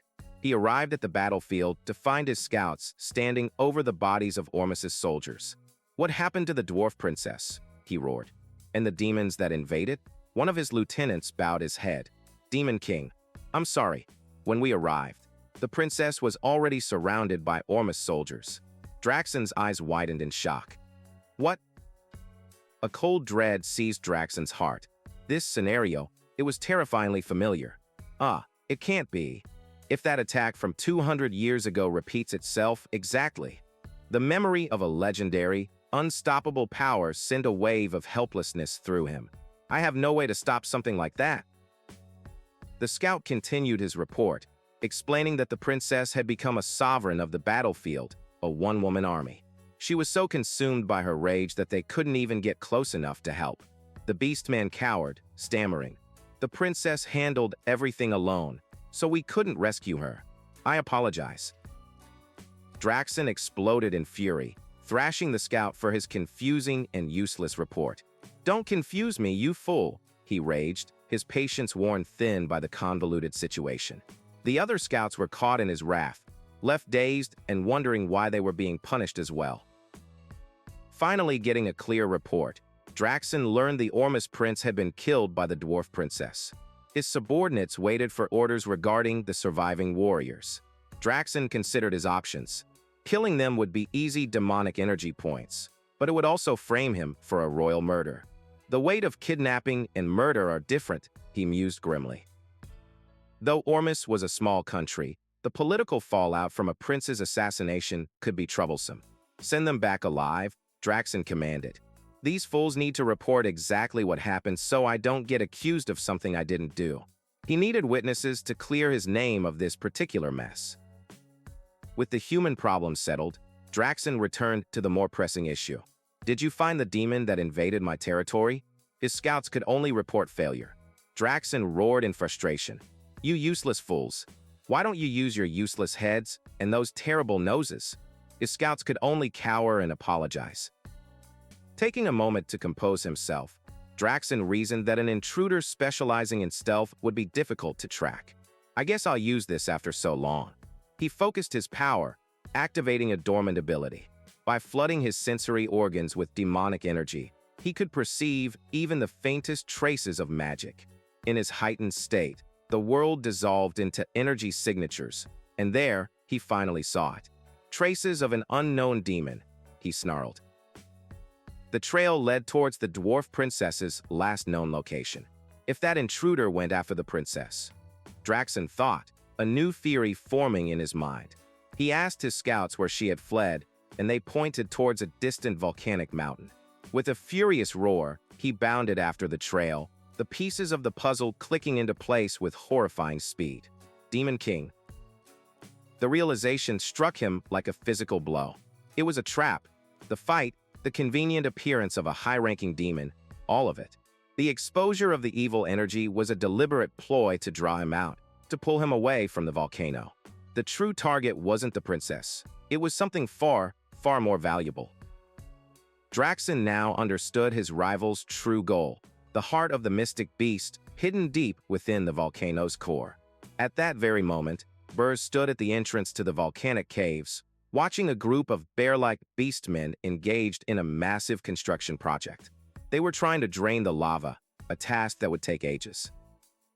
Berge descended into the searing heat of the volcano's heart. He could feel the mystic beast's energy radiating from the lava below, an environment so hostile that even a powerhouse like Draxen couldn't enter directly. This was why the Demon King of Beasts had resorted to such a slow, laborious construction project. But for Berge, this was no obstacle.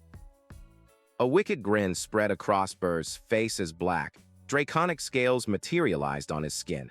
"I don't care," he whispered, a mad glint in his eyes. "Because the scales of the black flame dragon can move even within lava." Without a moment's hesitation, he plunged into the molten rock, the searing liquid parting around him as if it were water. Deep within the lava, a guardian stirred. One of Draxen's most powerful commanders, a mighty tiger demon, erupted from the molten depths to confront the intruder. Berge paused, mildly impressed. "Oh ho, a demon managed to notice me from this distance?" The tiger beast stared in utter shock, its 3 eyes wide with disbelief as it recognized the demonic signature. "Why you are? Demon Key. Wait." Berge's grin turned predatory. "Let's go together," he said, his voice laced with cruel amusement. He grabbed the terrified commander and dragged him down into the deepest, hottest part of the volcano. The tiger's desperate screams were silenced as they were both consumed by the incandescent core. Floating weightlessly in the heart of the volcano, Berge recalled his past life. He remembered Draxen's legendary power, an incredible regenerative ability that made him nearly immortal. Berge had always wondered what kind of mystic beast could grant such strength. Now, his greed was vindicated. Before him, suspended in the liquid fire, was the source of that power. It was the perfectly preserved corpse of a phoenix, its ethereal form radiating an energy that transcended life and death. This was the ultimate prize, a creature of myth capable of rewriting the laws of existence. He remembered his academy days, poring over ancient texts. Phoenixes were beings that could cross dimensions, creatures of immense power, some even worshipped as gods. Despite their varied origins, they all shared one common trait. Any demon king who managed to completely absorb a phoenix became a legend, strong enough to carve their name into the eternal history of the demon realm. A wave of triumphant gratitude washed over Berge. "Thank you, Draxen," he thought with a sneer. Draxen's success in the previous timeline had revealed this secret, this path to ultimate power. "The only power I ever envied. It will finally be mine." His face twisted into a mask of pure, unadulterated avarice. With his draconic hand, Berge reached out and plunged his claws into the heart of the phoenix. As his fingers closed around the source of its power, the entire volcano erupted in a blinding, incandescent flash, unleashing a torrent of pure, untamed energy. Racing back through the forest, Draxen felt the cataclysmic energy surge. A roar of pure fury tore from his throat. Who was the fiend that discovered my phoenix? He dismissed the idea of it being the rookie Berge. It was impossible. He had been so careful, his security so thorough. Draxen burst into the cave entrance to find his guards slaughtered. His mind raced through the list of his rivals. It couldn't be Reyna of the Frost race. The fire would be poison to her. Nor could it be the brutish Yuger, who lacked the cunning for such a complex plan. By elimination, only one name remained. He crashed into the central chamber, his voice a desperate thunderclap. "Is the mystic beast safe?" A trembling guard confirmed it was, but then delivered the final, damning piece of news. Just a moment ago, Brother Tiger jumped into the lava out of nowhere. Draxen's heart stopped. "What?" As his men screamed in panic, Draxen finally understood the full scope of the betrayal. The intruder hadn't fought the Guardian. They had dragged him into the lava with them. His eyes, burning with hatred, stared at the bubbling pit. That fiend is trying to steal my phoenix. As if on cue, the lava pool began to convulse violently. The eruption sent a shockwave across the land. Travelers, heroes, and Louise's party all stopped in their tracks, staring in awe and terror at the pillar of fire that now consumed the horizon. A great power had been unleashed upon the world, and its presence was felt by all. Draxon's mind finally settled on the true mastermind, the one demon with the guile to orchestrate such a perfect deception. "Jason, you wretched fiend," he howled, his voice drowned out by the roar of the erupting volcano. His ultimate prize, the source of his future power, was gone, stolen by a rival's treachery, and all he could do was scream his rage into the inferno. Berge's consciousness slowly returned, finding himself in a tranquil, sun-dappled forest. Disoriented, his mind reeled with fragmented memories of the volcanic inferno. He recalled his plan to secure the Phoenix's corpse, only for its immense mana to be absorbed directly into his body before he could even react. The last thing he remembered was being thrown by the force of the eruption, and now, he was here. Where am I? He wondered, utterly bewildered by his survival. A strange sight greeted him. He was surrounded by small, curious woodland creatures, squirrels, rabbits, even a deer, all showing no fear. This was an unprecedented occurrence for a demon king, whose very aura should have sent them fleeing in terror. He tried to wave them away, but an unsettling feeling washed over him. This body, it felt alien, disconnected from his will. Drawn to a nearby stream, he peered into the water, and his blood ran cold. The face staring back at him was not his own. It was that of a young man with fiery red hair and unfamiliar features. A wave of shock and confusion crashed over him as he grappled with the impossible truth of his new appearance. Who is this? Far away, within the walls of Ormus' palace, a grim report was being delivered. A messenger knelt before the throne, recounting how Prince Jetson and his warriors were slain by the Demon King of Beast forces. The King of Ormus sat in stony silence, but his grief soon gave way to a volcanic rage. With a guttural roar, he smashed the arm of his throne, rejecting the platitudes of a warrior's honorable death as nothing but nonsense. Consumed by vengeance, the king's voice thundered through the hall. "Inform the Heroes Guild right now," he bellowed, tears of fury streaming down his face. "Tell them to prepare a hero expedition to defeat the Demon King of Beasts." His command was absolute, a declaration of war fueled by a father's broken heart. Back in the serene forest, Berge activated his communication device, contacting his subordinate, Hillen Cargill. Hillen appeared on the magical display, his face a mask of confusion at the sight of his master's new form. Berge curtly dismissed his questions and demanded a report. As he had perfectly orchestrated, Hillen confirmed that the King of Ormus had officially requested a hero expedition. Hillen detailed the formidable force being assembled.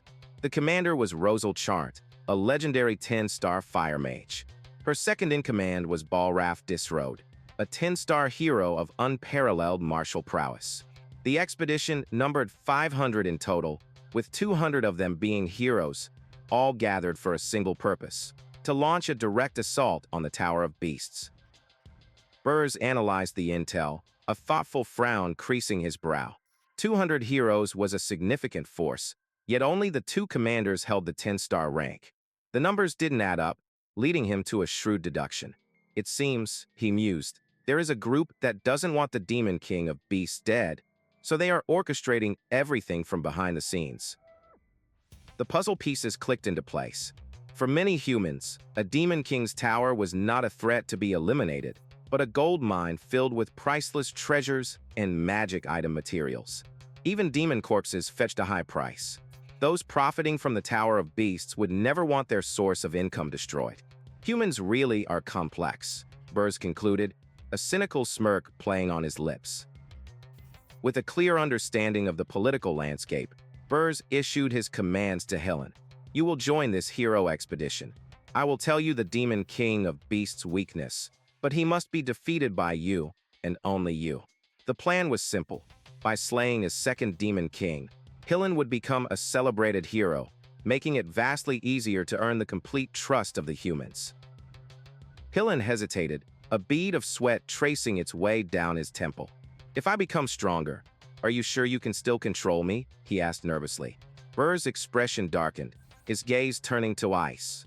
"Do you think simply absorbing 2 Demon Kings will be enough to fight me?" The chilling question hung in the air, a stark reminder of his true power, and a terrified Hillen quickly affirmed his loyalty. Just as Berge ended his call with Hillen, another came through from his other subordinate, Gordon. Like Hillen, Gordon was taken aback by his master's changed appearance. Berge, growing tired of the repetitive questions, cut him short and demanded his report. Gordon stammered before relaying the urgent news. An emergency summons had been issued from the Tower of Beasts, called by Draxon himself. At the foreboding entrance to the Tower of Beasts, various demons and their kings had gathered.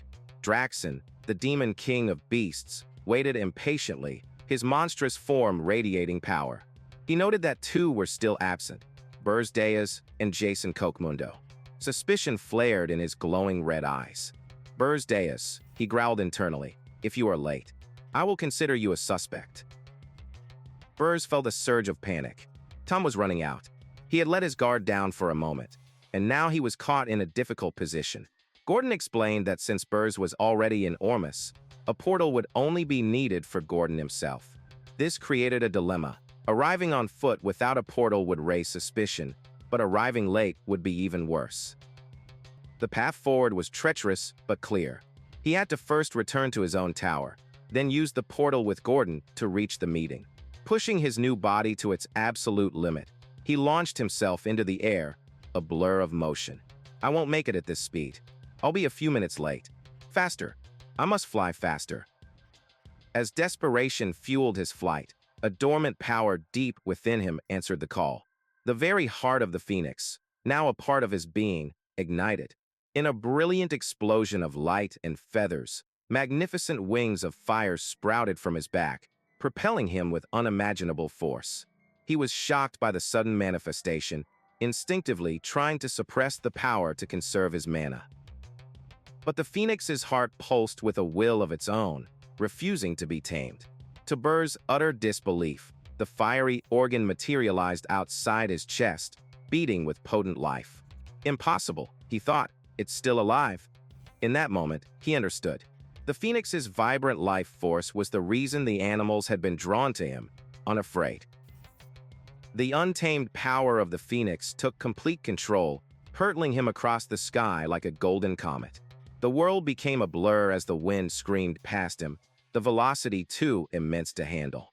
He gritted his teeth, a passenger in his own body, as the mythical beast's power closed the vast distance to his tower in a blinding flash. He crashed into the snowy plains surrounding his fortress, the impact sending shockwaves through the frozen earth. He had arrived on time, but his body ached, and the raw, uncontrollable power of the phoenix left him breathless. "I can't control it," he realized with a grimace. He knew he had to tread carefully until this incredible power was fully his to command. As he stood, the fiery wings cooled into smoldering black appendages before dissipating completely. The phoenix had exhausted its power and fallen dormant within him. At that moment, Gordon's voice came through the communicator, asking if he was on the first floor. With his resolve hardened, Berge looked up, his expression grim. "Yes," he commanded. "Come down quickly. We are going to the Tower of Beasts immediately." Meanwhile, the hero expedition gathered in the jungles of Ormus. A crowd of lower-ranked heroes buzzed with excitement, fawning over the arrival of the famed 10-star mage, Rosal Chart.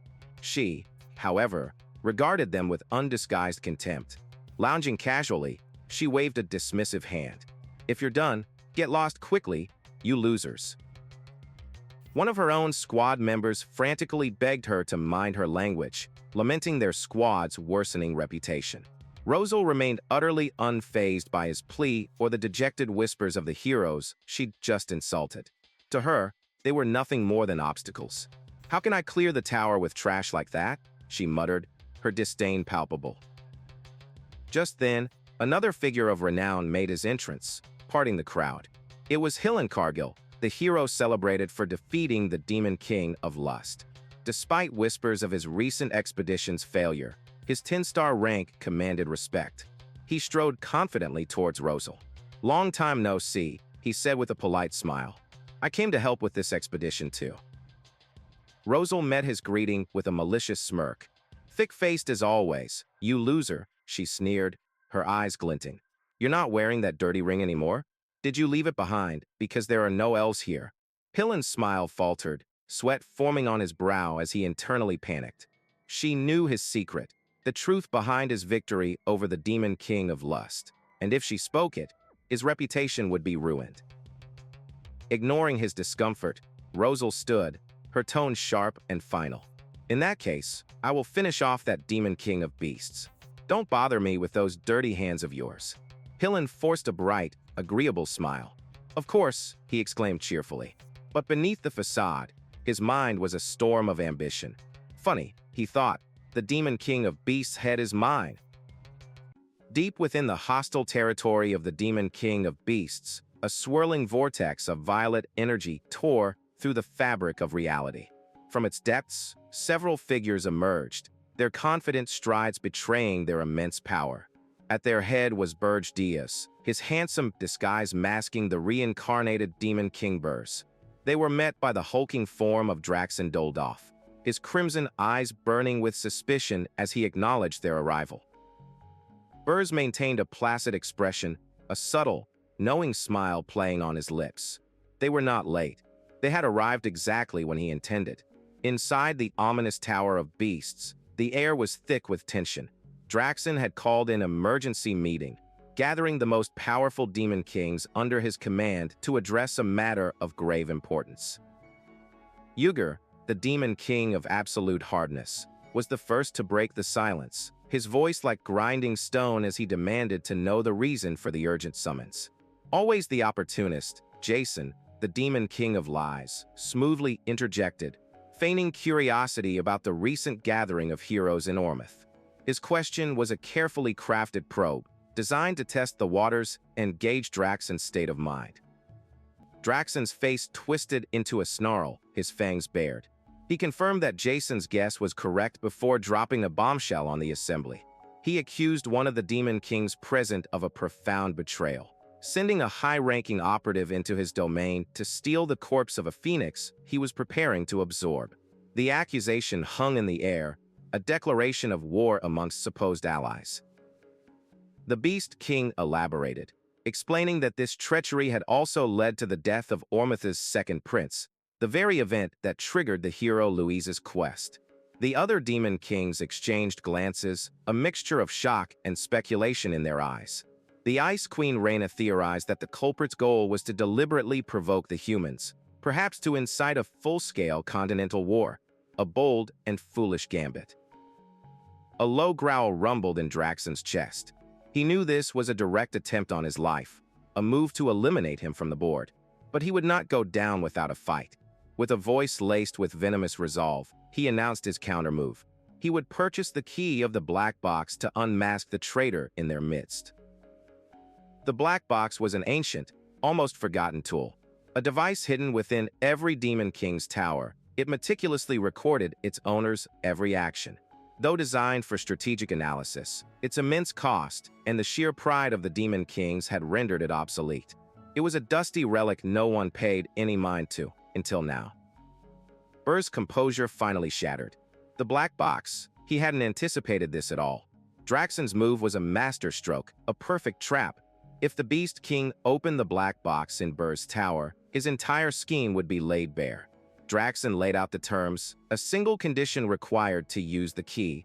He needed the express permission of the tower's owner. Draxen's glowing red eyes swept across the room, fixing on each Demon King. He demanded their consent, his tone a clear threat. After all, only the guilty would have any reason to refuse. Berge seethed internally. He had been completely outmaneuvered, backed into a corner with no escape. One by one, the others granted their permission, their voices echoing in the throne room. Reyna, Jason, and Uger all agreed, leaving Berge as the last one standing. With the weight of every gaze upon him, he raised his hand, his face a mask of practiced indifference. Berge Diaz, he said, his voice steady. I grant permission. A cruel, triumphant grin spread across Draxon's lupin face. All approved. Excellent. The meeting was adjourned, but the battle had just begun. He would wait for the results, confident that his trap would spring and reveal the fiend who had wronged him. As he left the tower, Berge's mind raced, dissecting Draxon's strategy. The key was prohibitively expensive. Draxon wouldn't waste his resources while a hero was actively hunting him. But the moment the hero's journey concluded, he would purchase the key without hesitation and expose everything. The clock was ticking. Walking through the desolate, snow-covered lands outside his own territory, Berge came to a stark conclusion. His carefully laid plans had been thrown into chaos. There was only one path forward. Before he can act, Berge vowed, his eyes glinting with cold fury, I have to deal with Draxon. Returning to his tower, Berge informed his subordinate Ernst of his imminent departure. But first, he needed to conduct a final inspection of his own domain to ensure all his preparations were in order. His tour began on the first floor, the front line of his fortress. There, he was greeted by the first floor's boss, a maniacally cheerful dwarf named Lozier Friedrich. With a booming laugh, the master craftsman stood atop his latest creation, presenting it with unbridled pride. It was a colossal siege weapon, a magic cannon he called the Inferno Catapult Mark I. Lozier launched into a breathless, impassioned speech, detailing the weapon's majestic and beautiful form. Forged in the legendary Forge of Hell, it was a mobile artillery piece capable of unleashing a dizzying array of elemental attacks and specialized mana shells. It was, in his eyes, the pinnacle of military engineering, a decisive weapon unlike any ever made. Ernst watched the dwarf's zeal with concern, but Berge remained unfazed. He had given Lozier complete creative freedom, and the results were certainly impressive, if a bit unhinged. Deciding to let the craftsman continue his work, Berge gave a nod of approval, which only fueled Lozier's fervent desire to build even bigger and more destructive weapons in his Demon King's name. Ascending to the second floor, Berge was met not with a report, but with a blade. The floor's boss, the formidable swordswoman Keed Jespine, flew at him in a burst of energy, screaming a challenge. I told you I'd make you regret training me, didn't I? She cried, eager to test her skills against her master. With a casual flick of his wrist, Berge shattered her glowing sword construct. You haven't changed, he remarked with a hint of amusement. Undeterred by the casual display of power, Keed's eyes burned with fighting spirit as she prepared to unleash her strongest attack, declaring that the true battle was just beginning. Keed invoked her family's ultimate sword art, the Crescent Moon Shatter, transforming into a living tempest of blades. The air filled with the light of 100 spectral swords, all converging on Berge. He watched the attack unfold with a predatory smirk. You've improved a little, he conceded, his voice dripping with condescension. Then, the facade of Berge Diaz fell away. A malevolent, dark purple energy, the true power of the Demon King, coalesced in his hand. But you still need more training. In an instant, he nullified her entire technique, the overwhelming demonic power extinguishing her sword light. Keed could only stare in wide-eyed horror, unable to comprehend how easily her ultimate move had been defeated. The backlash sent her crashing into the stone floor, defeated. Berge looked down at the fallen princess, his thoughts already elsewhere. Her presence on this floor was unexpected. Ernst quickly explained that Princess Keed had been moved temporarily, as the fourth floor was currently occupied by Princess Ernan for a summoning ritual. A summoning? Berge's interest was piqued. On the fourth floor, he found a scene of profound magic. The air hummed with power as Ernan Hilderin stood at the center of a complex summoning circle, empty vials of the precious senile powder he had acquired for her lying nearby. She was chanting an ancient incantation, her entire being focused on the ritual. Sweat poured down her face as she strained to control the immense energies, pushing herself to the absolute limit. She offered her own blood to seal the pact, her voice ringing out with desperate hope. Great Spirit of Water, Guardian of Water, in the name of Ernan Hilderin, I ask, please answer my call. The circle flared to life, erupting in a column of pure, shimmering water. A figure of ethereal beauty materialized from the vortex, Nerunial, a high-ranking water spirit. Her form was fluid and powerful, her gaze ancient and discerning as she took in the sight of a mortal who had dared to summon her within a demon's fortress. A flicker of amusement crossed the spirit's face. "Ho, to think someone talented enough to summon me exists inside a Demon King's tower. Good." Bound by the primordial covenant of the ritual, Nerunial formally accepted the contract, extending a hand made of living water to acknowledge Ernan Hilderin as her new soul companion. As the bond was forged, the last of Ernan's strength gave out. Her body went limp, and she began to fall, her consciousness drifting in a serene, watery abyss. Just as she was about to hit the floor, Berge moved with lightning speed, catching her gently in his arms. Ernan's eyes fluttered open, her gaze hazy as she found herself cradled by her lord. "Demon King," she murmured, exhausted but safe. A genuine smile touched Berge's lips, pleased that his investment in her had yielded such a spectacular result. "I almost missed a rare sight," he said warmly. "Good work." A deep blush colored Ernan's cheeks as she basked in his praise. "It's nothing," she said shyly. "It's all thanks to the senile powder you gave me." Just then, a sweet, disembodied voice that sounded exactly like her own declared, "I love you, Demon King," filling the air with a shower of pink hearts. Ernan's expression shifted from blissful adoration to pure, unadulterated panic. "Huh," she stammered, flailing in his arms. "No, that wasn't me. Please, you have to believe me. I heard the voice too, but I swear I didn't say anything." Berge sighed, an exasperated look on his face. "You summoned an annoying spirit." A mischievous, miniature version of Nerunial appeared, giggling gleefully. "Oops, I blurted it out. But I do love the Demon King."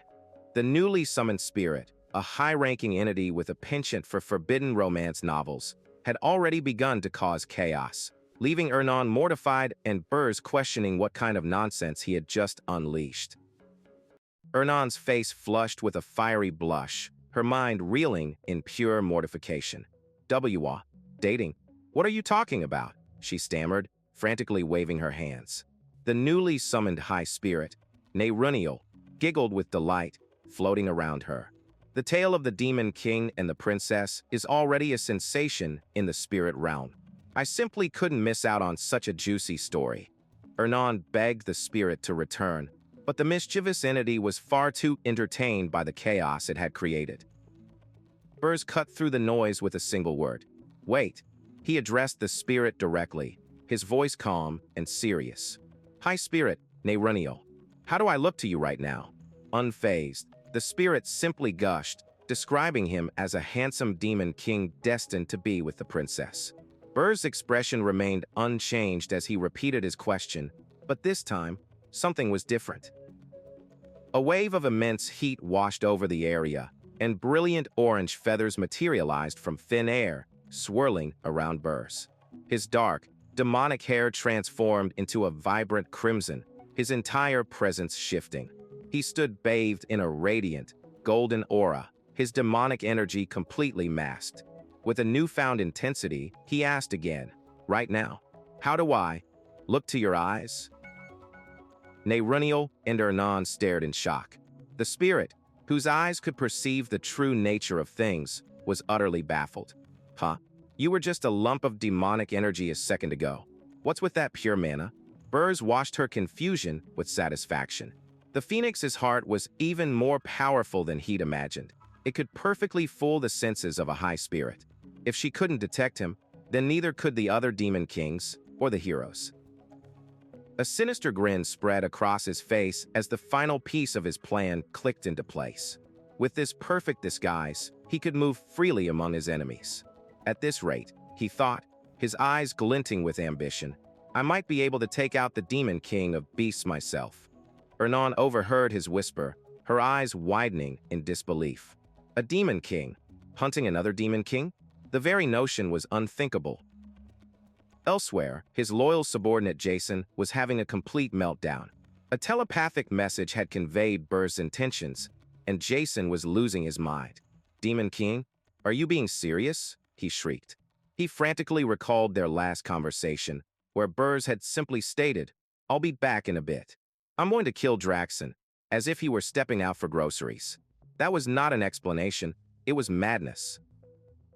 Berge calmly reminded Jason that he had agreed not to question his decisions, but his subordinate was inconsolable. "This is a completely different matter," Jason yelled through their connection. "Aside from breaking every convention known to demonkind, you still haven't overcome Arian's dimensional energy. It's too dangerous." Jason's fears were well-founded.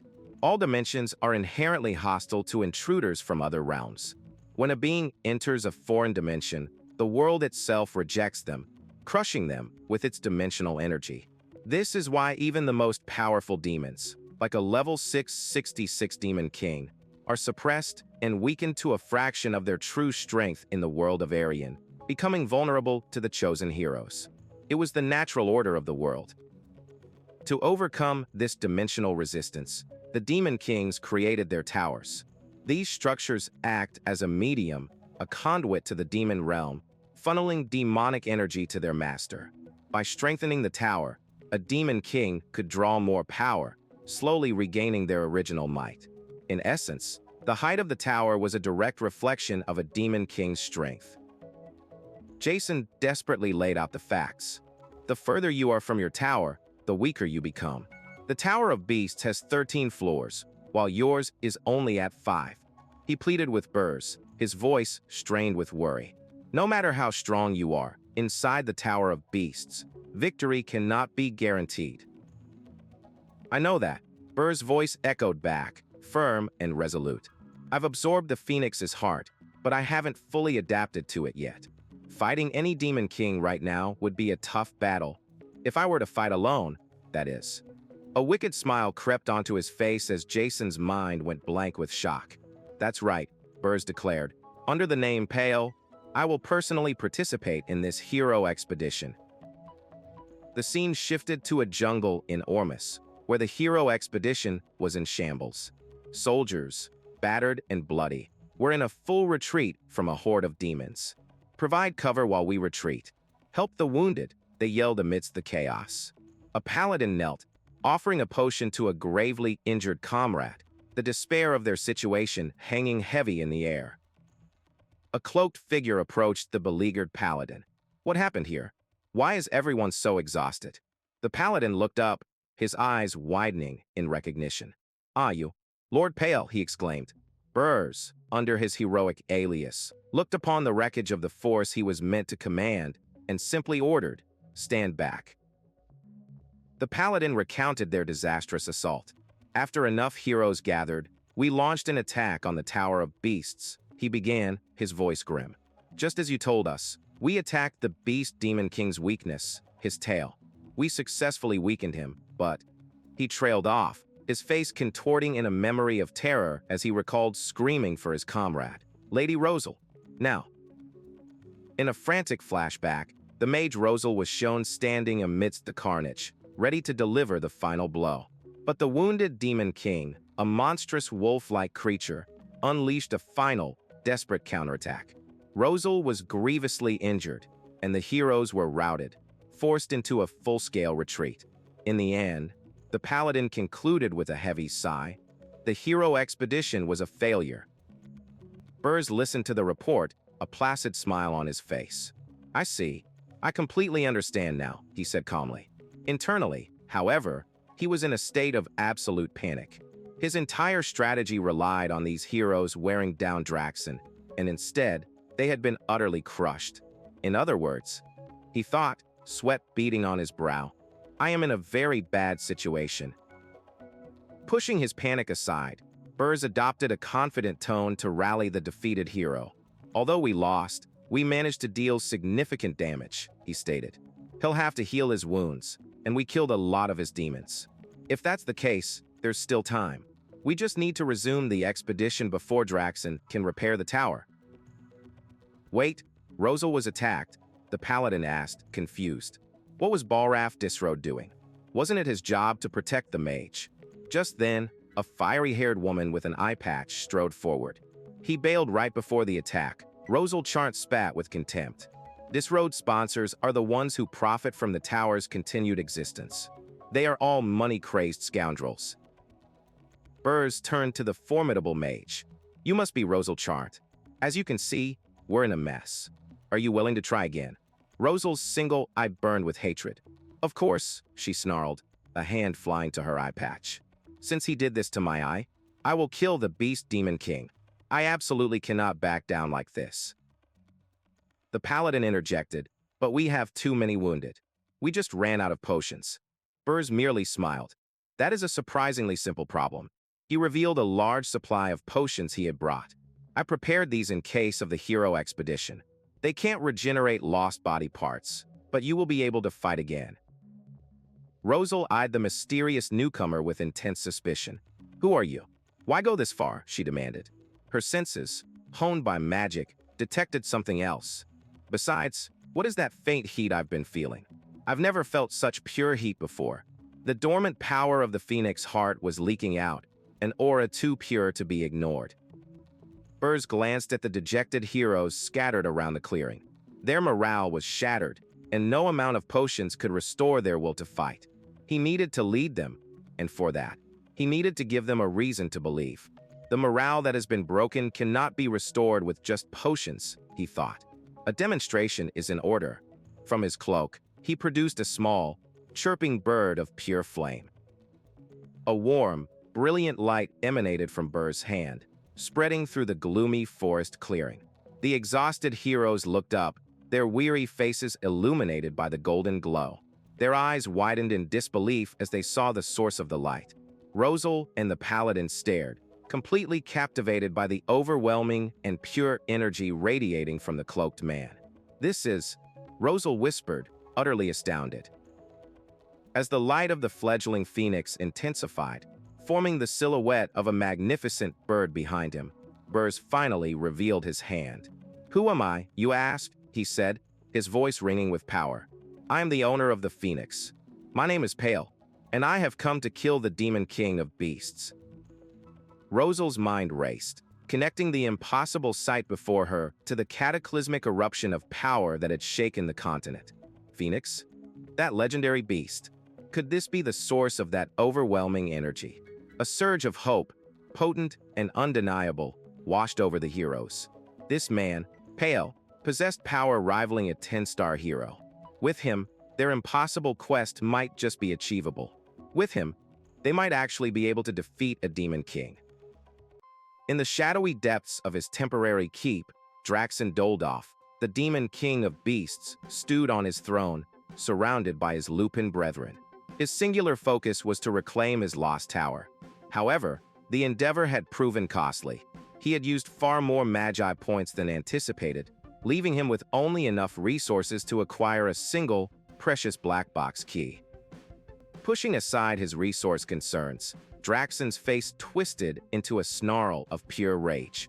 I'll open the rest later, he growled, his voice a low rumble. Now, it's your turn, you miserable fiend. With a decisive slam, he activated the key, granting him access to the black box of his rival. A torrent of ethereal film strips burst forth, wrapping around the Demon King as he commanded it to reveal every hidden truth. As the visions flooded his mind, Draxen's confidence turned to disbelief. Wait, is this the truth? He stammered, his red eyes wide with shock. The black box was an absolute record, impossible to manipulate. What he was witnessing was undeniable reality. A chilling realization washed over him. His rival had been hiding a secret so monumental it could shift the balance of power. He was hiding something like this. I need to inform the other Demon Kings about this immediately. Before he could act, a frantic roar echoed through the hall. Grava, one of his beast men, burst into the throne room, skidding to a halt. Demon King, right now, he stammered, pointing frantically towards the entrance. The heroes have invaded. Draxen's attention snapped to the entrance, his eyes narrowing. Silhouetted against the bright light stood a formidable party of heroes. This time, a scout reported with dread, the new 10-star hero, Ralph Schmitz, is leading the vanguard. The name hung in the air, heavy with significance. At the head of the formation stood Ralph Schmitz himself, his golden hair flowing, his expression a mask of grim determination. As the guild master and a hero of the highest caliber, his presence alone signaled that this was no mere scouting party, but an all-out assault. The scene shifted back 1 hour to the gathering of heroes at Ormus. Galvanized by the arrival of the mysterious Pale and the power of the legendary Phoenix, their spirits had been rekindled from the ashes of despair. "Right, let's try again," one knight shouted, his voice ringing with newfound courage. "The legendary Phoenix is on our side. The Demon King of Beasts is no match for it." A chorus of agreement swept through the ranks. "Everyone, raise your swords. Let's slaughter all the demons." They chanted in unison, their voices a testament to their restored morale. "The Phoenix is with us. The Demon King of Beasts' treasure is ours." Watching the impassioned heroes, Berge remained outwardly calm, though his mind was calculating. "Their morale has recovered," he noted, "but I don't know if I can use the Phoenix's mana freely in battle." He knew the 10-star heroes alone weren't enough, which was why he had sought to bolster their forces in any way he could. Rosal turned to him with a confident smirk. "Well, we're in luck. A kind-hearted hero just asked to join the battle." As she spoke, a figure in gleaming golden armor strode forward. Berge recognized him immediately. It was the 10-star hero, Ralph Schmitz, renowned as the strongest among the Shield Masters. Ralph's reputation was well-earned. As the vanguard for this revenge mission, he was an unbreakable wall. He stood firm against a tide of snarling demonic wolves, his twin golden shields deflecting their furious assault without yielding an inch, each impact a testament to his absolute defense. The beast's relentless attack was met not with attrition, but with annihilation. A powerful force erupted from Ralph's position, and the demonic wolves were instantly disintegrated, their bodies turning to ash and scattering into the wind, clearing a path for the heroes to advance. Berge watched the display with a cold, calculating gaze. Ralph Schmitz, the second strongest tank among the 10 stars, he thought. His weapon, a powerful shield that reflects incoming attacks, was legendary. I know all too well how troublesome fighting him can be, because he was one of those wretched heroes who defeated me and mocked me in my previous life. A burning desire to rip the hero to pieces flared within Berge, but he forced it down. "My top priority right now is Draxon," he reminded himself. Rosal, oblivious to his inner turmoil, commented, "Ralph Schmitz also just arrived after the hero expedition ended, same as you." Clenching a fist, she seethed with determination. "If I had waited, with the two of you here, we can win without any casualties." As the party advanced, Berge's voice cut through the confident chatter. "Being confident in your abilities is good, but don't underestimate the Demon King." Rosal glanced at him, confused. "A Demon King always has a trump card," he explained, his tone grave. "A last resort they use when on the brink of death." Berge's mind raced ahead, piecing together the possibilities. If Draxon took back the tower and bought that key, he won't have enough magi to stop the hero expedition through conventional means. A grim understanding settled in his thoughts. In that case, I might be able to see it this time. Draxon's trump card. Back in the present, the heroes finally breached the Tower of Beasts' 13th floor, the Demon King's room. They advanced cautiously, led by Ralph's imposing figure. The silence was unsettling. "This is definitely the top floor," a hero whispered. "Why is it only the Demon King? It was full of demons before." Draxon met their intrusion with a contemptuous sneer.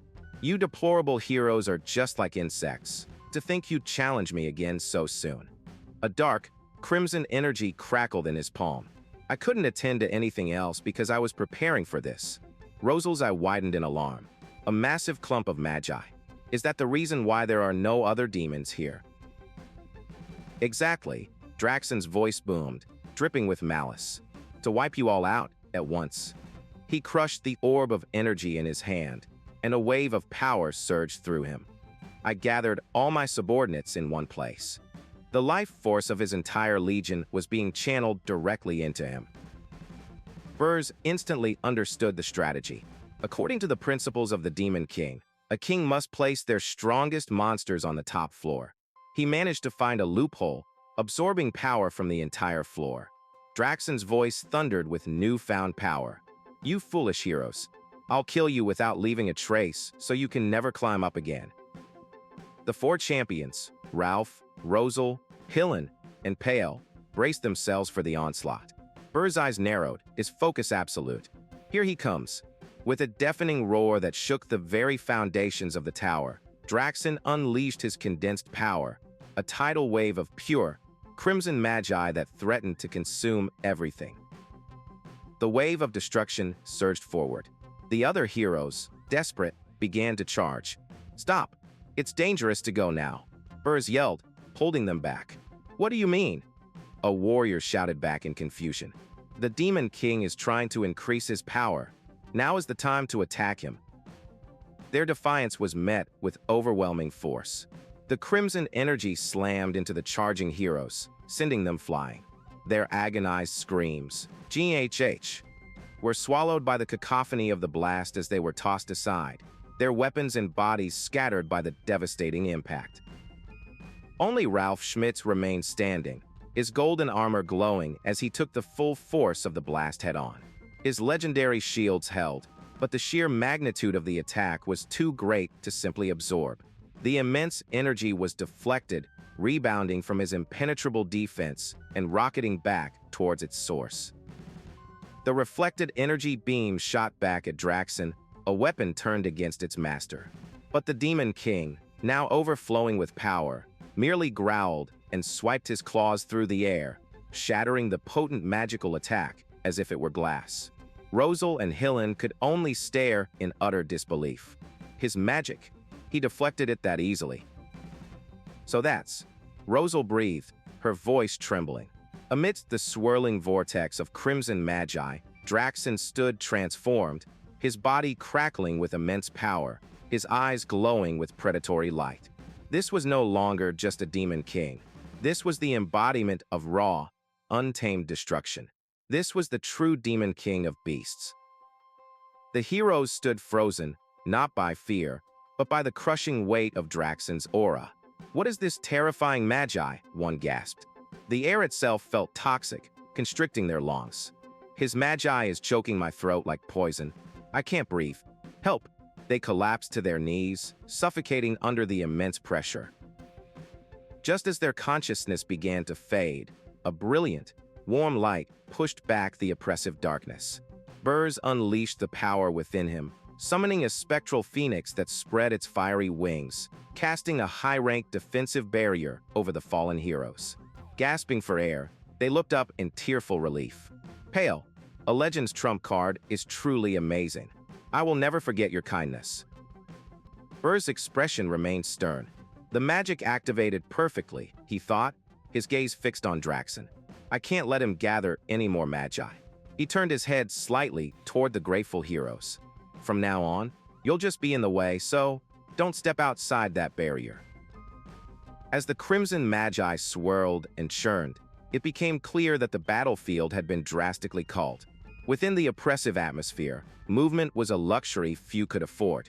The only ones who could still move were just four people, the elite vanguard standing against the transformed Demon King. Draxon scanned his opponents, his gaze finally locking onto the cloaked figure wreathed in golden flame. There's one person whose mana feels troublesome. This power was not that of a typical hero. Fixing his glowing eye on Berge, the Demon King growled, a hint of uncertainty in his voice for the first time. "You? Who are you?" In response, a slow, chilling smile spread across Berge's face. From Draxon's towering perspective, the battlefield below had been terrifyingly simplified. The Crimson Magi he commanded had rendered most of the heroes immobile, a sea of frozen figures trapped within a golden barrier. Within this oppressive atmosphere, only 4 individuals remained free.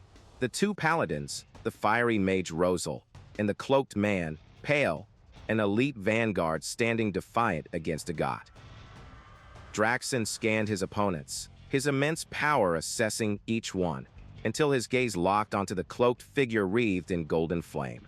There's one person whose mana feels troublesome. This was not the holy power of a hero, but something ancient and primal. Fixing his glowing eye on Berge, the Demon King growled, a hint of uncertainty in his voice for the first time. "You? Who are you?" In response, a slow, chilling smile spread across Berge's face, a look of absolute confidence that infuriated the beast. Recognition finally dawned in the Demon King's mind, and with it came an all-consuming rage. "Berge, DYS," he bellowed, the name a curse on his tongue. The thief who had stolen his prize, his key to ultimate power, now stood before him. "Stealing the phoenix wasn't enough. You dare step foot in my tower." With a furious roar, Draxon lunged, but his monstrous claw slammed against an impenetrable blue barrier, erected just in time by the stalwart paladin. Unfazed by the Demon King's fury, Berge simply raised a hand, a smirk playing on his lips as he cast his spell. Silence. A wave of ethereal energy washed over the battlefield, instantly muting the Demon King's roars. Berge's voice echoed in the minds of his allies. "In this domain, every sound is under my control." The battlefield was now divided. Draxon was trapped in a soundless void, completely unaware of the hero's next move. Rosal immediately understood the brilliant strategy. "Excellent, Pale. While canceling out the Beast Demon King's roar, you prevented them from hearing our spell chants." Seizing the opportunity, she began her own incantation. Golden magic circles bloomed at her feet as she unleashed a powerful spell. High-rank binding magic. Sage's chains.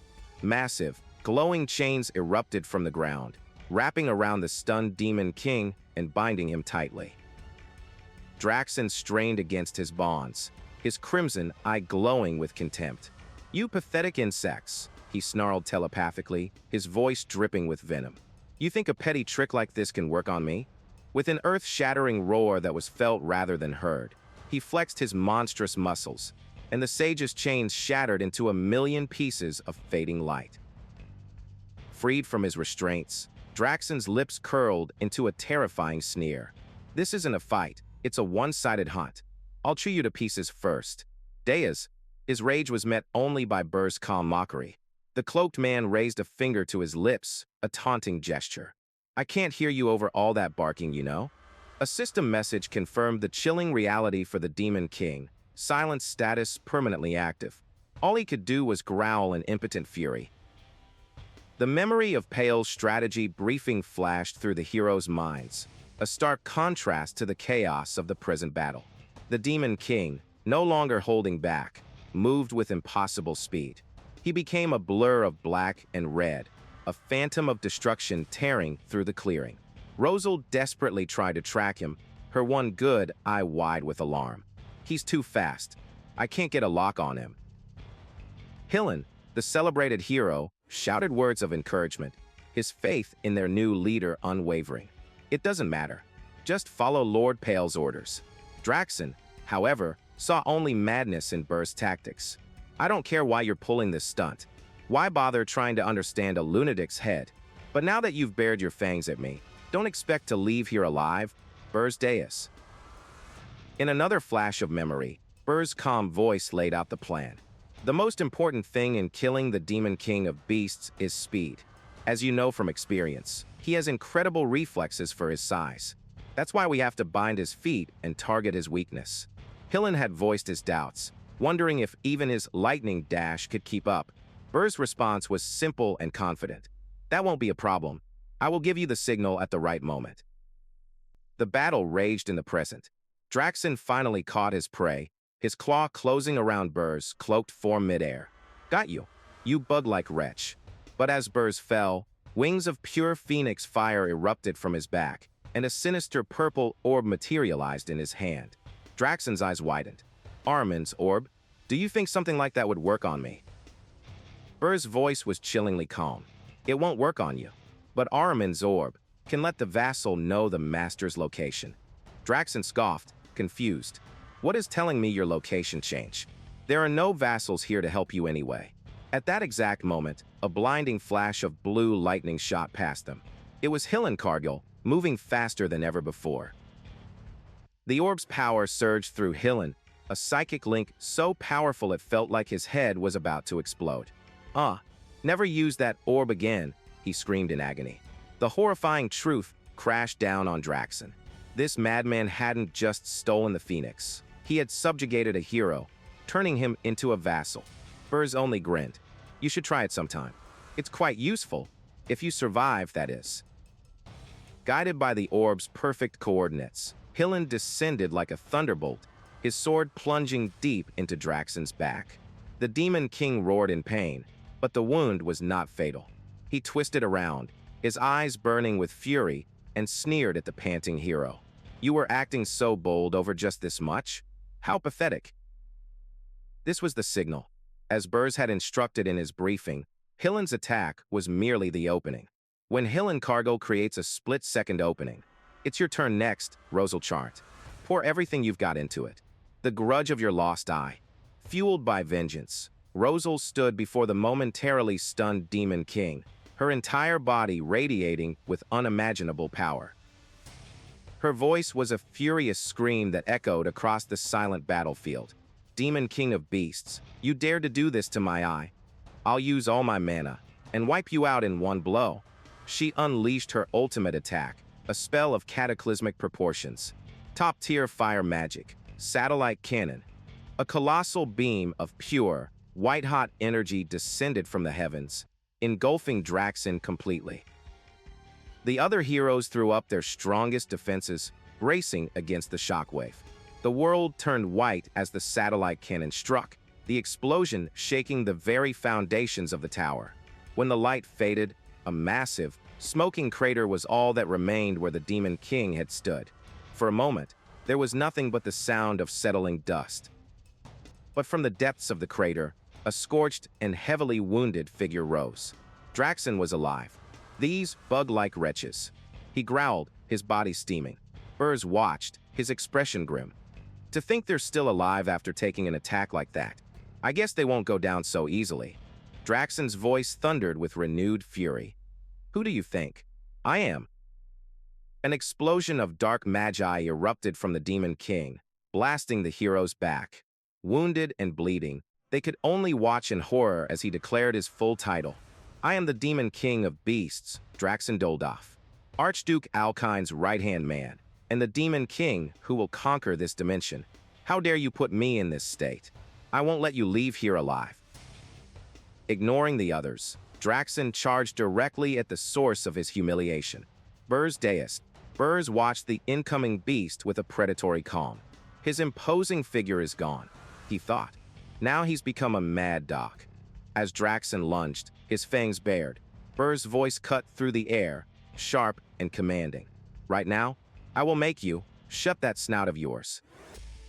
A wicked grin spread across Berge's face. I haven't shown you yet, have I? The power of the Phoenix you cherished and hid. He gathered the brilliant, golden energy in his palm, the flames of rebirth and destruction. With a final, guttural roar, he slammed his hand forward. The Phoenix's power exploded outwards, consuming the Demon King in a holy inferno. Draxon's scream of agony was silenced by the flames, but his will was unbreakable. Not yet. I won't die from just this. He burst from the fire, horribly burned, and charged the nearest paladin. But the attack had exposed a critical flaw. A spectral energy leaked from his body, revealing his true weakness, the tail. Rosal's eyes lit up with ferocious determination. I won't miss it. She unleashed the sage's chains once more, binding the weakened Demon King. Draxon knew he was trapped. Oh no, if I get attacked now, I'm in trouble. In that moment of vulnerability, Berge gave his final command, his thought directed at the fastest hero on the field. Healer. Hillen became a blur of blue lightning, rocketing towards the ensnared demon. Draxon could only roar one last time. Berge. Deas. With a final, explosive burst of speed, Hillen Cargill charged forward, his sword a conduit of pure lightning. He pierced through the Demon King's exposed weakness, the decisive blow in a perfectly orchestrated hunt. As the great beast began to crumble, Berge allowed himself a triumphant smile. His plan, his power, his cunning, it had all come together. I'll make good use of the phoenix, he murmured. Farewell, Draxon.